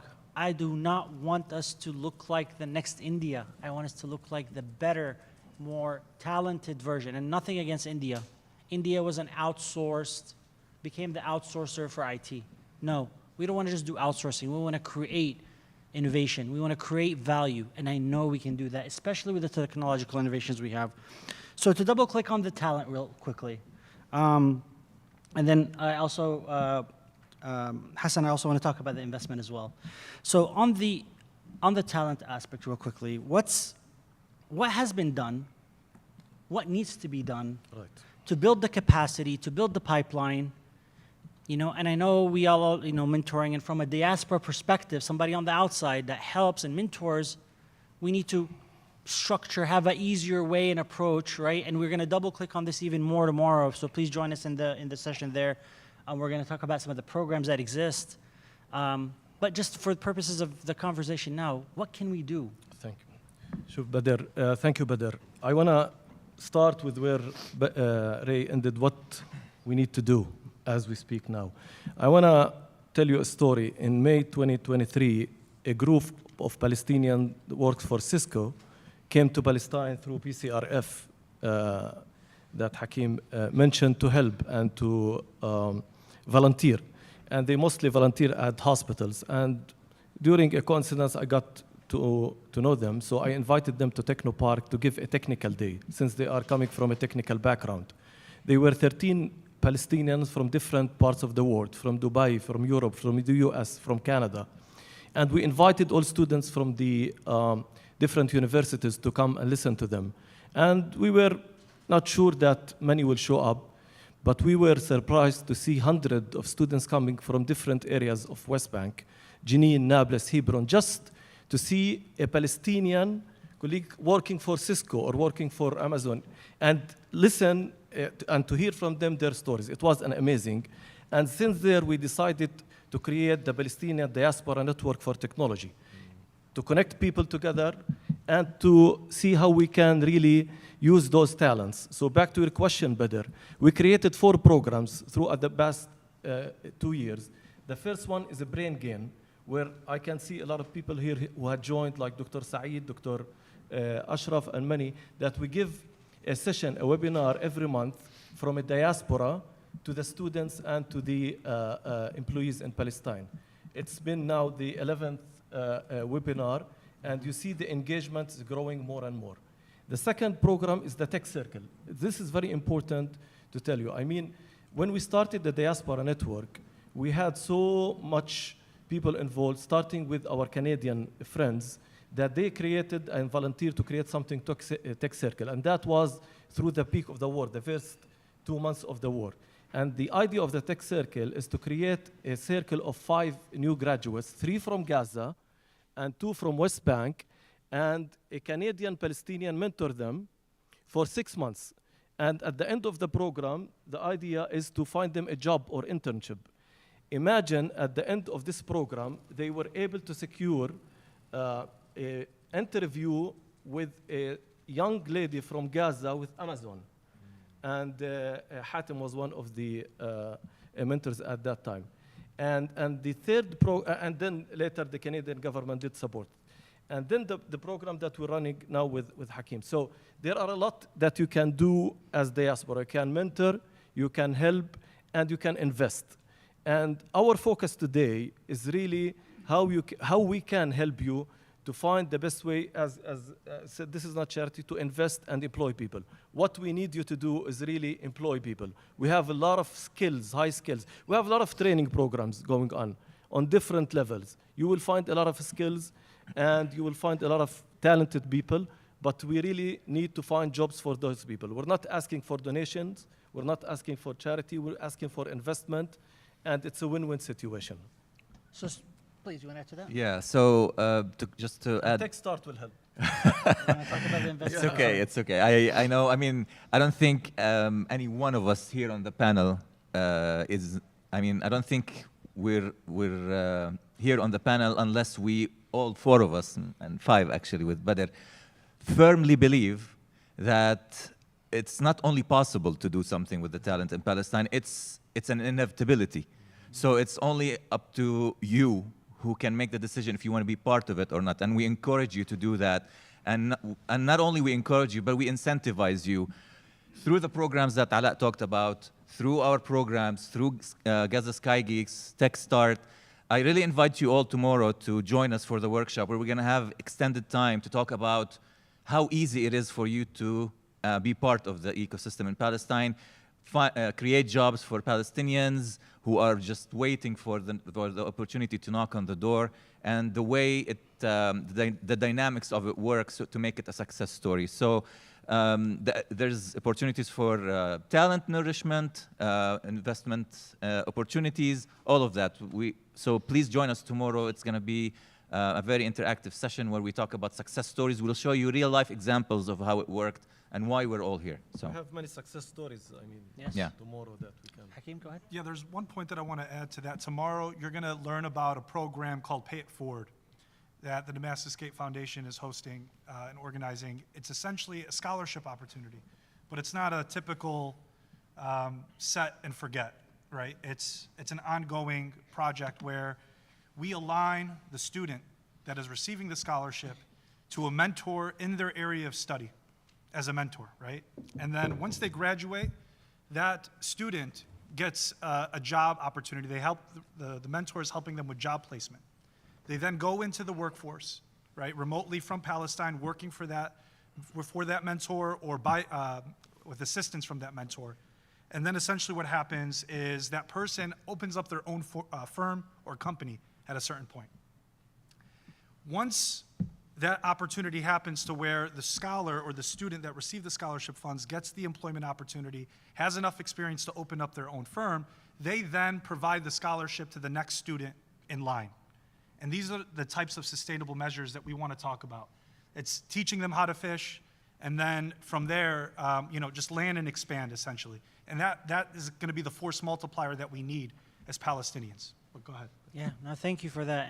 And the ecosystem, and I talk about this just by virtue of what I do from a day-to-day, and I'm passionate about this. And we're not talking about the ecosystem in the ocean.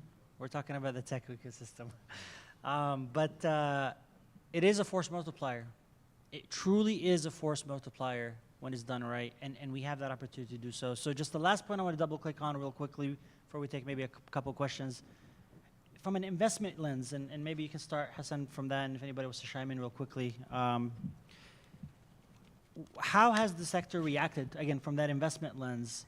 And how do we de-risk the investment opportunities, be it programmatic venture investments, be it angel investments, or even venture, VC, institutional investment vehicles. Just in general, would love to get your perspective on the investment side. Yeah, we have, so every day as we speak, it has been before the war, after the war, we have new entrepreneurs coming up with new ideas, new business projects every day. And to support that, of course, it's been noticed, and to support that, there was a lot of support coming from outside Palestine and within Palestine through accelerators, incubators, who are hosting these entrepreneurs, supporting them to come up with marketable ideas and then grow it into a real-life product or service and take them outside. So this dynamic in the ecosystem had to be supported also by other enablers, such as projects that we're running, like TechStart and Gaza Sky Geeks, where we realized that, okay, those entrepreneurs are looking for investments. They're doing their rounds, and they're waiting for people to invest in them and believe in their services. And there's this element of risk. It's not a secret that every day in Palestine is completely unpredictable. Like, you can't wake up in the morning and say today is going to be just like yesterday. And this is a fact for people who live there. So if you're talking to an investor coming from the outside, the risk is even higher. So how do you encourage them to come through? Well, other than the success stories and the resilience that we've been showing as Palestinians, we've come up with tools that de-risk, as you said, your investment. So basically, you put $1, we put $1 co-matching. We give you incentives to hold your investments in that company for guaranteed results in the future. We have at least 2 different projects that are still running, and maybe more coming soon, or some were also happening before the Trump administration, that kept encouraging people to invest. And the de-risking was always the most important factor, so that whenever you invest in Palestine, you feel more assured that you can expect results. Thank you. Thank you for that. Can I comment? Yeah, please, go ahead. Just want to comment on my own experience as an angel investor investing in some startups in Palestine. Like Hassan said, I think it's a great way to work with existing incubators, accelerators, people you know, TechStars and others, and Technopark and other people. My own experience has been mixed, to be honest, the last 5 years, although my heart and mind is in Palestine for sure. I think some of the, there's challenges and opportunities. The good thing is that there are a lot of entrepreneurs, for sure in Gaza before the war, and actually even now, there are many Gaza entrepreneurs that we're working with in Egypt and Cyprus and Turkey, the engineers, developers, etc. But the ones in the West Bank, and my personal experience has been mixed. The positive side is that they have great ideas, a lot of smart people.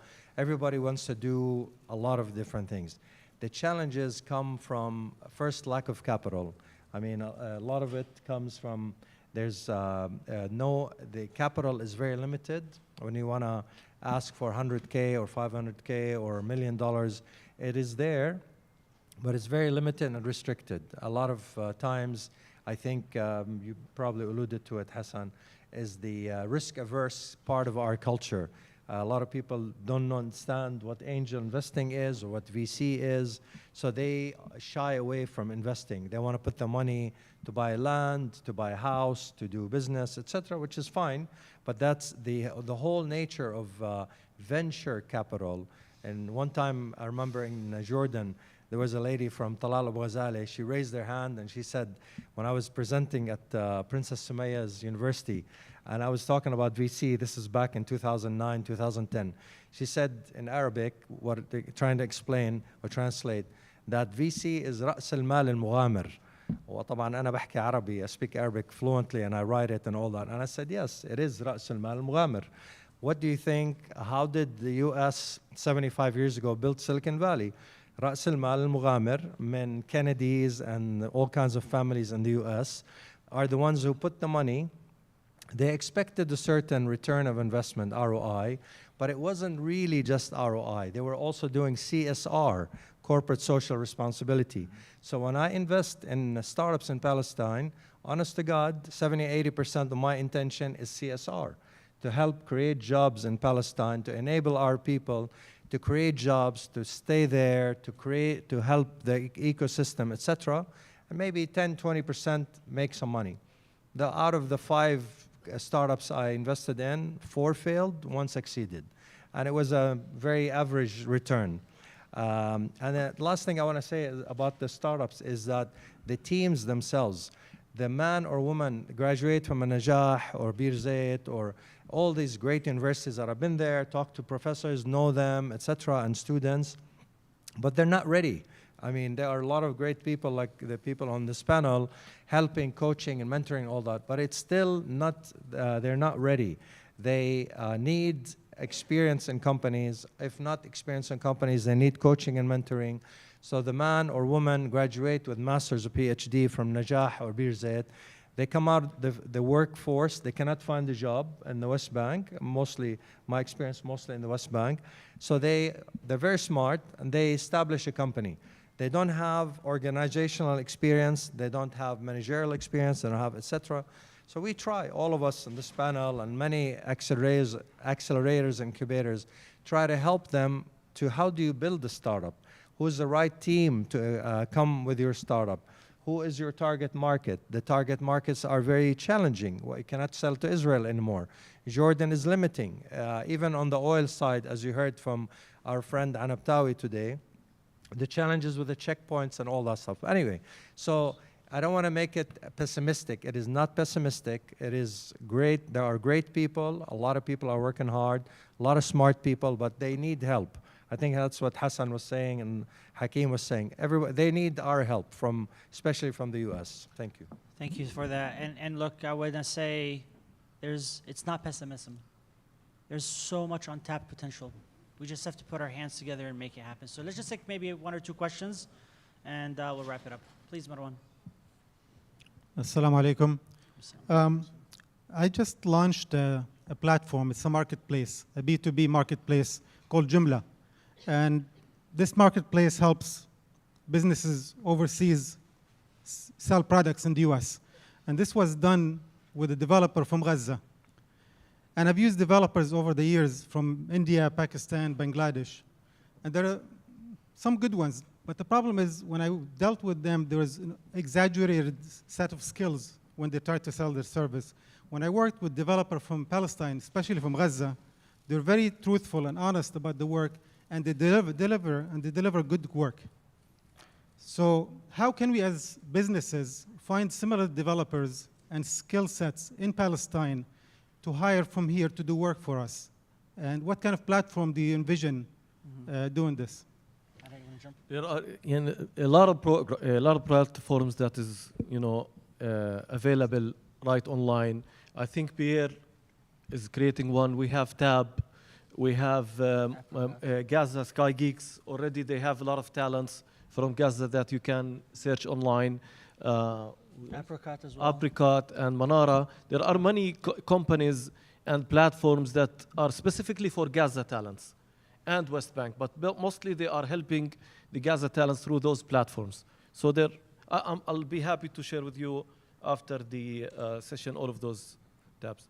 By the way, sorry, we're creating an investment guide that will be ready by next week that has all the information about investing in Palestine, the ecosystem, the skills, the salaries, the legals, and at the end, some success stories, in addition to links to all of those tabs where you can look for skills and other information. So I'll send it to Ratib, and he can send it to everyone, or you can contact us at the Technopark. Thank you. Any other questions? I think that's it. Oh, please. Please. We can give her a mic.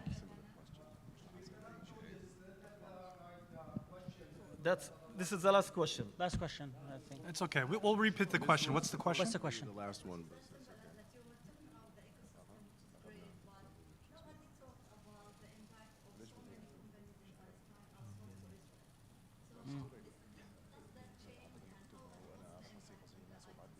I said in the beginning, Jihan, that one of the big hits that we got after the October 7th is the termination of those people. I mean, they stopped working at Israel, period. A lot of people are seniors and looking for multinationals. They are now unemployed.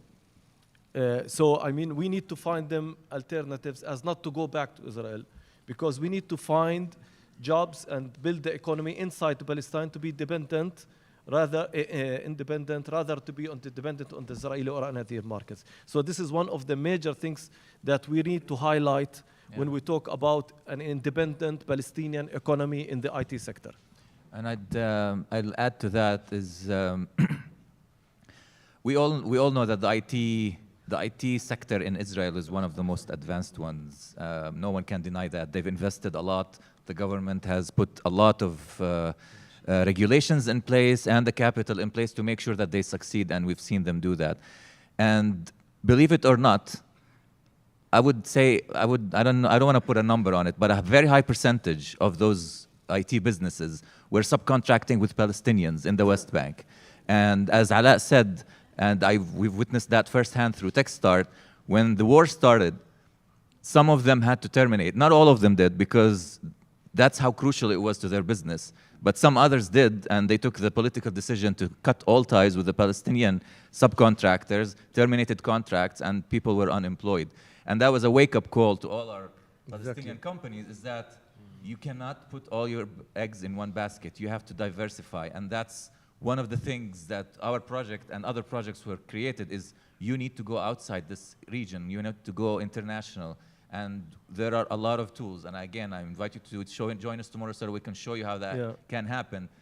We can help all the companies invest, get stronger, get better, and then expand into markets. And you know, the sad thing, sorry, just one thing, that they terminated the contracts and they did not pay them, especially the Gazan companies. And they could not go to court. They said, I mean, we are in war, we're not going to pay you. Thousands, hundreds of thousands of shekels, the Gazan's company lost, and they cannot ask for it, or they can't go to court even. Look, let's definitely double click on Salatis tomorrow. They're telling me I have to get off stage, unless Ratib allows the question, but I think we have to get off stage. Khalas. Let's talk offline, right? Let's talk after this.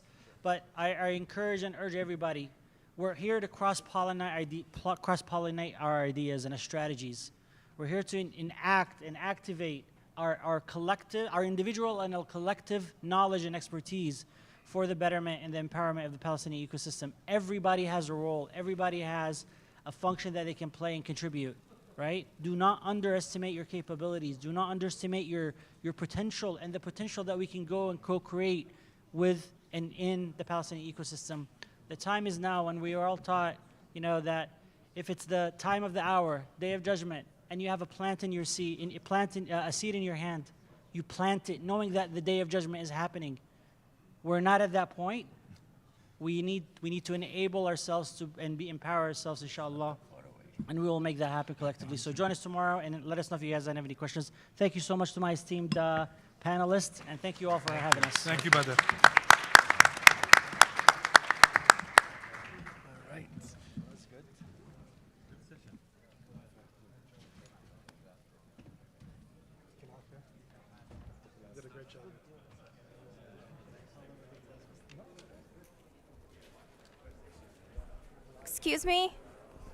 Excuse me, just before the next panel starts, tomorrow morning, the workshops are parallel, so there's 3 of them. Please make sure that you sign up for the one that you want to attend. So there's a health and humanitarian, there's an advocacy, and there's ICT advancement. Please make sure you sign up. Table is right outside the front doors.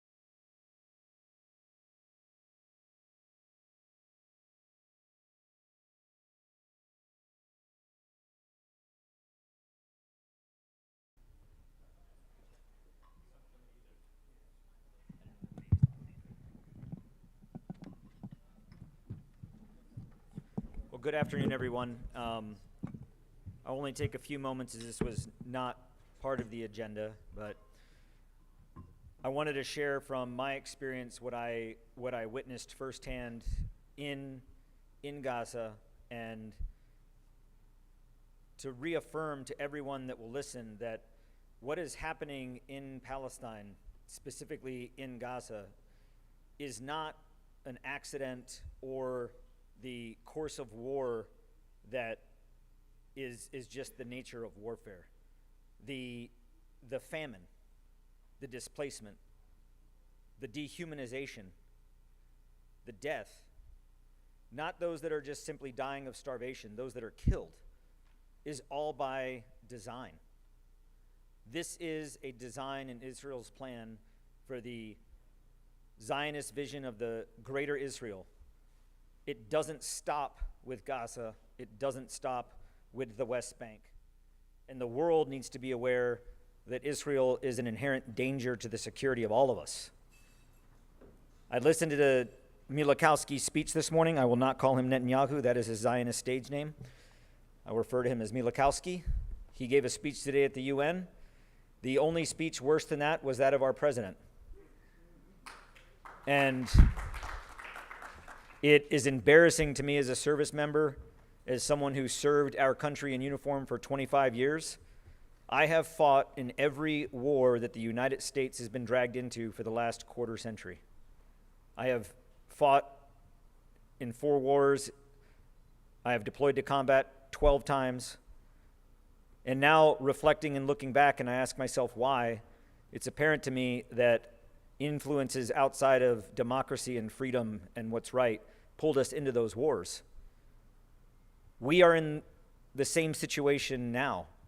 If we are not relentless in our pursuit of the truth and ending the genocide and ending the war in Gaza, it won't end there.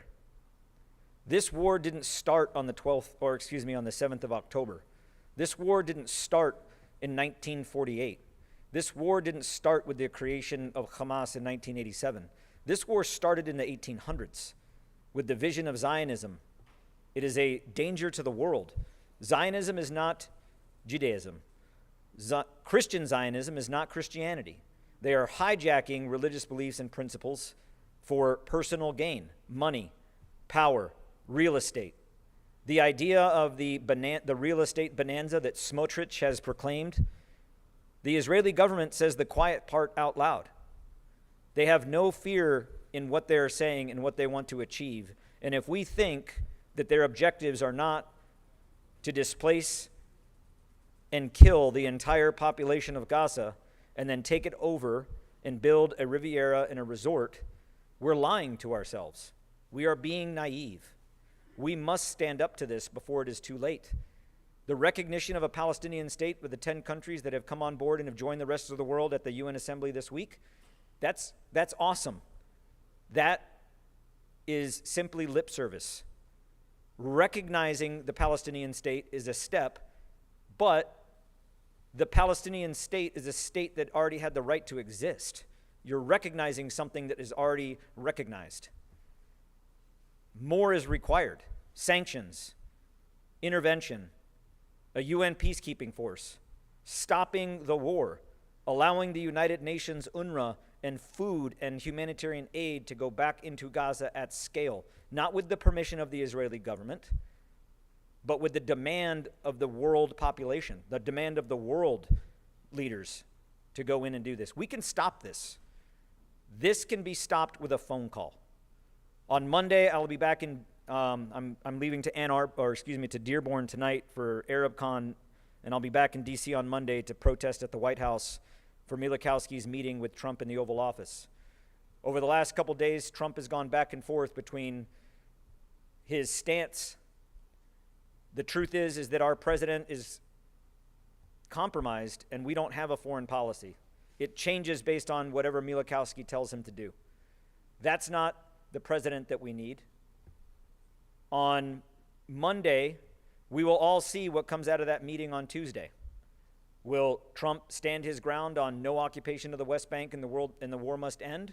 Or is a foreign government going to put our president back in his place and tell him what to say? That's what we all have to realize, that our government is compromised. I have spent hours on the Hill talking to congressmen and women, senators and representatives on both sides of the aisle. And it is clear to me that it is not a question of right or wrong. It is a question of who's compromised and who isn't. Plenty of our lawmakers have stood up and spoken out, and there are many more that have not. We should not allow our country to be handed over to the influence of a foreign government that has a Zionist view of the world that is going to lead all of us into a more insecure, war-torn world. Israel wants perpetual war. We cannot stand for that. This is not about religion. This is not about ethnicity. This is not about politics. What is happening in Gaza and what is happening in the West Bank and what is happening to the people of Palestine is a stain on the moral fabric of humanity, a stain that is already there. How are we going to address that? Right now, we are at a point to where we still have time to stand up and say, this has gone too far and this is wrong. But in the coming days and weeks, we will lose that opportunity because Israel will displace and kill every Palestinian in Gaza, and there will not be a Palestinian state to recognize if we as a nation do not take action. So I implore everyone, remain relentless. Your voice matters. Get in a bus or in a car or drive yourself on the train to DC and go to your offices. That is the People's House, the Russell Building, the Dirksen Building, the Longworth Building. You can walk in there and knock on a door and talk to your elected leaders. Do it. Don't be afraid. They want you to believe that you have no power. They want us to believe that we don't have agency or a voice, and we do. What is happening in Gaza and on the West Bank, it will not end there. Trust me. I've seen Israel's plans for a greater Israel. We all have. And to not think that soon that type of apartheid behavior won't come to this country, you're lying to yourself. We must make a stand, and we must do it now, or it'll be too late. One day we will all look back on this and say that it was wrong. We can say that it's wrong now and not have to regret history. Thank you for allowing me to say a few words, and it's an honor to be here amongst you all, and God bless you and everything that you are doing.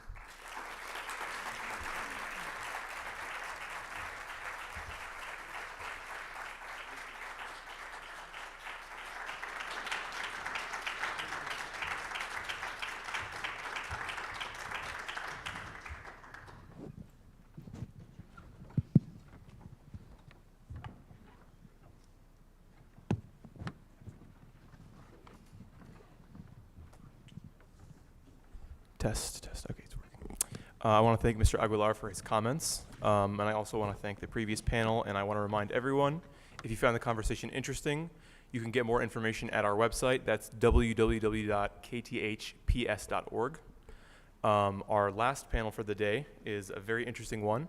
It's a roundtable discussion on U.S. Western policy and Palestine, and we have an esteemed list of guests who not only are very knowledgeable about this policy, but are actively shaping it. We have our moderator, Khaled Al-Gindi. Khaled Al-Gindi is a visiting scholar and adjunct professor at Georgetown University's Center for Contemporary Arab Studies and author of Blind Spot, America and the Palestinians. He directed the program on Palestine at the Middle East Institute and previously advised Palestinian leadership on negotiations with Israel, including the 07-08 Annapolis talks. In addition to that, we have our panel, including Dr. Hanna Hananiya, Josh Paul, Dr. Walid Zaid Esquire, Zah Hassan, Dr. Josh Rubner, and Reverend Dr. May Elise Cannon. And I'll call May to the stage to introduce our first panelist. Thank you.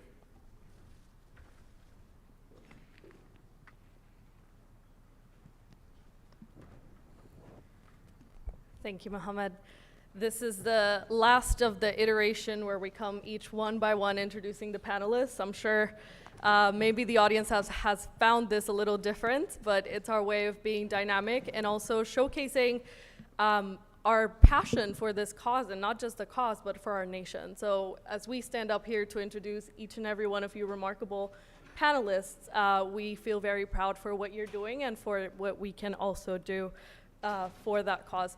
I'm gonna continue to read the first bio, and then we're gonna be reading a short version of all of them, but you can find all of the long bios in the website, the one that Muhammad just shared. I'm sure many of the conversations here have sparked many ideas, so you can go online, you can find whoever was speaking at a certain panel, and you can continue those conversations, because that's what we're trying to do. We're trying to build bridges for Palestine.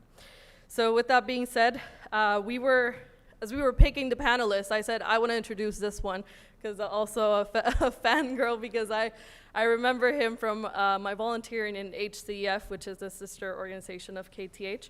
It is my honor to introduce Dr. Hanania. He is a family dentist and community leader. Dr. Hanania has long championed the Palestinian and Arab American advocacy. He is a former president of the American Federation of Ramallah in Palestine, and he serves in several boards, including that of the Holy Land Christian Ecumenical Foundation, HCEF. I would like to call my next, our Master of Ceremony to introduce the next panelist.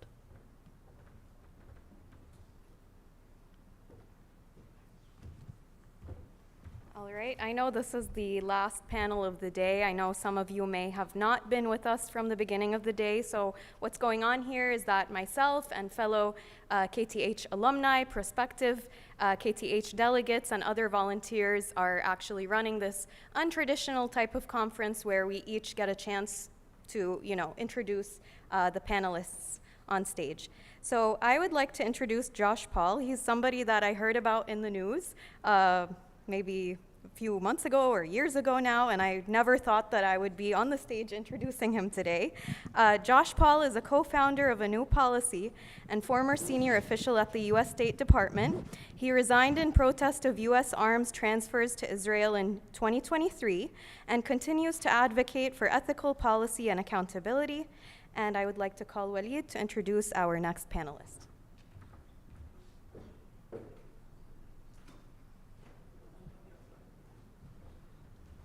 Thank you, Reem. And before I get started on our next panelist, I just want to say it's great and very empowering to see a very diverse group up here talking about their passion for Palestine. So thank you all for being here. The next person is Dr. Walid Zaid Esquire, Palestinian scholar, author, community leader, born in Colombia. Dr. Zaid is a professor of international law and director of political education at COPLAC, widely recognized for his expertise on Palestine conflict. He empowers youth, strengthens diaspora, homeland ties, and advances the Palestinian cause across Latin America. Thank you. Next, we have Ahmad.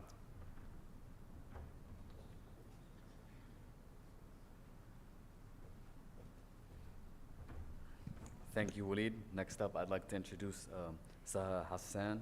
She's a senior fellow at the Middle East program in Carnegie Endowment for International Peace, and a human rights lawyer specializing in Palestine, Israel peace, and U.S. foreign policy. She previously served as a senior legal advisor to the Palestinian negotiating team during Palestine's UN bid and Quadret talks. She's a co-editor of Suppressing Dissent and a regular commentator in outlets such as The Hill, Haaretz, The New York Times, Al Jazeera, English, and CNN.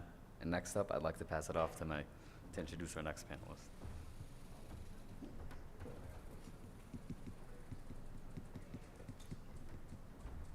Greetings again. This is the second to last introduction, I promise.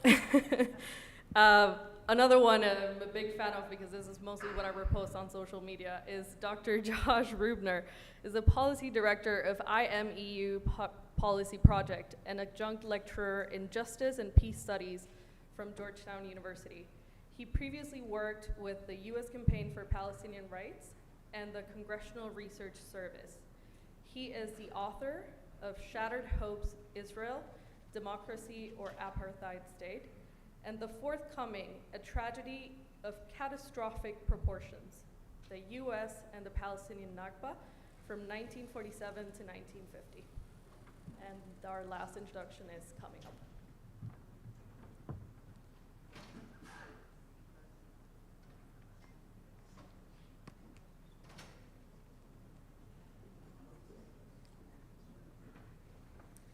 The last introduction for this panel is Reverend Dr. May Elise Cannon. That's the Executive Director of Churches for the Middle East, Peace, or CMEP, an author, speaker, and advocate for justice and peace in the Holy Land. She holds doctorates in American history and ministry in spiritual formation. And our moderator, Khaled Al-Gindi, will take it from here. Thank you. Thank you. Thank you for those introductions. It's my honor to moderate this discussion. I should point out that in addition to our 5 distinguished panelists here, we have one Dr. Walid who's joining us virtually. Now you see him. And so welcome to you all. And I think we're going to go ahead and just dive right into the subject matter. The topic for today is on U.S. and Western policy on Palestine. Obviously, this is very broad. You each are going to take a different angle on this. I'd like to start with Josh Paul, and to give us about 5 minutes of your thoughts on this, and then I'll do a follow-up round for our panelists, and then in the third part, I'll take questions from the audience, which I think there are pieces of paper that you can write down your questions, and then I will present those. Josh, please go ahead. Yeah, thank you, Khaled. Good to be with you and good to be with all of you this afternoon. The topic of the panel is the US and the West approach to Palestine. I'm going to focus on the US, although I do want to say that right now I think what is happening in Europe is particularly fascinating, where we see just today the news that Greece, in addition to Spain and Italy, are going to be sending ships to support, and we'll see to what extent, the Sumud flotilla that is heading to Gaza. But we're sitting here in the US, and it is clear that we all know that the US is the major enabler of Israel's war crimes, of Israel's genocide, the facilitator. And a question that has arisen time and time again over the last couple of years is, why won't it change? Why are our politicians not changing? And I've heard that from students who have protested not only in their thousands, but across the country in their hundreds of thousands. I've heard it from doctors who have gone to Gaza and then gone to Capitol Hill, and I've sat with them as they have told their stories to members of Congress, to congressional staff, and we've seen the tears running down the faces of these members of Congress who then go out the next day and continue to vote to provide arms to Israel, taxpayer funding for those arms. So the question, I think, for us all is, how do we take the very clear momentum, the energy that we see, the shift in America that we see, and apply it to our politics? And why isn't our politics changing? And I think at the core of that answer is a basic question of American civics. And I think we all know, right, one of the things they teach us in school here is that we're not a democracy, we're a representative democracy, we're a republic. And if you look at American law, if you look at the Constitution, there is no right to vote in this country except for 535 people, for our members of Congress, for our senators. They have that right to vote, and it is an extremely and extraordinary privilege. And I think the starting point for our understanding of how to change American politics has to be to put ourselves in their shoes and to understand what a privilege it is that they feel they hold. And that is the point to which we need to address ourselves, to understanding how we can use their claim on that privilege, their desire to hold that privilege, to impact them. Now, let's be clear, there are some people who are ideological, and on both sides. There are some people whose hearts are good, who will take risks, who will stand up for Palestine, for global human rights, for global humanity. That's great. There are also some people who I think are lost and who are never going to shift and who are, deep-set ideologues, and there's not much you can do about that except when it comes to the ballot box. But there are a lot of people in between who are swayed by this question of how do I get reelected? How do I stay in this office of incredible privilege? And that's the angle we need to be looking at, and there is not one single answer to that. I think there are at least 3 important answers to that. The first is public opinion and the Overton window, the psychological understanding of what is it appropriate to say, what can I say, where can I speak out? And as we have seen American public opinion shifting, as we have seen now more politicians, first they called for a ceasefire, and first it was 50, then it was 100, then it was 150. Now we are at, I think, 21 members of Congress who have called what is happening a genocide. So as that happens, politicians will move with it. That's one thing. The second piece is our own votes, right? That get them into office. That is an important driver for political calculations. It remains one, I hope, in this system. How do we, as a community, vote, and how do we build the coalitions so that people who are representing districts where we may not have a big presence also feel that this is something that they need to shift on in order to vote? The final piece, because I see Khalid looking at his watch repeatedly, is, I'm sorry to say, in our system, is money, right? And this is particularly a factor where you have members of Congress who are in districts where the votes maybe are on the other side. How do you outweigh that? Sometimes you won't be able to, but in some cases, it is with campaign finance. It is with supporting the candidates who are good, supporting challengers who can overthrow or outlast in the elections the candidates who are not good, but also bring over those who are not by showing them that there are political and economic incentives for shifting. That's what organizations, as we know, like AIPAC, like DMFI, are very good at. I will say they're not as good at it as they would like you to believe. And the fact that they are spending so much money also shows that they are scrambling not to lose. But each of those lanes is an angle we have to think about. And the final thing I'll say is that this is not going to be like flicking a light switch.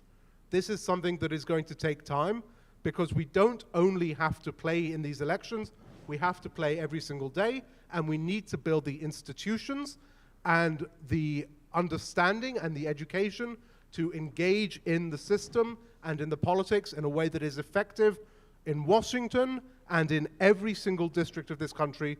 And building that and bringing American politics with us is a machinery that we can build, but it is a machinery that we have to be careful to build and build slowly and effectively so that it is sustainable. Thank you. Thank you, Josh. Next, we're going to hear from Dr. Hanna. Thank you, Khalid. Can you hear me? Oh. Thank you, Khalid, and it's such an honor to be among such a distinguished fellow panelists. I do want to take a moment to recognize Ratib. Ratib is such a hard worker. He always insists into making things happen. I remember the day when he started this organization a number of years ago. And since then, he's really been so dedicated to making things happen. Sometimes it gets annoying, but in reality, his dedication is amazing how much he goes after it. I do want to focus on the changes happening in Congress among members, staff, and across party line. Sure, Josh, it's very little, very late, but it is happening somewhere, somehow, and it is growing. And it matters deeply, because I really think this might be the way that could end up shifting American US policy. Definitely the main reason for this is happening is the atrocities, the trauma and the pain, the unimaginable pain and suffering that's happening in Gaza, but also lots of the work and dedication that many of you and many others have done throughout the years. I've been going to Capitol Hill for a very long time. It used to be one of the most stressful moments in my life, going to the Capitol Hill. I always used to leave the Capitol angry and many times even shaking, just because not able to get into discussion with many people there, and just seeing how much people really genuinely believe the lies they have heard through the years. But I must say, the last few years, this has changed, and changed drastically. It's very different, the conversation nowadays.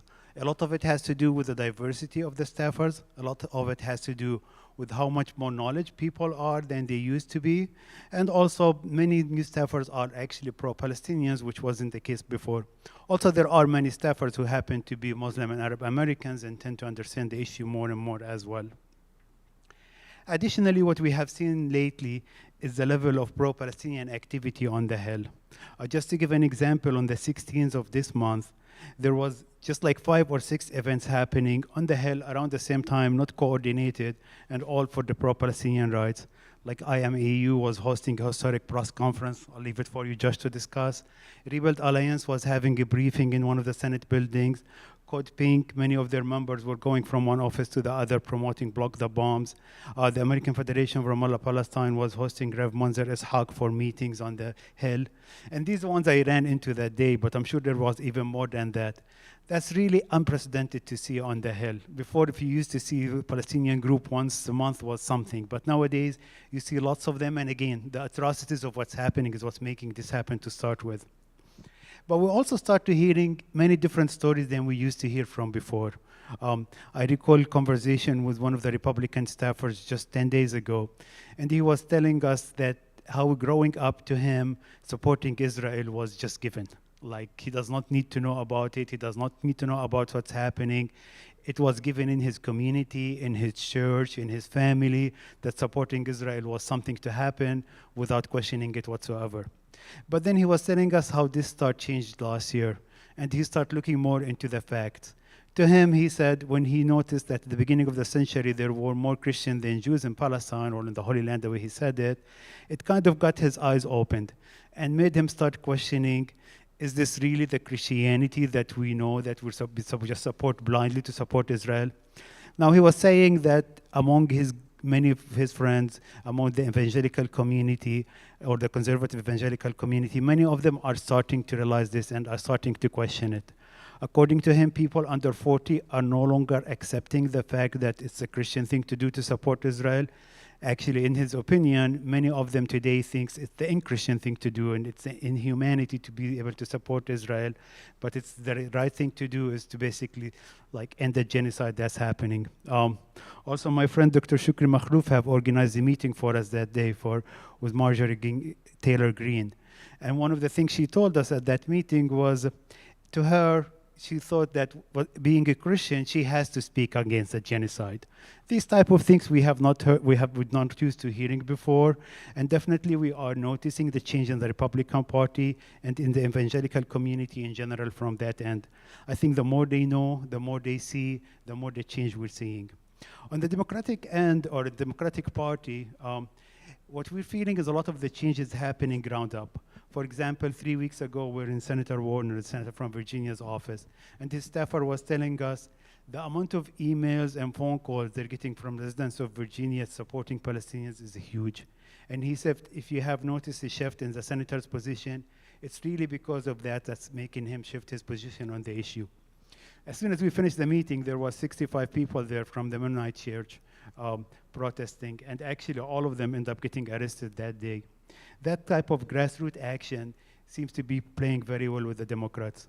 Also, one thing I'm noticing lately with the Democrats in the Hill and all in Virginia as well, many of the Democratic leadership is starting to accept the fact that the Gaza war was a player in the last elections. Up until recently, many of them were in denial, or at least trying to deny that it has anything to do with it. But lately, many of them has been much more open about it and were willing to accept that the grassroots changes actually did end up costing them some of the votes, Josh. So that's the shift we're starting to see in many places in the Hill. And I think it's very important that we see that change. However, what's really more important is we capture that change and not lose a moment. The public opinion is moving for sure, but unless we invest in organizing and real change on the ground, the moment could pass.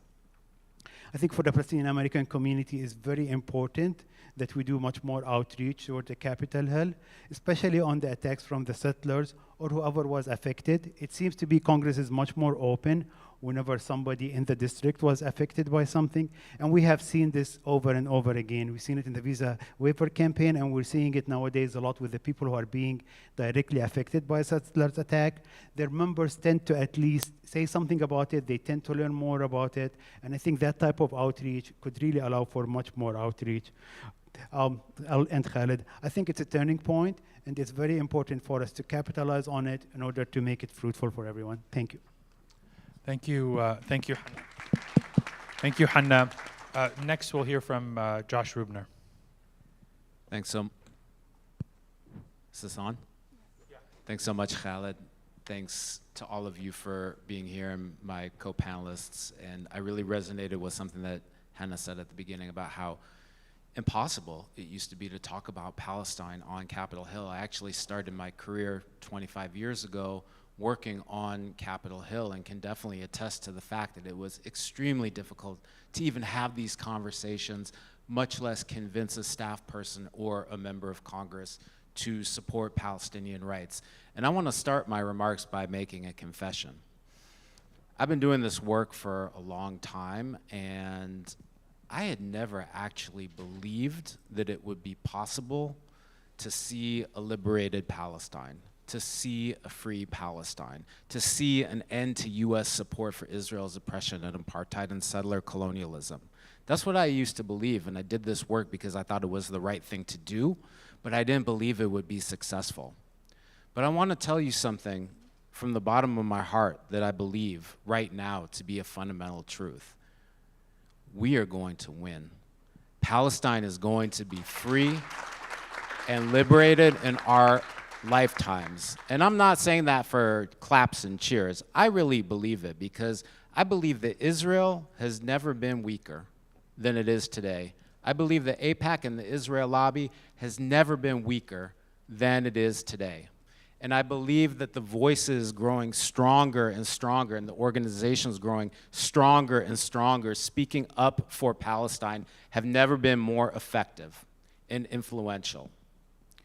So it is a pity, a terrible pity, that it's taken this horrific, atrocious 2-year genocide for things to get to this point. But I truly believe that we are now at a tipping point, and that if we continue to exert ourselves and persevere and grow the organizations that Josh talked about and that Hannah talked about, we are going to win. And we have seen vast, vast changes in public opinion. Hannah mentioned that the Democrats are starting to recognize that Palestine was one of the reasons why they lost the 2024 presidential elections. Our organization ran a poll in the aftermath of Kamala Harris's loss, and we asked voters who voted for Joe Biden in 2020, but who voted for someone other than Kamala Harris in 2024, why? Why didn't you vote Harris in 2024? The number one reason was not abortion rights, was not health care, was not affordable housing, was not the economy. The number one reason voters cited why they did not vote for Kamala Harris was because of Gaza. This flips traditional wisdom on its head. Traditional wisdom says that foreign policy doesn't matter in how people vote, but it does, because people understand the degree of complicity of the United States in enabling this genocide, with more than $30 billion of weapons delivered by the Biden and Trump administrations over the past 2 years. And by the way, last week it was notified that the Trump administration now wants to send another $6.5 billion in weapons to Israel. How much longer are the American people going to put up with this? I don't think it's going to be much longer. Already, we've seen dramatic shifts in public opinion, and they are not going back. Israel is not going back to when this genocide ends after it. And it will end, and the Palestinian people will remain steadfast on their land. And things are not going back. As things stand today, 60% of all Americans want to end weapons to Israel. And if you look at the changes on the Democratic side of the political spectrum, the changes in public opinion are even more dramatic.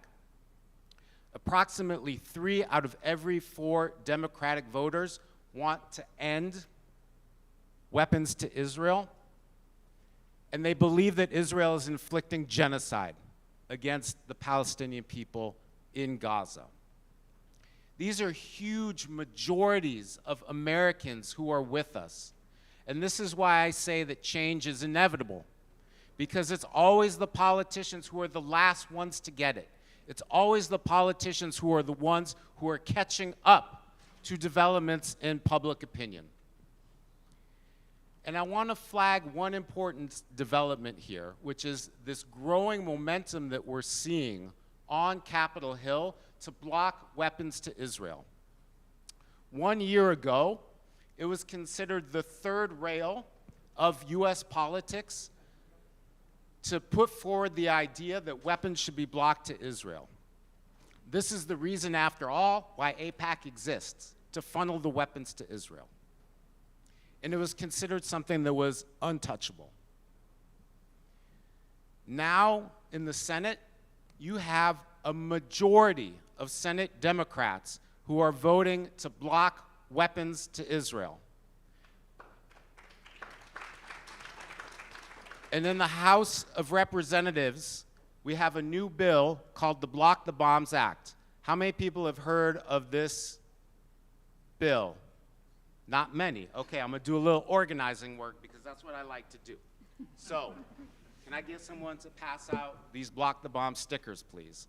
These stickers will take you to a website. Go to the URL, go to the QR code. They will tell you about what this bill is. It's sponsored by Congresswoman Delia Ramirez of Illinois, and it calls for preventing Trump from sending Israel all of the major types of weapons that Israel is using to inflict genocide against Palestinians in Gaza today. As of today, there are 52 Democratic representatives who are co-sponsoring this bill. That's a quarter of the Democratic caucus. That's an amazing number, but it's nowhere near where public opinion is on this issue. So how many of you have members of Congress, representatives who are supporting Block the Bombs? How many of you have members of Congress who are not yet supporting? How many of you are unsure? Okay, go to that website, hit Take Action, and you will send a letter to your member of Congress asking them to join if they're not on the bill yet, and thanking them if they are. So this is just one example of many, the Block the Bombs bill, of how I see things changing dramatically on Capitol Hill, which is why I believe that if we continue to organize and advocate and raise our voices, we will win and we will see a free Palestine. Thank you, Josh. Thank you. Next, we're going to hear from Reverend Dr. May. Thank you, Khaled. I don't know how many of you as a child ever played that game, Which One Does Not Belong? But that would be me on this panel. And so I laughed a little bit when Josh was talking about civics. I hated civics. I took it in middle school and I hated it. And forgive me, I still hate politics. And yet, politics are how we get things done in so many ways. I am not a politician, I'm a cleric. I know much more about the Bible and theology and religious things than we're speaking of today on this panel. But one of the great struggles we have in the church and the American church and in religion in the context of issues related to Palestine is this idea that religion should not be political.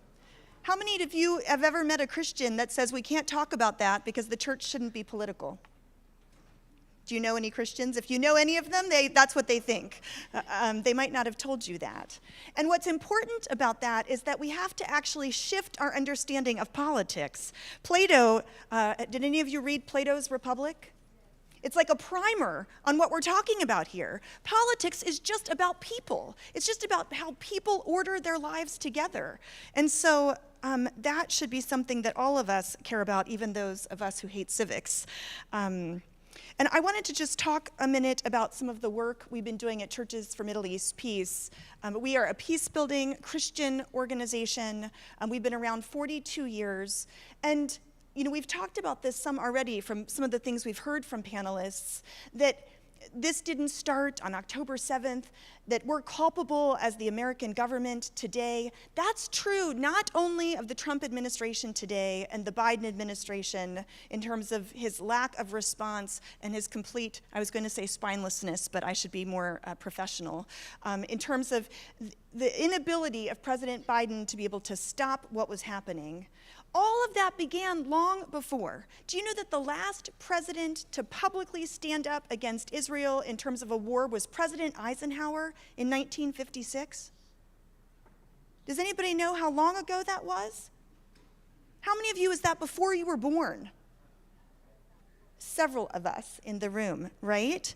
And so I wanted to talk a little bit about the current administrations and previous administrations. You know, of course you are familiar, President Obama was given the Nobel Peace Prize, and he also was the president who came up with an agreement to give more than $3 billion a year to Israel for weapons sales over a 10-year period of time. And that makes the current weapons that are being discussed, like you said, the million or billion? Billion, oh Lord have mercy. That makes what's happening today in terms of the weaponizing of Israel look like child's play. I think it's critical for us to understand that not only is the United States complicit, but we are participatory. And the ongoing weaponizing of the Israeli state does not only continue the devastation and the genocide of Gaza, but it is bad for all of us. Not only has the US government failed Palestinians, we have failed the people of Israel, the Jewish citizens of the state and the Palestinian ones, and our government has failed us. So what can we do about it? I've spent a lot of time over the past couple of years with His Royal Highness Prince Hassan of Jordan, and one of the things he says is that people matter, but we're at a point in the history of the world where that's been forgotten. People don't matter in the world today. How true is that statement about the Palestinian people? How true is that statement about the Palestinian people of Gaza specifically? The children of Gaza, the mothers of Gaza, all Palestinians. Our government acts as if the Palestinian people, all in the occupied Palestinian territories, are dispensable. And this is unacceptable. Not only is the United States sitting idly by and not intervening constructively to bring an end to the genocide in Gaza, but the US is complicit. I can remember a meeting with different members of the State Department under the Obama administration, and the public conversation and the private conversation with US government is always completely different. And so I can remember talking to different staff members in the special, I don't do acronyms, it's the Special Envoy for Israeli-Palestinian Negotiations. I think they call it CPIN. And I can remember sitting in that office, this was during that time of the Kerry Initiative, and when you would talk to leaders in the State Department who work on the Middle East, there was no question about what is happening. There was no question about whether or not there was an occupation. There was no question about the maps and settlement expansion. Now, that wasn't talked about publicly. Publicly, there was no will. There was no political will for that conversation to be had in the public sphere. But behind the scenes, the experts know what's happening. The truth is not that hard to find. I don't know if you know the organization PASIA. It's another acronym, the Palestinian something. The head of it was Dr. Maadi. He just passed away. It's one of the leading think tanks in Palestine, in East Jerusalem. And the executive director of it, I believe he was the founder, Dr. Maadi, just died earlier this year. Do you know what he said? He said, if truth is not spoken, truth will be lost. We have lost the truth, but it is not because it is difficult to find. And what has been so disgusting is that the Obama administration had access. There are experts in the US government for years who have known the score and reported that to our administrations, from the Obama administration to the Biden administration, and now, of course, to the current administration. And what has happened within those administrations is that the people who know the truth have been silenced, they have been ignored, or because of good conscience, they have left. And so I want to say thank you to those who've taken a stand in that regard, like Josh and so many others. And so what is the mechanism of how we might respond to this? Part of it is that civil society has to be mobilized. We have to be educated about what it means to be good citizens of the state, that we have to go back to our 7th grade civics class and learn how it all works and how it is done. I'll close and just let you know I have a confession to make. My personal background is I am an evangelical. I'm an evangelical, I like to say a 19th century evangelical, because the political establishment has bastardized that word. Do you know what it means to be an evangelical? It means to be someone who believes in the good news. And as a Christian, if we don't believe that good news is good news for children in Gaza, what kind of gospel is that? What kind of good news is that?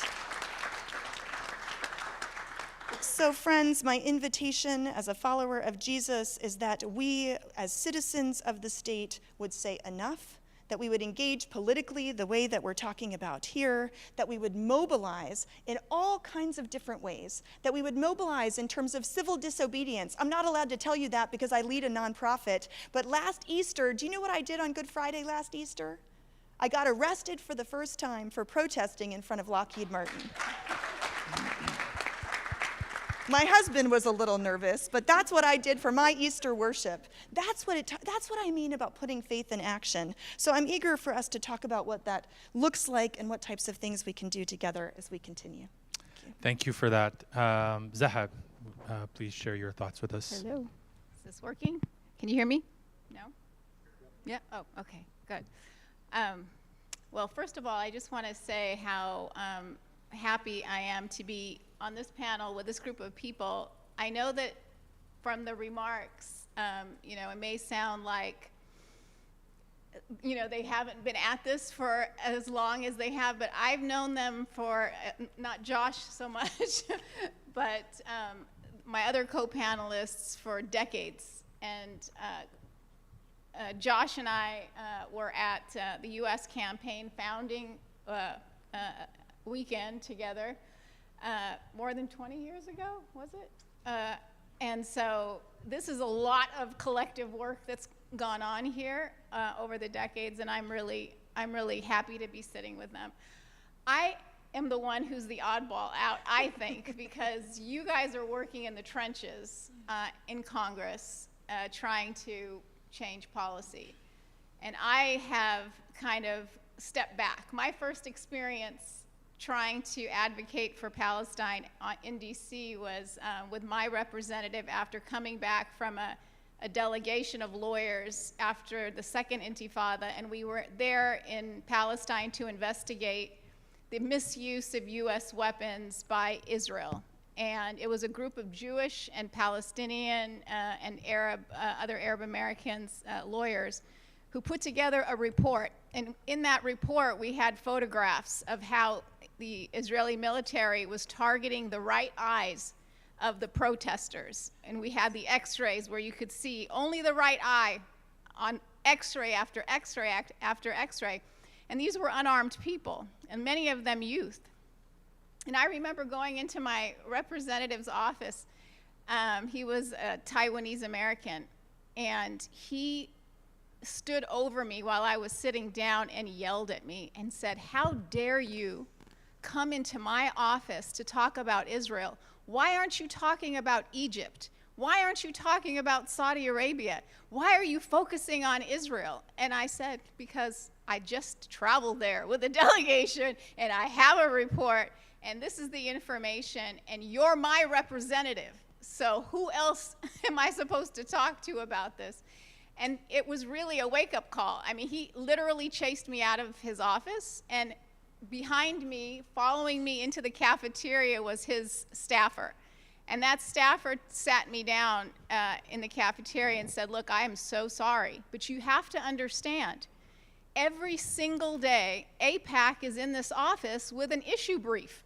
And they're teaching him things and telling him things, and I try to talk to him about what Israel's doing, and I try to even tell him, Israel's also providing weapons to China, so shouldn't you be concerned about, Israel's actions?" But he doesn't listen, because you and people like you come once in a while, and it's, you're unicorns. So this activity that's been going on over the decades, and now seeing such amazing results, and they are amazing, because like I said, I'm looking at it from the perspective of somebody who was chased out of an office, and to hear that we now have a majority Democrats who are standing up and saying, you know, this is a problem. We need to start thinking about cutting off aid, and people talking about genocide. It is important for us to recognize how big of a change that is. But I want to talk about, because I've moved into a different space. I'm more engaged at this point in DC on trying to change the way we talk about Palestine and the kinds of information that we have and analysis we have that's provided to members of Congress and also to the executive branch. Because if you don't identify what the problem is correctly, and you don't frame it correctly, and you can't have a good diagnosis, and you can't have good policy recommendations. And so there's a whole, sausage-making industry that goes into creating laws and creating policy from the executive branch. And it's under threat right now. The kinds of credible information is under threat. The kind of dispassionate analysis is under threat. And it didn't start with the Trump administration trying to shut down academic institutions who are, teaching courses that, he doesn't like. It started well before that. There's been a suppression of dissent in the United States when it comes to Israel-Palestine, and it's coming at an important moment when we're finally starting to see policy change. And if we don't do something to address it, we're going to lose the ground that we have gained, I'm afraid. So when we think about organizing on Israel-Palestine, we have to think broader than that, because it's not just about Israel-Palestine. Israel-Palestine is the head of the spear, but it's sort of the way in which policymakers have been able to push forward policies that take us back in other fields, whether we're talking about diversity, equity, inclusion, or we're talking about quote unquote, woke politics. I mean, these are the kinds of things that we're starting to see reversed in this country, but Palestine was the sort of gateway drug for this. And so we're seeing things like philanthropists who have been funding think tanks like mine or others being targeted to be, criminalized.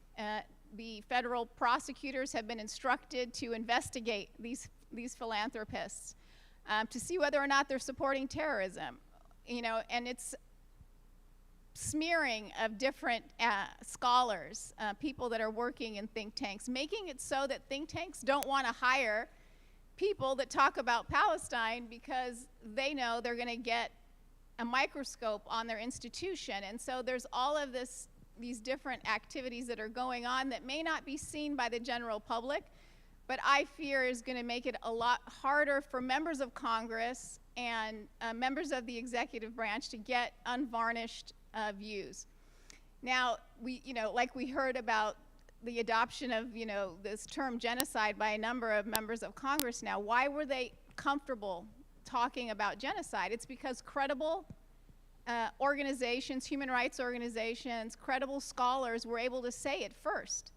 If we didn't have that, it would be impossible for members of Congress to start using that terminology the way they are. So I think when we talk about organizing, we have to think bigger than just focusing on Congress itself, but also focusing on the ecosystem that allows Congress to engage on this issue and to fight back on that level as well. And I'll stop there. Thank you, Zaha. Last, we're going to hear from Dr. Walid, who's joining us from Palestine? Yes. Okay. I'm here in Palestine. Great. Please go ahead. Thank you. Thank you to having me in this very important meeting. And as you call this, it's a challenge and opportunities. In this order of idea, one of the subjects I'm bringing is, what about if we took advantage of the Great Israel Program? Israel, war that they do own borders until today, but they very clear decide that the borders are from the Nile, River Nile, to the River Euphrates in Iraq, from Egypt to the Iraq. So that's the real borders of the great Israel. That means include Egypt, Palestine, Jordan, Iraq, Kuwait, big part of Saudi Arabia, all Syria, all Lebanon, and part of Turkey. So this is what they really want to do. In my point of view, it's what about if we reverse the psychology of what they want to do? They want to do this since 1897 from the first Congress of Zionism. So the real theory of the Zionists is to create this first state from this border to that border, from the river to the river. The flag of Israel is very clear, but the people deny to recognize what's the meaning of these two lines on top and down. The river Nile in Egypt, the river Euphrates in Iraq. But for those people that going to the march, millions of people in the different universities, college, talking, Palestine will be free from the river to the sea. Now it's a forbidden word. But Israel, they are showing us from the last 77 years a flag that's showing that they're going to occupy all these Arab lands. So the Arab lands, we as a Palestinians, we need to defend. How are we going to defend if we don't have the source support of those Arab countries? Now, Mr. Netanyahu, he claimed for himself and for the Zionists the great Israel. This is the main advantage we have to put an end for Israel and the best opportunity. And we should develop this in different ways. Believe me, was not only the Zionist who wants to create this big state. Remember Gamal Abdel Nasser from Egypt? He wants the pan-Arabist country, one nation, one country, Egypt, Syria, Jordan, Lebanon, and also Palestine. Gamal Abdel Nasser won this on the 1960s.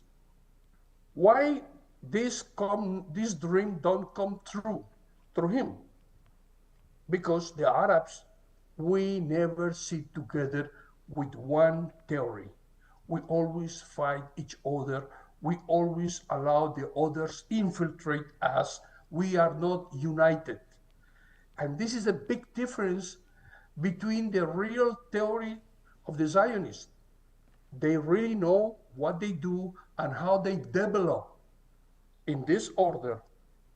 As a Palestinians, we are already let our blood go for 77 years. Our blood is not the water.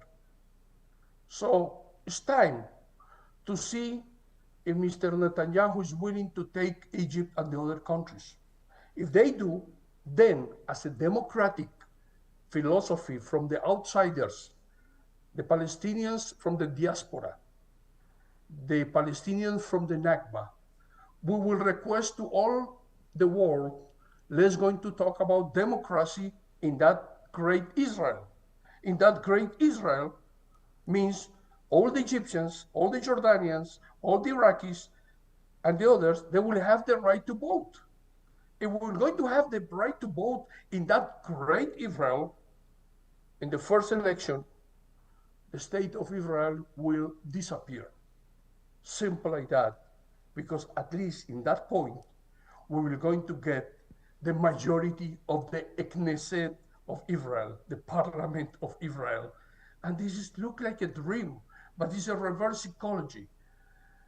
We already see our children die in Gaza, the genocide again. The genocide is not only the last 2 years, we have genocide since 77 years. But you see the armies from the Arab countries preparing to come and defend the Palestinians? Listen, there is a president, Gustavo Petro, in Colombia. 3 days ago, he said, I'm willing to send my soldiers from Colombia to defend Gaza.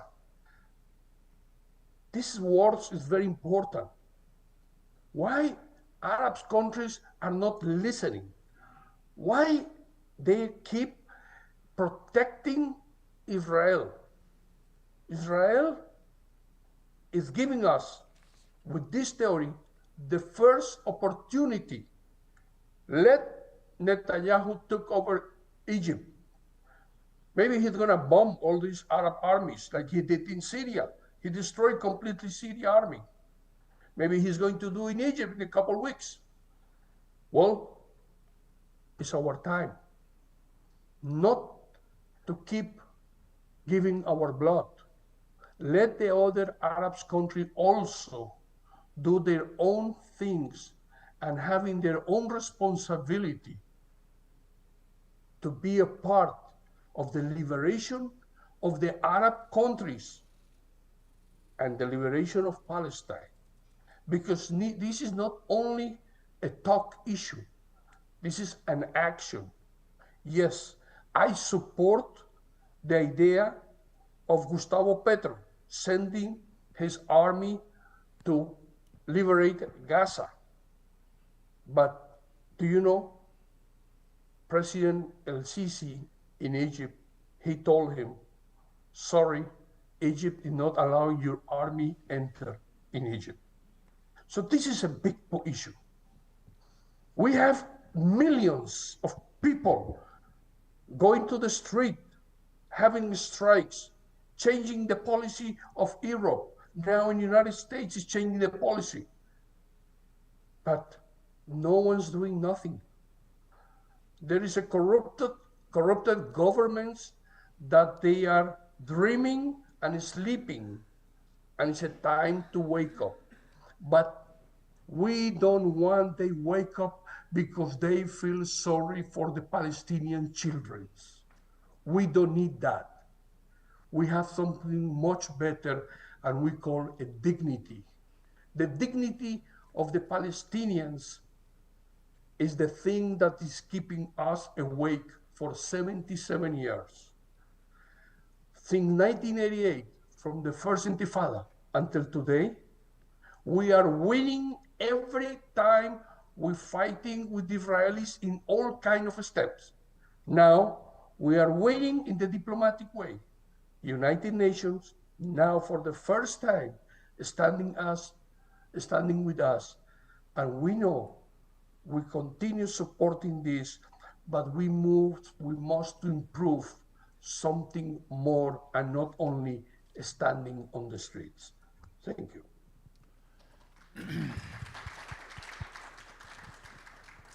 Thank you. Thank you to all of our panelists for some really thought-provoking and incisive comments. Before we move to questions, can I ask the organizers, how much time do we have? Because I know we started a little bit late. We have 15 minutes. Okay, so, and is there someone collecting questions? You have collected, or you? Okay, because if we have 15 minutes, we should probably do that. If people have questions, are they to write them down or raise their hand? Okay, write them down. Are there specific pieces of paper? Okay. While the paper is being handed out, I think we don't have time to do a full round, but I think maybe I want to put a basic question to all of you. So you all talked about the challenges that we're facing on Capitol Hill, in the administration, in the policy establishment, in the think tank world, in the international arena. What do you see is the thing, like, you know, I've been the past 2 years, I think, like most people, watching these horrors and thinking, okay, now this is the point at which people say it's gone too far. Okay, no, now this is the point. Now this is the point. What has to happen in not in terms of the atrocities being committed, there's clearly no red line there. But what has to happen here for you to feel like the dam has finally broke? Whether it's on Capitol Hill or with the administration or in Washington in general, whichever piece of that you want to take, I would ask you maybe in a minute or a minute. I don't want to say more than that because there's 6 of you. And we still want to get to some audience questions. So if each of you could comment, like, what do you think needs to happen?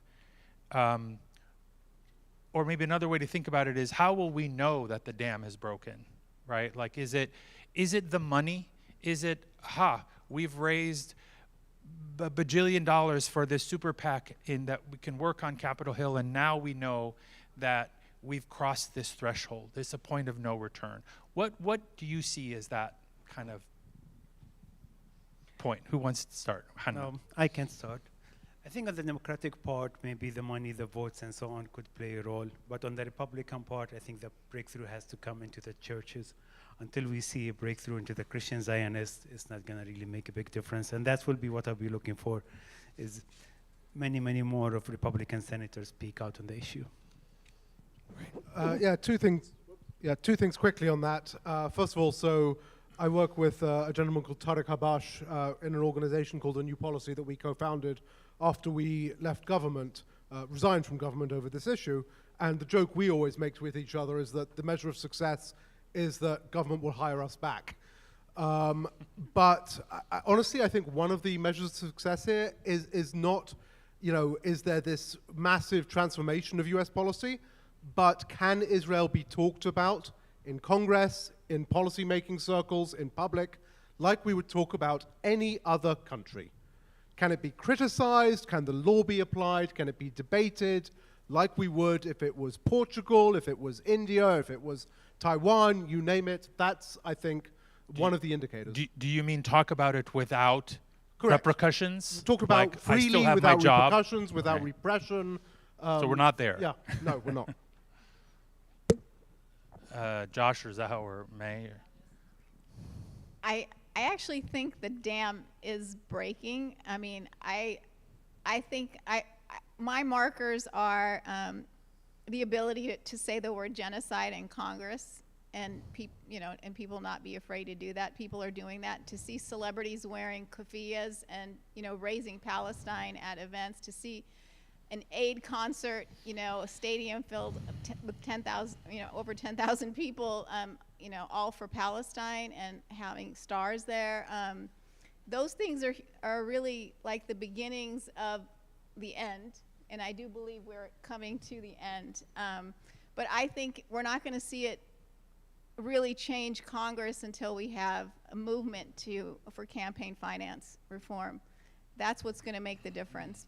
We can still have all of this in civil society, all of this activism and change, but until we get money out of politics, I don't think we're going to see the kind of change we need.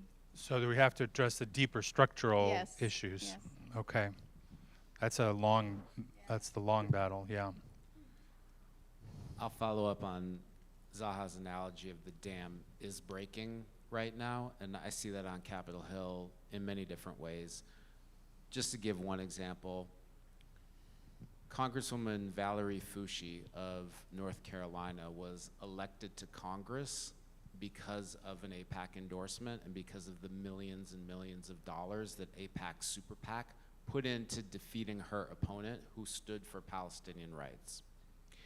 A few weeks ago, Valerie Foushee came out and said, I am not taking any more AIPAC money. And she also got on as a co-sponsor of the bill to block weapons to Israel. So when you think about the reputation that AIPAC has enjoyed up until now as this invincible, all-powerful machine, no, we're seeing members of Congress who were elected due to AIPAC's intervention now repudiating them. So I do think that that's like one example of how things are changing dramatically. I want to emphasize what I heard you say, Khaled, about there not being a red line. You know, I was in Jerusalem meeting with a high-level Biden administrative official, and I said, what's the number? At that point, the death toll was only 20,000, right? What's the number? Is it 25,000? Is it 30,000? Is it 50,000? And he said to me, there is no number. And it was because of the paradigm of the administration that Israel is vulnerable because of the surrounding Arab states, et cetera. And so I think, one, that's not true, and is I mean, the perspective there is very limited. But I think what's going to happen is there's going to have to be a change of leadership. There's going to have to either be a change in the political will, you know, in terms of members of Congress, or we're going to need a different president. I mean, right now, it has not mattered under the Trump administration or the Biden administration what the State Department experts say, what Congress says. It's only the power has been in 5 people or less under the Biden administration and the Trump administration. So I think you have to have a change of leadership. And the last thing I'll say is I hope we also will consider alternatives. One of the things that I think is unfortunately true, the United Nations has not been able to solve this issue since 1947 in the partition plan, right? And so individual states certainly have a role. But one of the things, I didn't get to this in my first remarks, that Prince Hassan has been talking about is, what if there is a Levantian Citizens Assembly the way that there was a Helsinki Citizens Assembly? What if you mobilize society in a different way and say, okay, if the international governments are not doing it, we the people can do it in a different forum or a different way? And I think there's a lot of potential in that kind of creative thinking. I would like to let you know something. It's very sad that the money is the one who's talking, not the ideology, not the principles. But about IPAC, it's something that the US law allow that all the Zionists provide money to IPAC with the tax exemptions. Same, Israel have in their own budget providing money to IPAC in order to buy and support those people who's running for the Congress in the United States. This is something really that it's, if you see it with the loop, it's completely illegal. Means taking money from Israel to pay for those Congress that they need to assure the policy in favor of Israel. So we must denounce this. We must take action on this in the United States. IPAC have to be erased in the legal way in the United States. Because if we're going to pretend, assuming to have some kind of IPAC for Palestine, we're going to be in the same way. So we're going to get the money from our poor Palestinian government. We're going to get money with exemption of taxes from the Palestinian community or the people who are in solidarity with Palestinians in the United States. That's a question. Thank you. And thanks to all of you who submitted questions. We won't have time. We have about 5 minutes left, or less than 5 minutes, so we won't have time to get through all of your questions. But I do want to put 2 questions that I think that I'd love to hear responses to from anyone who would like to tackle them. One question is directed to our 2 Joshes, but really is open to others as well. And that is, what communication messages have been the most successful so far on the Hill? This is, I think, coming from an activist. So what do you find is the most effective messaging or messages? And the second question really, again, is for anyone, but primarily, I suppose, for our Palestinian guests on the panel. And that is this question of the Palestinian lack of unity and how to overcome it as an obstacle, since it is a hindrance, not just for Palestinians, obviously, if they don't have an effective leadership, but it is a hindrance on the movement more broadly, that there isn't a kind of address that is credible. So what would you say needs to happen on that front? Obviously, conferences like this are crucial in that respect. So those two questions, maybe half of you, three of you can take the first one, but again, we have only just a few minutes, so 30 seconds each. Who wants to tackle the messaging? Okay. Yeah, so Josh and I get the much easier question. So I think there is no one-size-fits-all answer to this. You have to look at who are the members that you're engaging with, what is the population that they're representing, and then I think you have to meet them where they are. If you want someone to come along with you, right, you can't just start with where you want them to be. You have to go to where they are and bring them along with you. And so I think for some members, it's very much about the attack on American freedoms and civil rights. For others, it's about why are you sending our tax money overseas. For others, it's why are we complicit in a genocide. For others, it is why are we not following our own laws. I just don't think there's a one-size-fits-all. I think you have to do your research, understand and assess where the person is, and then target your message. And unfortunately, or fortunately, there are pretty much an angle that can fit everywhere because Palestine is such an intersectional issue with so many different perspectives.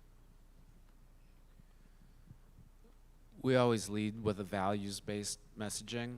It's wrong to starve children. It's wrong to bomb people who are being displaced and who are living in tents. It's wrong to do this with our taxpayer dollars and with our political support. It's a message that's resonating more and more with members of Congress who, like us, see the atrocities that Israel's committing and who understand that this contradicts the human rights vision or mantra that we like to believe our country leads with. So a values-based approach, I would say, is the leading one. May I just add 30 seconds? There's a campaign that's happening right now that was launched by Amnesty International and Save the Children that is called Let Children Live. And it's an international campaign, and it's your values statement made me think of it. There's 2 million children that are Palestinian living in the occupied Palestinian territories. And if you join the campaign, you can get the name of a child that's alive. You're literally, by engaging in this, saving this child's life. And we're encouraging people to take the names of these children to their elected members of Congress. Churches for Middle East Peace is doing a Christian version of the campaign, but that's a way that you could do that type of messaging. Let children live. Right, thank you. And last in this final round, for Hanna and Zaha and Dr. Walid, how do you fix the broken Palestinian national movement in 30 seconds, please?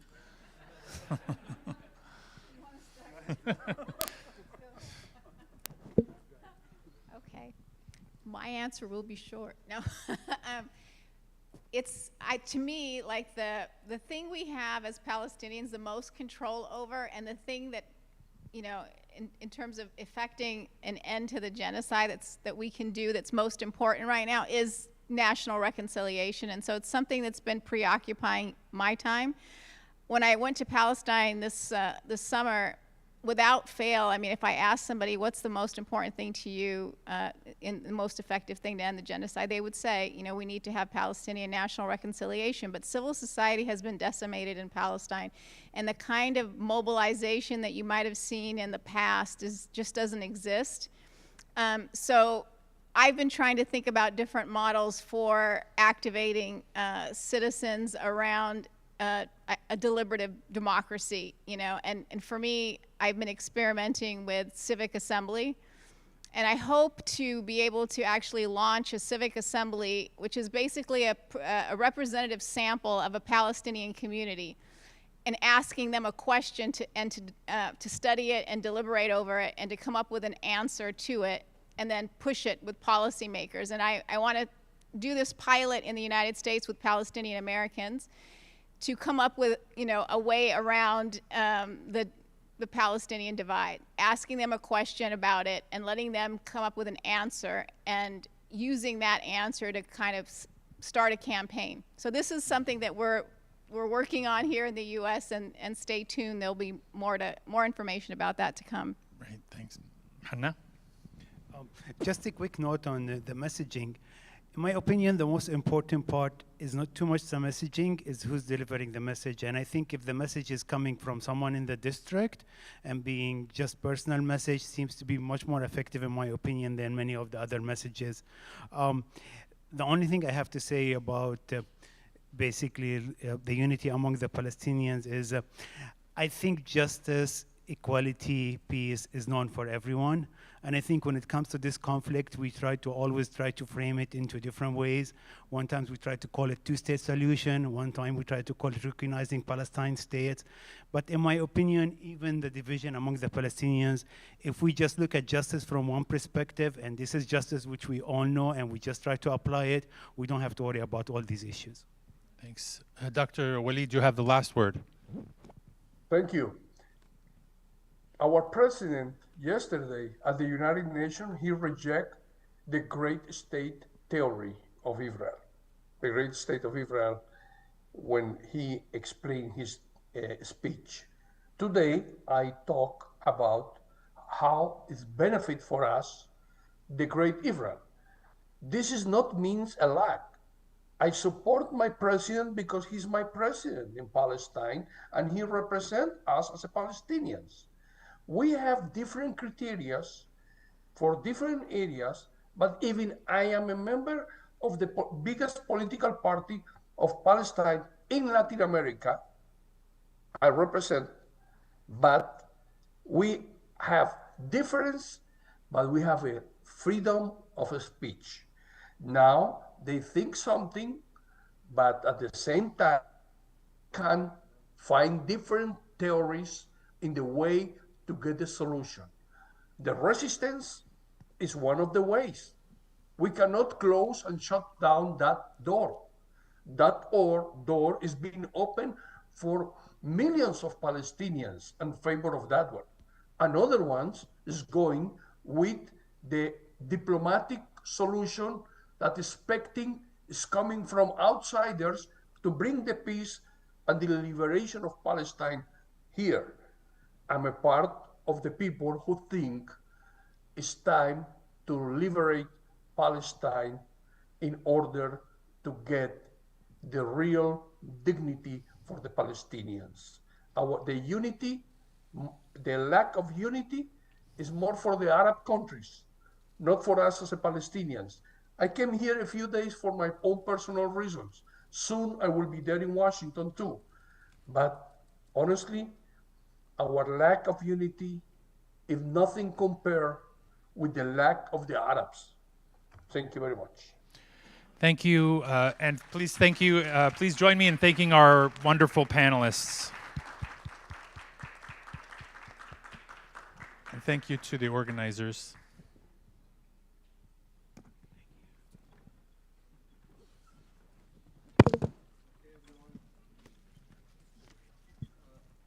Microphone on? Yeah. Thank you, everybody. Today, it showed that we as Palestinians and our allies, we can make a difference. We talk to each other, we have good ideas, and it was a good day. But can we continue with that? Can we develop some times of allies where all we can work together? That's the question. And I hope that tomorrow is a discussion, tomorrow to come up with outcome where all will be happy with and to carry on. And I'm hoping that this is not the first conference, will be many to come where all work together. Tomorrow is gonna be 3 sessions. At 9:30 tomorrow we meet here, and then we'll tell you where to go for each segment of the conference.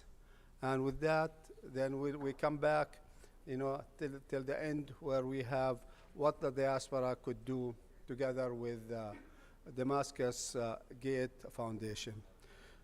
Wish you the best and good night.